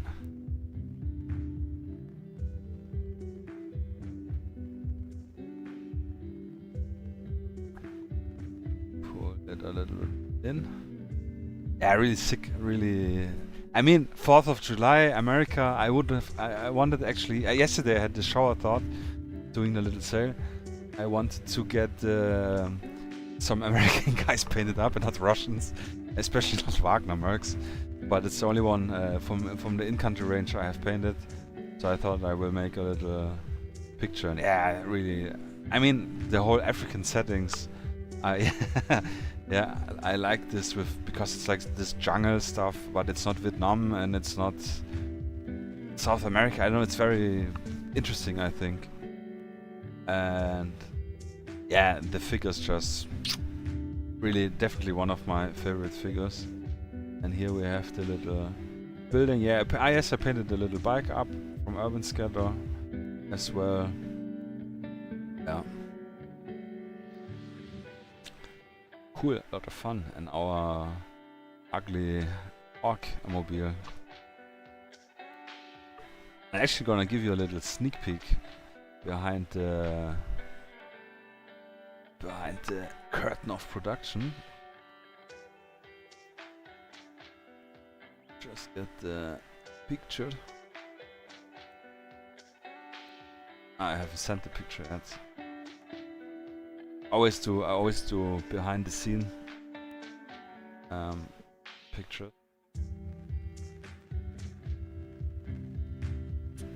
To reveal the magic tricks, so to say. Yeah. If my phone is sending it to the PC. Yeah, but really, like, honestly, Wargaming figures are awesome. Again, 4th of July doesn't fit at all. But yeah. Maybe it's could be an ironic joke. Maybe they are not Wagner mercs, maybe they are CIA guys disguised as Wagner, huh? It could be all possible.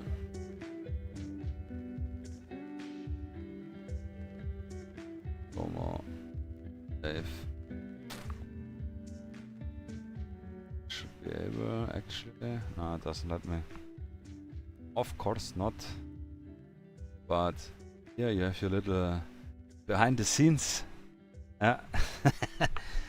Actually, really cheesy. I have one jungle board. I have one of this red soil board, which I use already so many times, and I have one green board, and I reuse it for so many stuff. And yeah, this is a little bit raised with a carton, and then we can fake the jungle in the distance. Yeah, super easy. And what means super easy? Had to do all the things. The jungle one was really hard, a lot of time, but it turned out really nice. I used it a lot. Yeah, little behind the scenes. But yeah, lirum larum, as I tend to say. Let's, should we gonna base him? Quick and dirty, 10 minutes, in, out.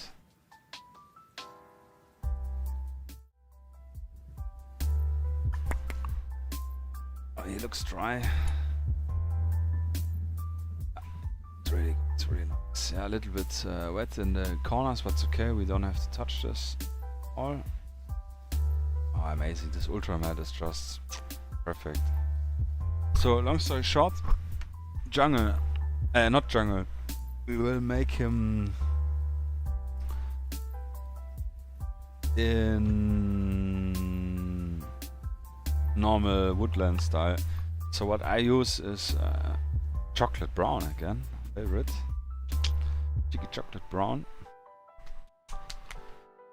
I have actually a big chocolate brown craft paints which I use for bases, but yeah, for demonstration sakes we're gonna use this one. Yeah, so just usual, just dilute it with water, not too much water so it dries faster. Take one of our ugly brushes. Yeah, actually this is not my, this is actually my basing brush. Because it has this hook, which from overusing it, which is great to get around the legs.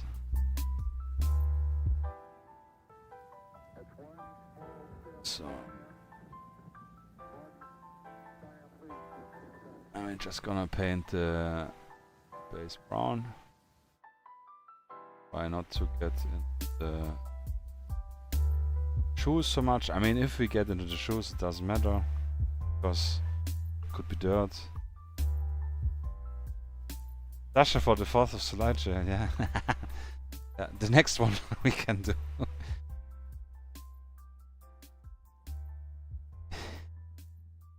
Yeah. But then I would need like a prisoner, a pilot or something.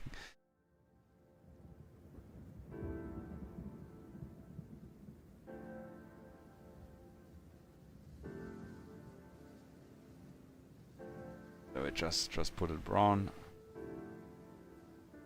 Brown chalky chalk. Yeah, I'm already getting into the shoes, but it doesn't matter. Adds to the dirtiness.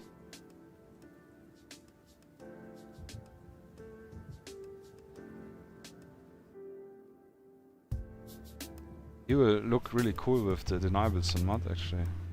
Alternate ending, yeah. Together with the Wagner.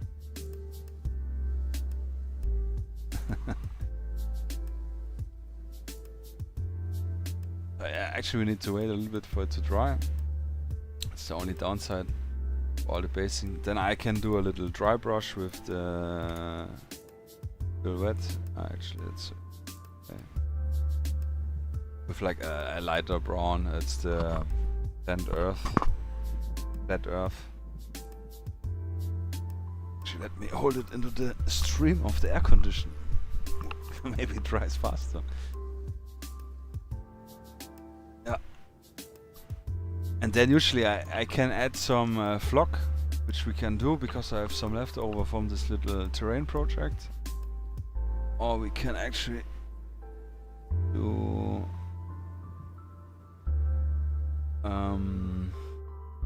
my chats again moved. Or we can do tufts. You have tufts. Definitely good to have some tufts. I bought over the years always this one, that one, this one. If you saw on the boards, I glued a lot of tufts, and I bought way more than I needed, so I have a lot left over. Yeah, this helped a little bit. It's okay, so we can just go over now with this pseudo dry brush. It doesn't matter if it's wet, because yeah, it's dirt, so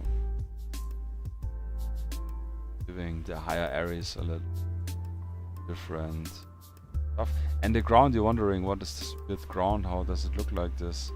So technically, I glue all my, not technically, also practically and in reality, I glue all my miniatures with super glue on metal washers. So grab one. I have the metal washers, 20 millimeters, because they are so thin. They're like 2 or 3 millimeter thick, and I like flat bases are my preferred style. I know a lot of people don't like it, but I like it. And I need the metal, or I want the metal to have the extra weight, and also to use my magnetized sticks and my magnetized boxes. So I do it the other way. A lot of people, they magnetize the miniatures and have the metal boxes. As one downside, if you're playing and the figures are too close, then it can happen that the magnets wanna jump, and then you have one guy on the base of the other. I noticed this a few times. I don't like it. So my preference is to use metal bases and magnetize everything else. It's easier. Yeah, so just adding some brown.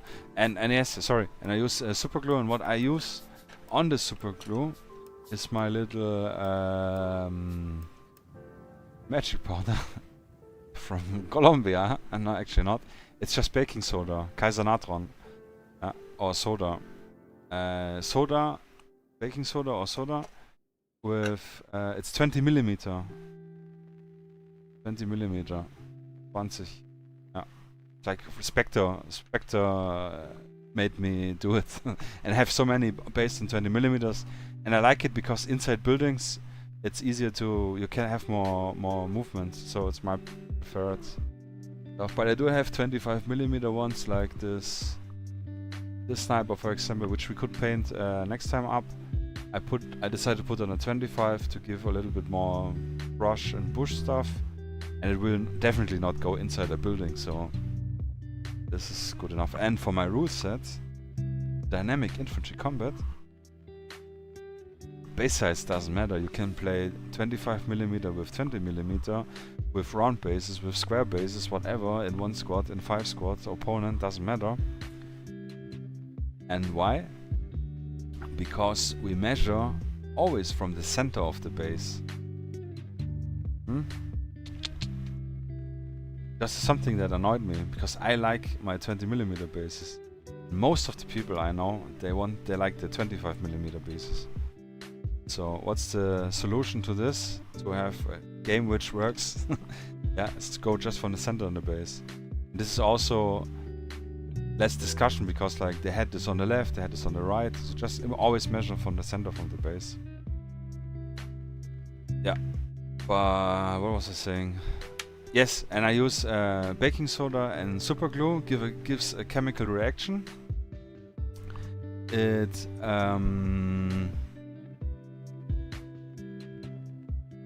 gets hot a little bit, but then it gets like super hard. It's like a plastic, and it does not break off, so you can drop the miniature and it will never get off from the base. It rather just breaks at the legs, which also is not good, but the legs, it's a clean break, you can just glue them together. And depending on if I have too much super glue, it makes this weird shapes, but those weird shapes look like vines or like roots from trees.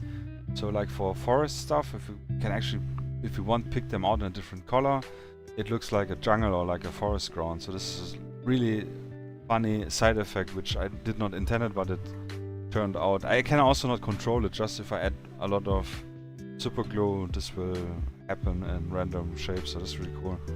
I've seen people use toilet paper and make little thin strips, add some PVA or white glue on it, and then use this to make little roots for bases, which is also super cool, but this is just easier and sleazier. So what I wanted to do, I guess I want to get the flock stuff.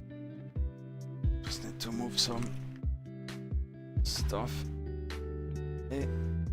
on this battleground. Yeah, you can see still from earlier. And it's actually like all this leftover flock we are now gonna just use. So, Mr. Base, I'm gonna use our little PVA.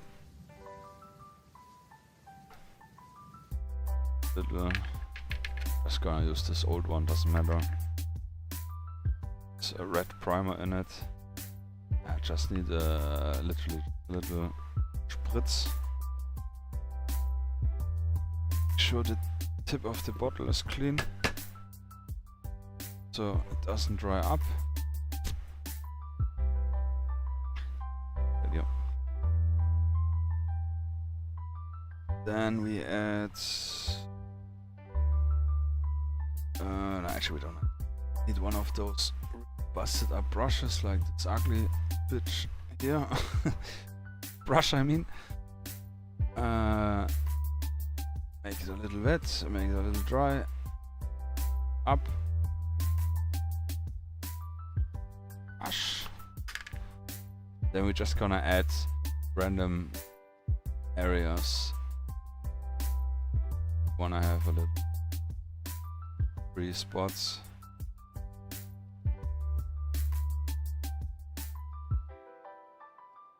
I don't know, I have no technique, I just go literally freestyle.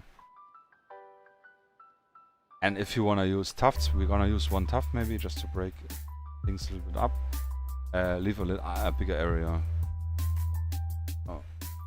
Dry the brush because wash the brush because of this speed. What was it called? Express PVA. The brush will be hard in no time. So let me zoom out so you can actually see what I'm doing, more or less. Yeah, so I'm literally just taking here a bunch of the stuff. If I have two different, I go always with the more coarse stuff. Foam, I just sprinkle it on. Just press it also on a little bit. Press it. Then I turn it around and I tap my holder so that the block falls off. And see, already dry. This is so crazy hot again. We're gonna cheat with little super glue, which can be bad because super glue actually sometimes crystallizes. Then you have like a white area, and we're gonna use a little use a cocktail stick to go a little bit around.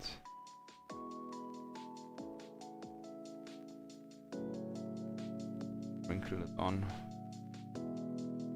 And flock actually looks really good. I like this a lot. Press it a little. Tap it off.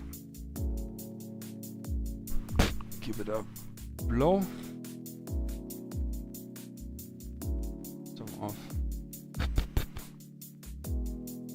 Yeah, so this is now really light. There's not much left over on it. But this gives us the opportunity now to work with some tufts. So let me get rid of this. But it's something I would recommend if you want to do a lot of woodland type bases or something, to get 2 or 3 boxes. So I have so many different ones, but the main ones I use are the... always the wrong side. Are the coarse turf light green, fine turf weeds, And then there's the fine turf burnt grass, which is actually this. Actually, it's not the same color. And then I have this dark green, also in a coarse one. Yeah, this is more than enough. Actually, you just need, like, I used only the fine turf burnt grass and the coarse weeds, the dark green one. And this will be for a lifetime, literally. So, tufts. I have here also extreme full box. So, woodland style. Can do a little bit bushy ones. And get a greener one, for example. So, I like this Gamer Grass brand. It's pretty cool. I started making, or wanted to start make my own tufts, but I'm still waiting on a static tool thing to make the stuff stand up. So this is actually Vallejo even. This I ordered to get the free shipping, just to fill in the missing stuff. Actually, those are really big. Those will not fit on the base. But I have from some other brands those.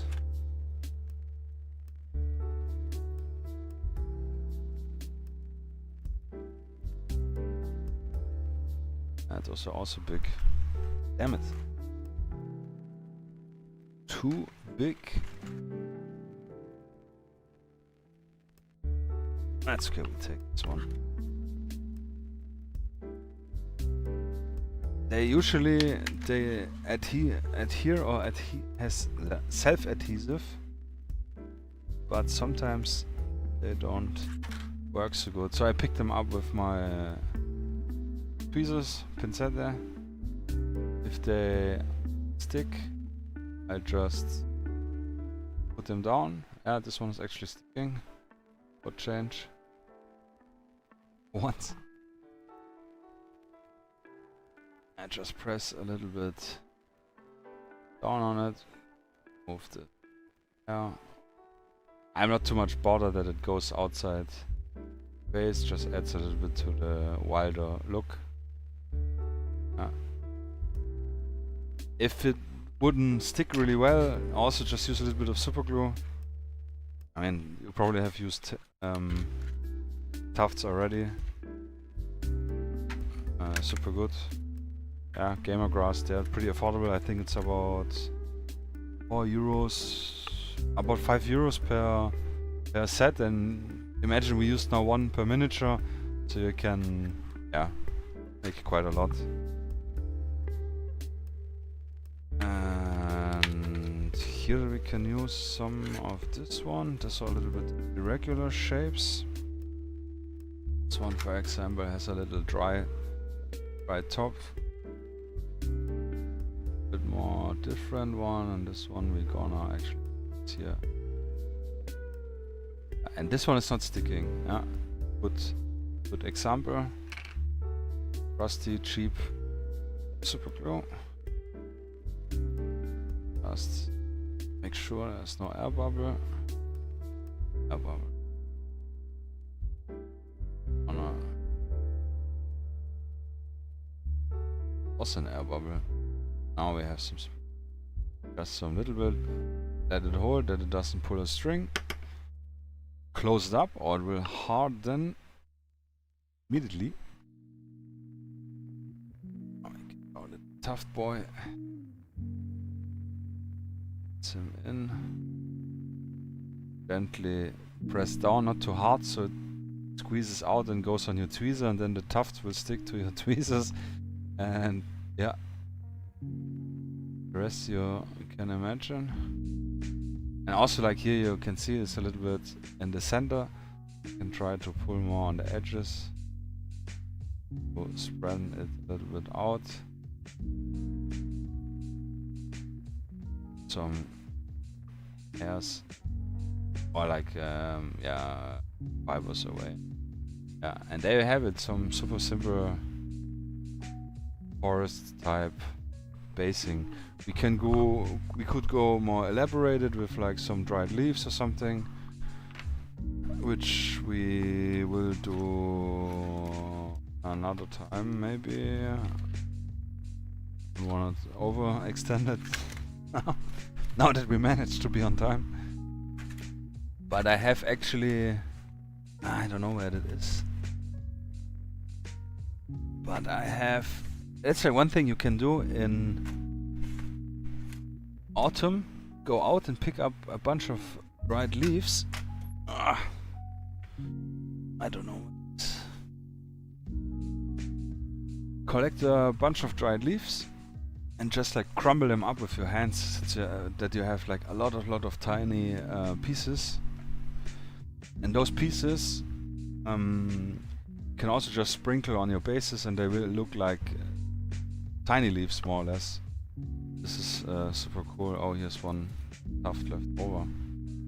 So yeah, long story short, here we have our Sasha Ivanovic guy. A little bit.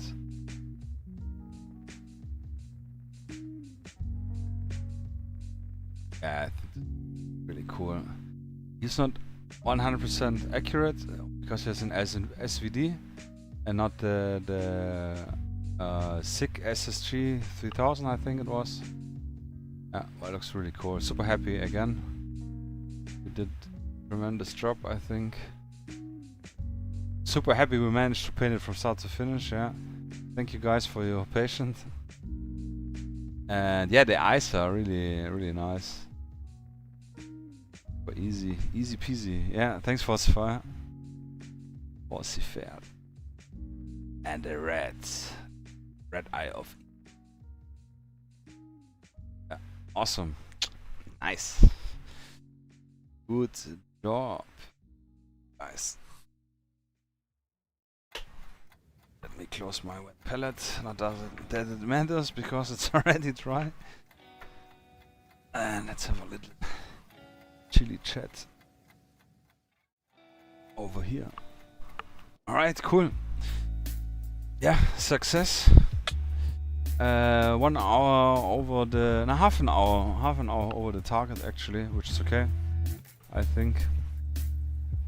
Yeah, we can maybe streamline it a little bit, but I think it's actually okay. I mean, I did show the terrain and the stuff, so the vehicles, but it's okay. I thought a little bit fitting.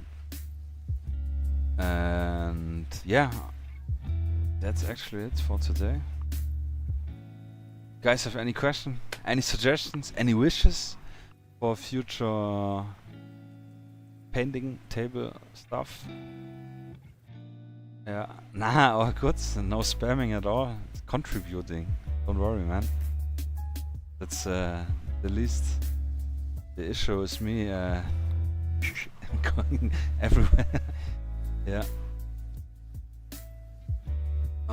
Yeah. Next week we're gonna. Next Saturday we're gonna do the little door. Maybe some other terrain piece, small one I can think up. Oh, sorry. And yeah, gotta go to bed. Same. And yeah, next week let's check out what we're gonna do. When we check this out on Saturday. Thanks, Wargaming. Yeah, appreciate it. Alright, guys. Thank you so much for your attention, for your contribution. Appreciate you all. And have a nice night. Have a great Friday.